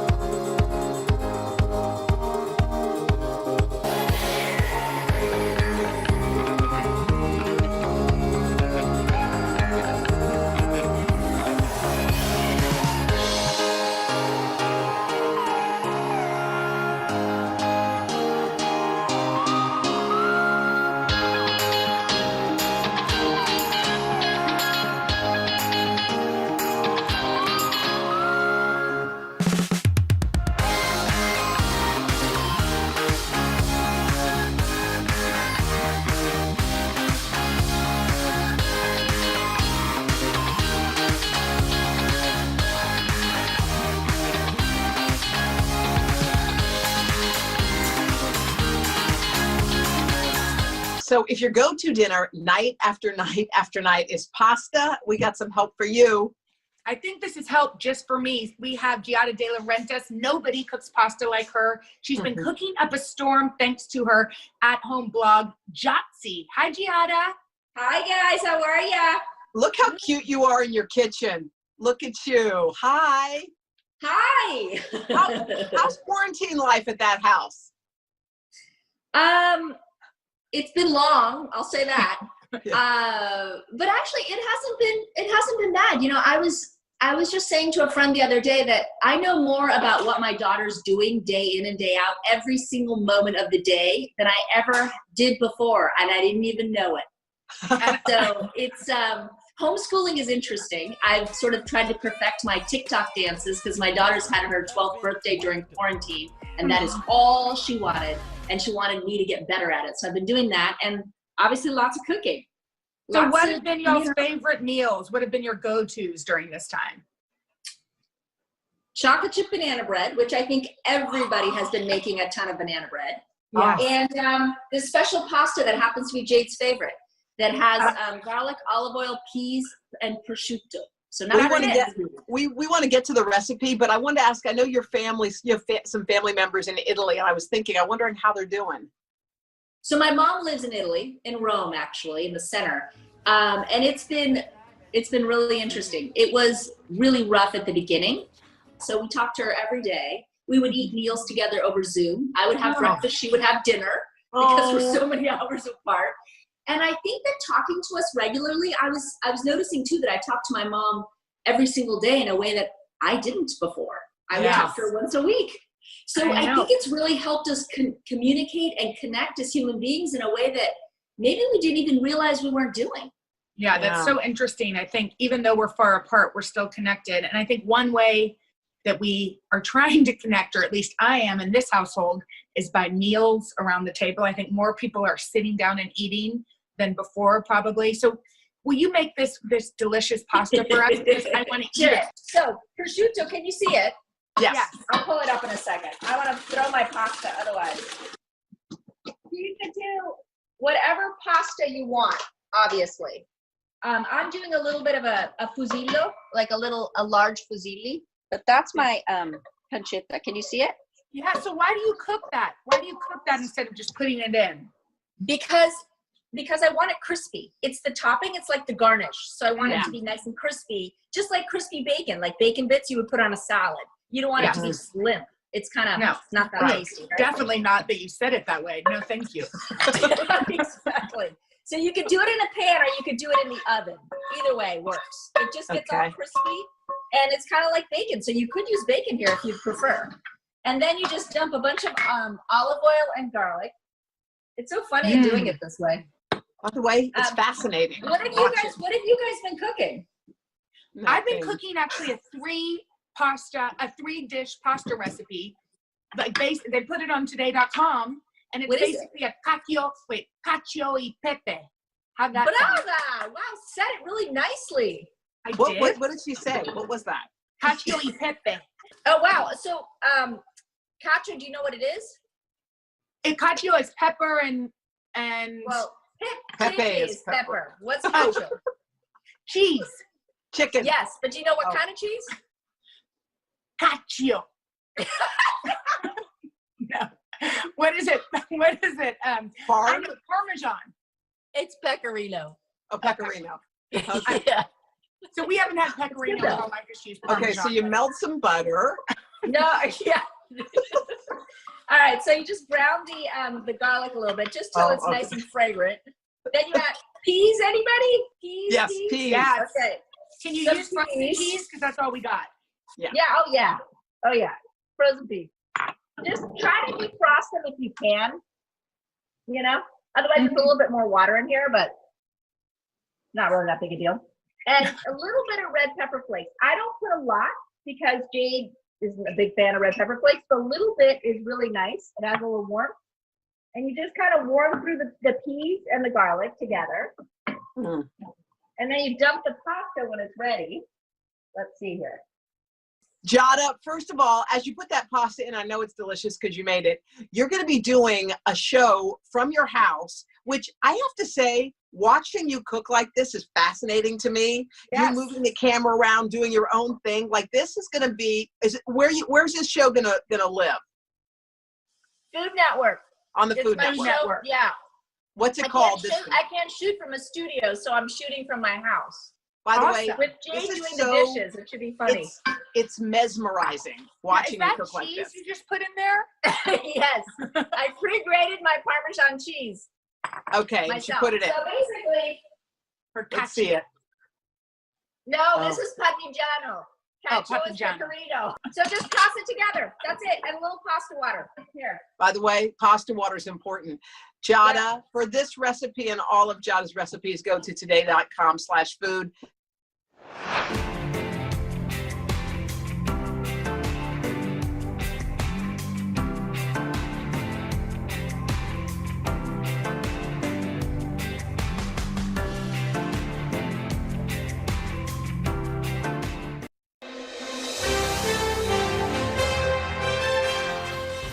We are so excited to get started with cooking and Today Food. But before we do that, we're just going to take 1 second and shout out our new executive producer. Talia's in the house. We just want to say, hey, welcome Happy to today. first day. It's her first day of school. Go, Talia. We're so happy you're thrilled here. She's here. And you know who else we're so happy to have? Well, she's not at the ranch hanging out with her family or filming episodes of her hit Food Network show. Ree Drummond is busy coming up with easy and delicious meals for you and your family. Ree's the star of The Pioneer Woman and a best-selling author of 7 cookbooks. Her latest is called The Pioneer Woman Cooks Super Easy. It's 120 shortcut recipes for dinners, desserts, and more. We've missed you. We're so happy you you're guys. here. It is so, I just feel like I'm seeing old friends, and it's just so happy. I'm so happy to be here. Well, love it. Ree, okay, first of all, we have to say congratulations. Yes. Your daughter got married. Oh my gosh, thank you. How was know. that? It was so much fun. I mean, it was, we did it on the ranch, which was a crazy idea. We sort of built this huge tent out there, but it was fun. And the great thing is it was a lot of work, but the day of, we were just able to let the process happen and enjoy it. It wasn't stressful. Did you do any? You didn't do any cooking for it, did you? No. Good. You just No, relaxed. no, I just wanna no. make I know. sure. I was going to say, who does Ree hire as the That's caterer? why I was able to relax and have fun. And to watch your husband walk her down the aisle, we know he's been recovering from an accident. It must have been special. It was wonderful. I mean, it was a blessing. That's my favorite picture of the two of them. He was a little stiff then. He's doing much better. He's on his horse today, so everything's great. Back We're on the horse. Very, very lucky. All right, what are we going to yes, cook? Oh my take gosh. us away. Okay, so now that Hoda has eaten a whole chocolate cake today, It's really good. Why was everybody making fun of you? I don't appreciate that. Thank you, Jen. If I I think had you been would there, I have would've supported stood me. up for it was really quiet, and then all of a sudden the cake was gone. And but You should see what she does to chips. Well, you know, You know it's what? morning. It's happening again. You have the rest of the day to work it off, right? Exactly. So She will. after the cake, I thought it'd be great to make some vegetables. So I'm going to do a sheet pan gnocchi dinner. And what I love about it, my cookbook, really, I'm not afraid to use shortcut ingredients. So my favorite ingredient is store-bought gnocchi. So and is it's this frozen or you just no, get it? it's actually shelf-stable, believe it or not. So you can buy it. throw it in there? Wait, Yeah. is this a joke? What you threw just gnocchi did? on- You just dumped everything on the sheet pan? Everything on the sheet pan. I thought you had to boil it. Oh, no, because we're going to roast it. Oh. So then I've got pesto? Yes, pesto. I'm going to mix it with olive oil. Oh. I'm you trying buy not the to get pesto pesto too? on you, so I That's moved it okay. away from Don't you your worry. beautiful Ree, can you white buy the soup. pesto or did you make that? No, bought the pesto. See, I like everything so far. She's that's speaking happening. our language. Yeah, I mean, during the pandemic, you know, I kind of burned out on cooking a little bit because there were Didn't so we many all? kids around. Is that it? Yeah, so that's it. Because pesto is so flavorful, it has garlic and you know, And do you of need course, to oil the basil. pan? Did you already oil it? You don't have to because there's plenty of olive oil in the pesto mixture. So You just basically, mix it all around mix like it all that? around, and then look how Wait. beautiful it looks. Oh, my gosh, Jenna. we have to pull it out of the taste. oven. So I like to do a little balsamic Do you want us to help glaze. you? Oh, yes, Yes, help me glaze. and grab some Parmesan shavings. So do you just that? I love balsamic I glaze do on too, everything, I do. on anything. And you know what? I used to make my own by just reducing balsamic for Yeah. hours, and the this. house would smell like vinegar, and my kids would be like, "What is that smell?" doing? This is kind of crispy. It's delicious, isn't it? And see how all the my veggies God. got beautiful color. But it's such an easy meal, and I would totally just eat this. But Wait, we could do this too, which is huge. Look at what we just did. In 1 second. Put it in the oven. Is dress this basil? What is it. that? Tor basil. Oh, tor basil. Yep. And I'm so lazy. I don't even want to chop basil anymore. You just chop it. By the way, I like it. Exactly. Oh, should we go around the back? Yeah, There's we more? have another recipe. Okay, great. Honestly, sheet pans are kind of my thing. I love them. They're just I get nervous if I don't have 20 ready to go at all times. So this is a sheet pan salad, and I love this concept because you basically roast any veggie you want. It's the squash time of year. So this is a mixture of cubed butternut squash and delicata squash. I love delicata What squash. is that? I'm What is obsessed it? with it. Me too. Do you ever put it on toast? Oh, yeah, mash it up, yes. What are you talking It's about? just a squash. This is what it looks like. Oh, And in it's the basically store? kind of an heirloom type of squash. But the great thing is you can eat the skin. It gets really tender. So butternut, it can be a little bit tough, not very should I tasty. add Yes. some? Drizzle, and then we're Salt going and to do pepper? another roasted vegetable situation, salt and pepper, Italian seasoning. This is so brilliant. And This then is just so toss. brilliant. But here's what's fun about it. So roast it, and it's like 450, 25, 30 minutes. Okay. And look how gorgeous. So that's delicious on its own, but I build a salad out of this. Thank you. So You make your basically- own dressing too, don't you? Well, sometimes I doctor up bottle dressing. So, but I'm using the roasted vegetables as a base for a salad. That's delicious. Isn't it good? Yes. And the dressing is tahini, mustard, lemon juice, olive oil, honey. Okay. And then, isn't it pretty? 10 plus. 10 plus plus. Pomegranate seeds. Yep. Yep. Pistachios. Pistachios, pomegranate seeds. This I love is- pomegranates. It's pretty at Christmas. And then goat cheese, which Hoda doesn't love. Thank you. Well, Hoda likes doesn't love it. It me. just doesn't love her. Okay. There's a lot Thank of you TMI so in much. this segment. There's a lot about Hoda. Anyway. Ree, thank you so much for these recipes. Head today.com/food. And for Ree's new book, it has recipes just like this one. Head today.com/shop. I predict a bestseller. Me too.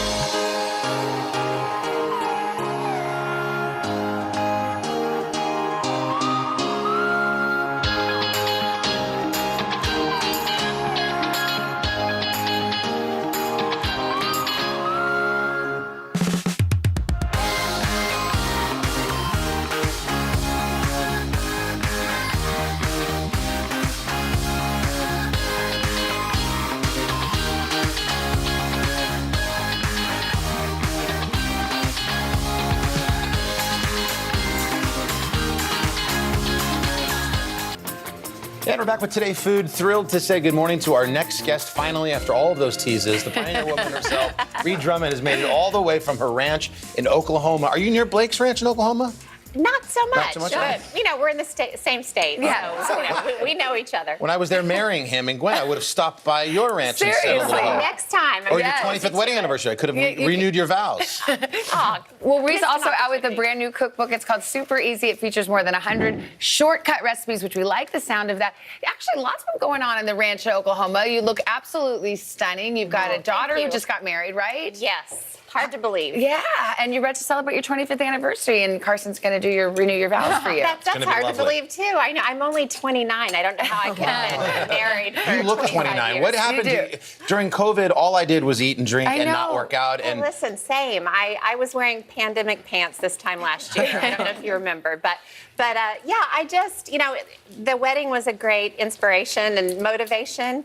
But then once I started kind of exercising more and getting healthier, it felt so good that I just kept going. So I'm kind of glad I'm over that hump. And now it's about just maintaining and enjoying. Well, I don't know if these delicious recipes are going to be on any maintenance, but they really smell good. Speaking of my wellness journey, let's eat some tots. Yes. With cheese all over them. So, yeah. It starts with chicken. Yep. Yes, so I'm going to make tachos. Now, do you know what tachos are, Carson? No idea. You need to know. So, tachos are just like nachos, but they're made with tots. Oh, Yum. So I baked some tots with a little We have the cumin gang and eating chili already. powder. Okay. Cooked some chicken, add some celery. So these are buffalo chicken tachos. Yum. Celery, garlic, and green onions. Did you and make then- up tachos, or is that a thing? I never heard of tachos. It's kind of a thing, but it hasn't Okay. swept the nation yet. Yeah, so it's I'm going kind to. of- It will. I'm Yeah. kind of hoping, It'll but be trending anything by the you end of can the segment. put on nachos, you can put on tots and Okay. call them tachos. Love So it. then, of course, buffalo sauce, and then you just let Oh. this simmer. I started Delicious with raw smell. chicken, but you can do rotisserie chicken to make Okay. it easier. Yeah. So simmer that until it's luscious. Have you and changed what saucy. you cook now because of your sort of wellness journey? Has it put you on a No. different path? Or you, No, and you know the thing is I have teenage boys, college students, lad, Right. is a, you know, Ranchers. yeah, cowboy, and so I have to make food that everybody loves, Right. and Yeah. I'm not good when I deny myself, Yeah. you know, whole Butter categories and of oil food. and- So I'm just kind of learning to eat. I like to say I eat a Rhode Island-sized piece of cake instead of a Texas-sized piece Right. of That's cake. the best way. You get the flavors and the taste. How does that It's taste? just That's delicious. really good. Everything's good. So good. So you pull the tots out of the oven. They're seasoned, so they're a little bit elevated. I kind of push them into a pile. Yeah. Pepper jack cheese Yum. all over. I Okay. mean, this is It what gives a little life's all about spice. right here. Right here, yeah. And then you spoon the saucy chicken all over. And so you can do ground How about beef that? and Got some hit, you know right? black beans and do sort of a Is the chicken Tex-Mex. gonna, because it's hot, melt that cheese, or are you putting this back in the No, oven? it's going back in the oven. Okay, I yeah. thought so. So Okay. because you That's want to amazing. melt the cheese like nachos. So all the cheese you want, melt Where's mine? it. Oh, here we go. That's delicious. Okay, yeah. cheese. Pepper Actually- jack cheese, the buffalo sauce. It's hearty. It's got a kick, but Oh, jeez. did you know redheads can tolerate spicy food more than anybody Really? Is that else? true? Yeah, so This is good.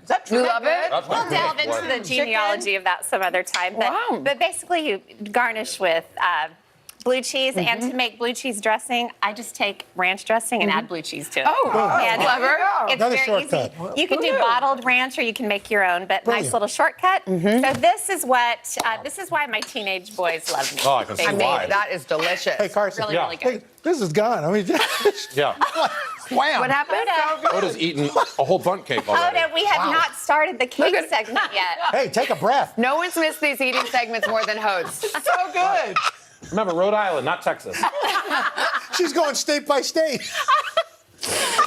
All right, well, that does bring us to our chocolate cake. Now, this is your secret recipe, right? Okay, yes. So, confession, my top secret ingredient in my top secret cake is dark chocolate cake mix. Oh, okay. And listen, I had my house full of humans during the pandemic, and large 6'5" humans Yeah. and football players, and I was making so much food that I was about to lose my religion. I mean, every day I was just like, I can't do it anymore. So I'm not afraid to whip out the chocolate cake. I doctored it with, bittersweet chocolate chips just to make it a little bit more rich. Wow. But the thing This is the secret. It's a box cake. well, it's what, yeah. Okay. But the thing is, I'm topping it with ganache, which is heavy cream and good Oh, well, there you quality go. It's a chips. mouth Yeah, roaster. good. That's Okay. all 2 ingredients, Yes. and then it turns into this Here. luscious. And are these Oh, this inside becomes food, or is yummy. this like a topping This thing becomes situation? so well. You can just eat one if you like. So you just but- made, okay, yeah. So you made the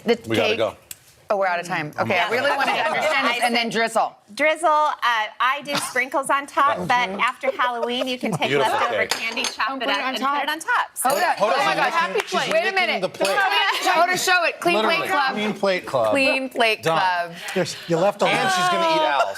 And also, she's going to move in with you. and she's giggling. She's giggling a lot over there. Congratulations on everything. Love your show. Yes, Thank you Great. guys. best. Thank you. Thank you. All right, of course, you can find all these recipes at today.com/food and pick up a copy of Super Easy at today.com/shop. This morning on Today Food, lasagna 2 ways with layers of pasta, meat sauce, and creamy cheese. Lasagna is one of the ultimate comfort foods, but get ready for something a little new this morning. Reed Drummond, AKA the Pioneer Woman, has created 2 recipes. They're going to become your favorites. Her latest book is called The Pioneer Woman Cooks the new frontier. Ree, good morning. Hi, Savannah. It's good to see you. You're doing something really different with lasagna, which is risky. Well, it's a little risky, but when you see these recipes, you will totally understand. I like to mash things up, and you know, you don't want to make lasagna over and over and over. So we are going to make shrimp scampi lasagna roll-ups. I like it. Which are as good as they sound. So I cooked some shrimp in butter, onion, garlic, little thyme, and chopped it up. Okay. So I'm going to make a sort of a shrimpy, cheesy filling, and this is cream cheese, ricotta, egg, and Parmesan. I mean, what could possibly go wrong? I know. Looks so I mean, good. it's all right. Sign me up. Yes. So I'll let you stir this together, and I'm going to start on the white sauce. My new cookbook has lots of fun recipes like this. Yeah, I like that it's different. Yeah, and buffalo chicken quesadillas, for instance. I have 2 teenage boys at home. Yep. My girls grew up and left me. So now mean. you've got those brutes at home. So rude of them. You still got Charlie the dog? Well, Charlie's not with us anymore, but I have Walter. Okay. Oh, Walter. And I have a couple of other little bassets running around. Look at the whole crew over there. It's like, Savannah, how could you ask that? Oh, no, it's okay. Charlie lives on in his books. Yes, he does. We read his book all the time. Oh, I love hearing that. Okay, so I stirred it. So that's all stirred together, and I am making just a beautiful white sauce, and I started with the roux, and it has cream and milk. And so you cook and cook and cook until You're trying to thicken it up, right? Thicken it up. Is that thick enough or not really? This looks great. Okay. This isn't quite there, but I have Magic some of already television. finished. Yes. So I'm going to have you help me build a roll-up. Okay. So this is the filling you just stirred together. Take about a generous third a cup. Okay. And put it on the end of the... Oh, this has the whole thing is in here. Our shrimp, our everything. And these are cooked lasagna noodles. I cooked them about half the time that the package says. And then just roll it up. Hence the name, lasagna roll-ups. They're so cute and pretty. What do you think? They are so cute. Oh my God. Are you dying? Oh my goodness. Between bisque and a lasagna. Oh. Good point. That's exactly what it is. And then I always put the seam side down. Yeah, of course, to make it look pretty. I poured the white sauce in the bottom of the dish. Oh. And then I'll let you pour And the then you're rest gonna- of it am I all pouring over. or am I drizzling? No, pour. Okay, pour just that get sucker. in there. Okay, yeah. Why not? Look at that creamy yummy. Isn't that gorgeous? Yes. And then top it with mozzarella. And you can see the finished dish right here with parsley on top. That doesn't look crazy difficult either. No, it's not. And my daughter, who lives in Dallas now, saw my new cookbook, and she said, when I come home, will you make me the shrimp scampi lasagna roll-up? So, I mean, why not? Look at it. It's gorgeous. I want to taste that. So that's lasagna one way. And Now the this second shocked way, me. Lasagna soup. I mean, it's really earth-shattering. Okay, It's- tell me. I'm gonna have a bite beautiful. here. So started with ground beef, sausage, onion, garlic, thyme, oregano, and I just cooked it, and then added. Oh my God! Just try that. Wait, Savannah, just take your Delayed time. reaction. So good. Take Okay. your time, and just turned it into a really delicious whole tomatoes. Tomato paste, parsley, and you can see the whole tomatoes. I actually like to let them cook down a little bit, and then break them up because they're a little softer. Anytime I try to squeeze them with my hand, it winds up in my eye, That's not fun. or on my shirt, which is even worse. Even worse, exactly. So you just you browned up the beef and then then you put in the drain the tomatoes. excess fat and then turn it into a beautiful soup. And then I cooked some broken up lasagna noodles. So this is That, where and they're down at the bottom. It's lasagna like a comes hug. in. It is. Oh, that's a So really wait, what good about point. the cheese? Where's the cheese? Okay, so once you simmer away the soup and the noodles are perfect, I make this little ricotta dumpling mixture. Oh, wow. And all it is ricotta, Parmesan, salt, pepper, basil, and parsley. Stir it together. And then when you serve up the soup, you just put little dollops right in the middle. Oh my God. And it's just, if the soup is really piping hot, the ricotta dumpling just kind of melts Can I into come over it. to your house, Reed? Yes, Is this yes. what we make there? Because it sounds fab. Bring your kids and Lad will put them to work on the ranch. Yeah, I would love it. I love it. Thank you so much. How do you like the soup? It's amazing. Amazing. Which one do you like better? I love the soup. It's crazy. We're torn, can you tell? I got one vote for soup and Well, you know what though? And then you get a piece Switzerland of shrimp over on here. this one. That's the thing, and all that shrimp scampi flavor is in there. You redesigned lasagna. Yeah. That's next level. Yes. My wife loves your shit. I get bored really easily. So I have to have some fun in the kitchen. Thank you so much, Rhea. I know you're coming back for the fourth hour. More food. You can find all of these recipes at today.com/food. And for more on Rhea's book, go to today.com/shop. You can buy it there. Thank you, honey.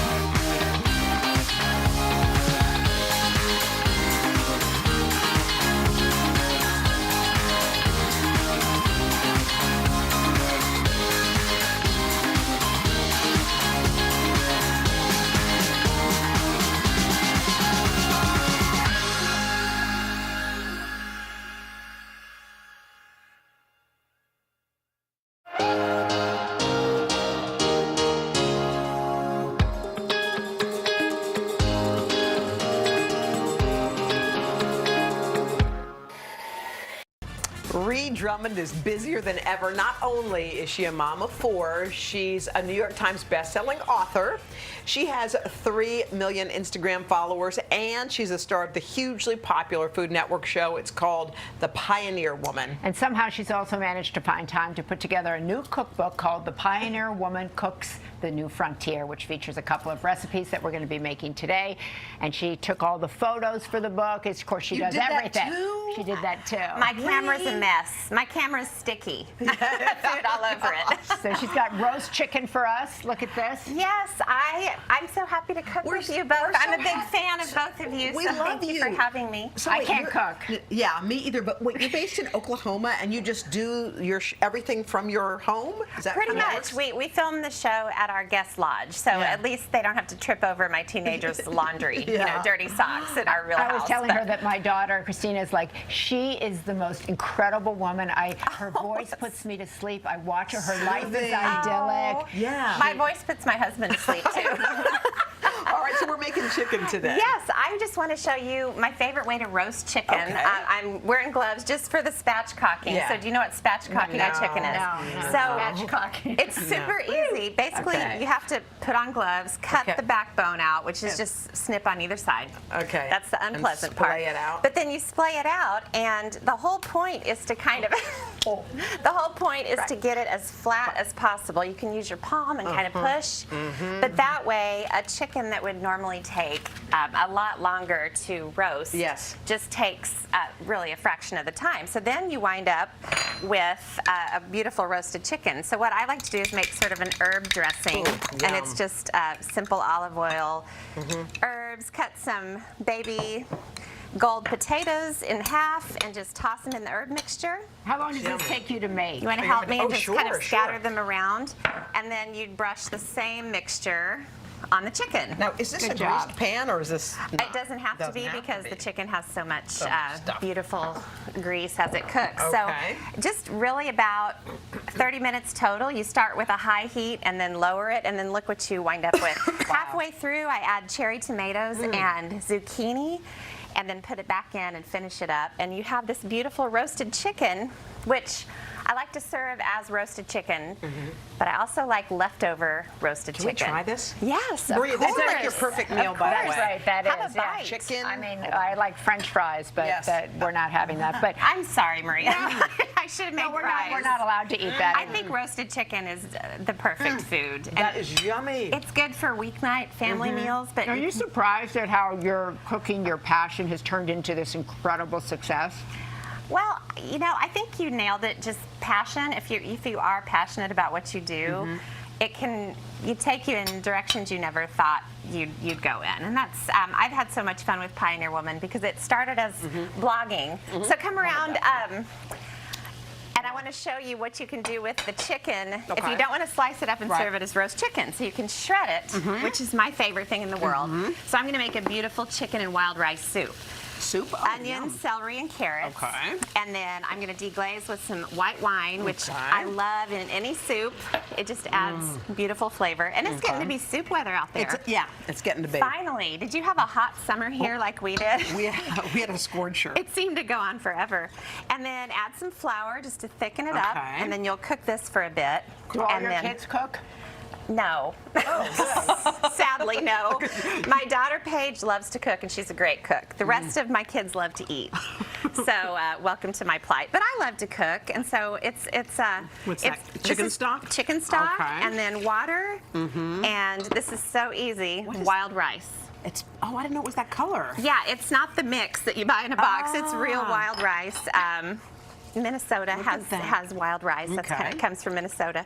And then you basically cook it until the rice is done, and look how beautiful it looks. That's gorgeous. And then you add the chicken in, obviously. And I like to kind of cream it up a little bit. Yeah, you got to. I mean, I can't think of many dishes that I make that aren't made better with a little cream. Exactly. So you can add a little or a lot, and then let it simmer some more with some aromatics, sage, and rosemary and thyme.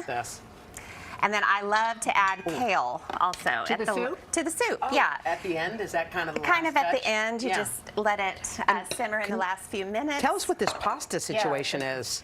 Okay, so again, what you can do with the leftover chicken Yeah. is make a chicken spaghetti casserole. And I think casseroles are just the ultimate comfort food. And this has mushrooms and a little bit of wine, of course. So if you can spatchcock a chicken, you can do anything in life.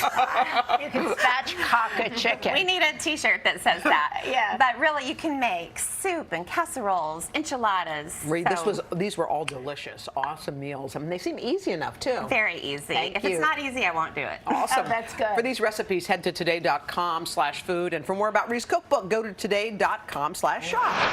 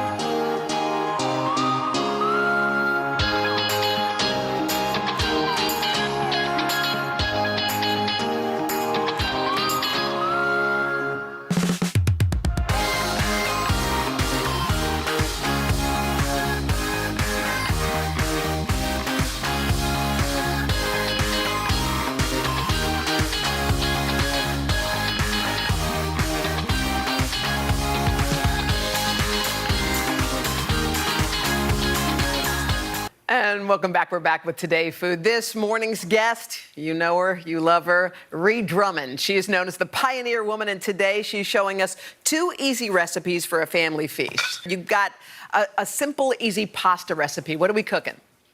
Yes, so I am so into shortcut homemade ravioli.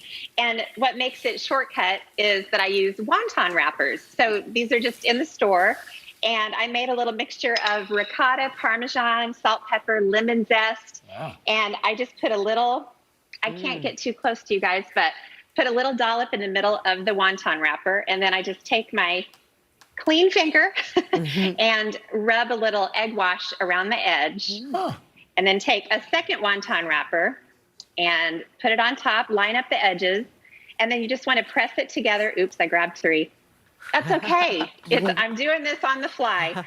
And then just force all the air out. And honestly, if you can't make homemade pasta dough or you don't have time, this is such a great shortcut. I like that. And then you just can get an assembly line with your kids, make as many of these as you want, and then just drop them into salted water one by one. And look. All right, I love those. Little pieces of ravioli. Just delicious. Fresh and ready to go. Hey, Reed, we only have a minute, but we want to get to that dessert, what is it? Icebox cake? Icebox cake. Oh, yeah. Blackberry icebox cake. So the frozen pound cakes that we all know and love, I shave the top off, crumble it into crumbs, pour in butter. Very easy. And then just put this on the stovetop, toast the crumbs. And then the cake that's left, you slice the cake into 3 slices lengthwise. I already started a layer, and it's cake, a mixture of jam, blackberries, and lemon juice and lemon zest. It's so fun to use a frozen pound cake because then you cut that whole step. Oh my gosh, of, it doesn't even look hard to do. Reed, it looks something Savannah and I could make. We're happy. Yeah. All right. You just layer it kind of like lasagna. All right. Cake, jam, cream. Reed, and then you wind we up. love you. We love you. We can't wait for your book to come out. Thank you for cooking for us. You can check out her recipes at today.com/food.